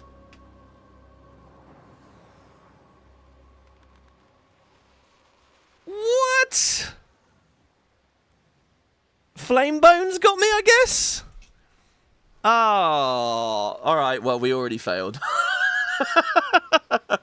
Okay, I'm thinking we're going to be too weak for this. I thought, I didn't realise how bad the honor damage would get. Ah, that's such a shame. That 5% per hit shredded me. Flame bones hit you with fire. Your res is back. Is bad. Oh, my resistance is bad. It's 24. It's not too terrible. Random missile clipping you in mega clusterfuck. Oh, wow. Brutal. This is cool, though, guys. I think this is very cool. So, do we lose anything that special? I mean, the Varlord, but whatever. I do like this. I think that's really, really interesting. So that's Ascension 3, and then Ascension 4 is what? I don't know. It's back in the ultimatum place, maybe? That was horrifying. I can't believe how quickly I just died there.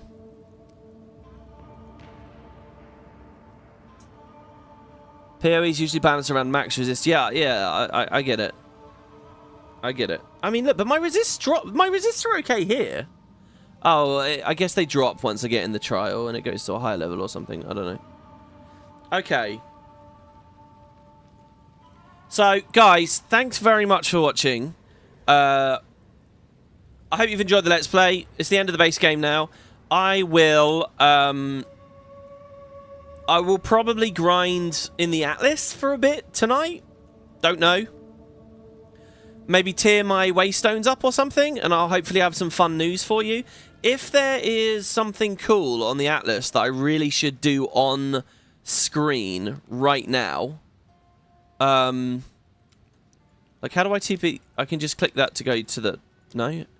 How do I get back to that place I was at easily? I have to click Act 3, do I? And then it's like under the Ziggurat or something. The Chaos statue is there. Like here. No. Yeah. No. The Black Chamber's in the past. No, it's the... Yeah, it's this, isn't it? Oh, God, the map's weird. The map's weird. What's going on here? This? No? That's not letting me go there. Oh, is it? It's coming on a waypoint. Yeah, if there's something really... Like, I'll try to avoid any kind of good content or new, you know, like story moments or whatever. Oh, wait, does it work? Let's see now. No. So I need to go to the Black Chambers in the past. There, I think. To go back, open Act 3 Cruel and Ziggurat Refuge past. Yeah, I picked the wrong place, haven't I? Ziggurat Encampment past? Ziggurat Refuge past. Okay, here we are. It's the one at the very bottom. Resistance is way more important. To get to 75, the difference between 50 and 75 is half as much damage. If we imagine a 1000 damage hit with 75 resist, it would be 250. But with 50, it's still 500. Yeah, I understand. And then if there are effects that shave damage off on top, then obviously that's a big deal too. Yeah, so I need to complete 7 more tier 1 maps. I figure I can do that on my own time. You guys don't need to watch that, right? It will be me, like, going to, like, the caverns. I mean, this fortress looks interesting, I guess. Is there anything I should avoid, I guess, is what I'm asking. But I guess what we basically will have done at that point is explore, like, these opening areas or whatever.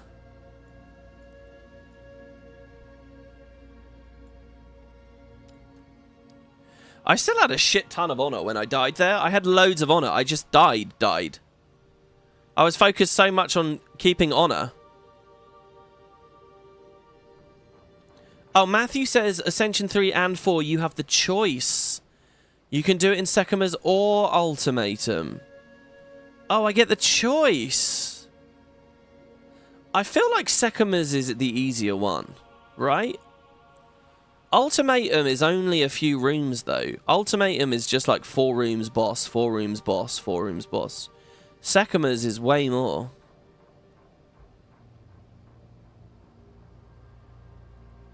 Okay, maybe wait if I find a hideout map. Okay, so guys, join me tomorrow, next time, where hopefully I will be in better armor, have better weapons, higher level skill gems. I don't know, stuff like that, and we'll be on T2 waystones, maybe even T3. I don't know what happens when I complete my 10th map. It might be some story, so I might hold off there.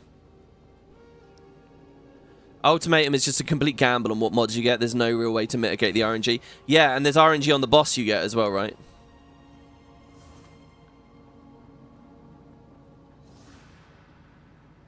If you have advice, guys, because we've just reached all this crazy shit, let me know.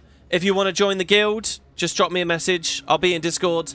Thank you very much for watching. Your support has meant a lot to me. Thank you, everybody. I can't remember. Did John Sellers give some members earlier, like way earlier, and I missed it? I'm not sure. It's not on my recap for the stream.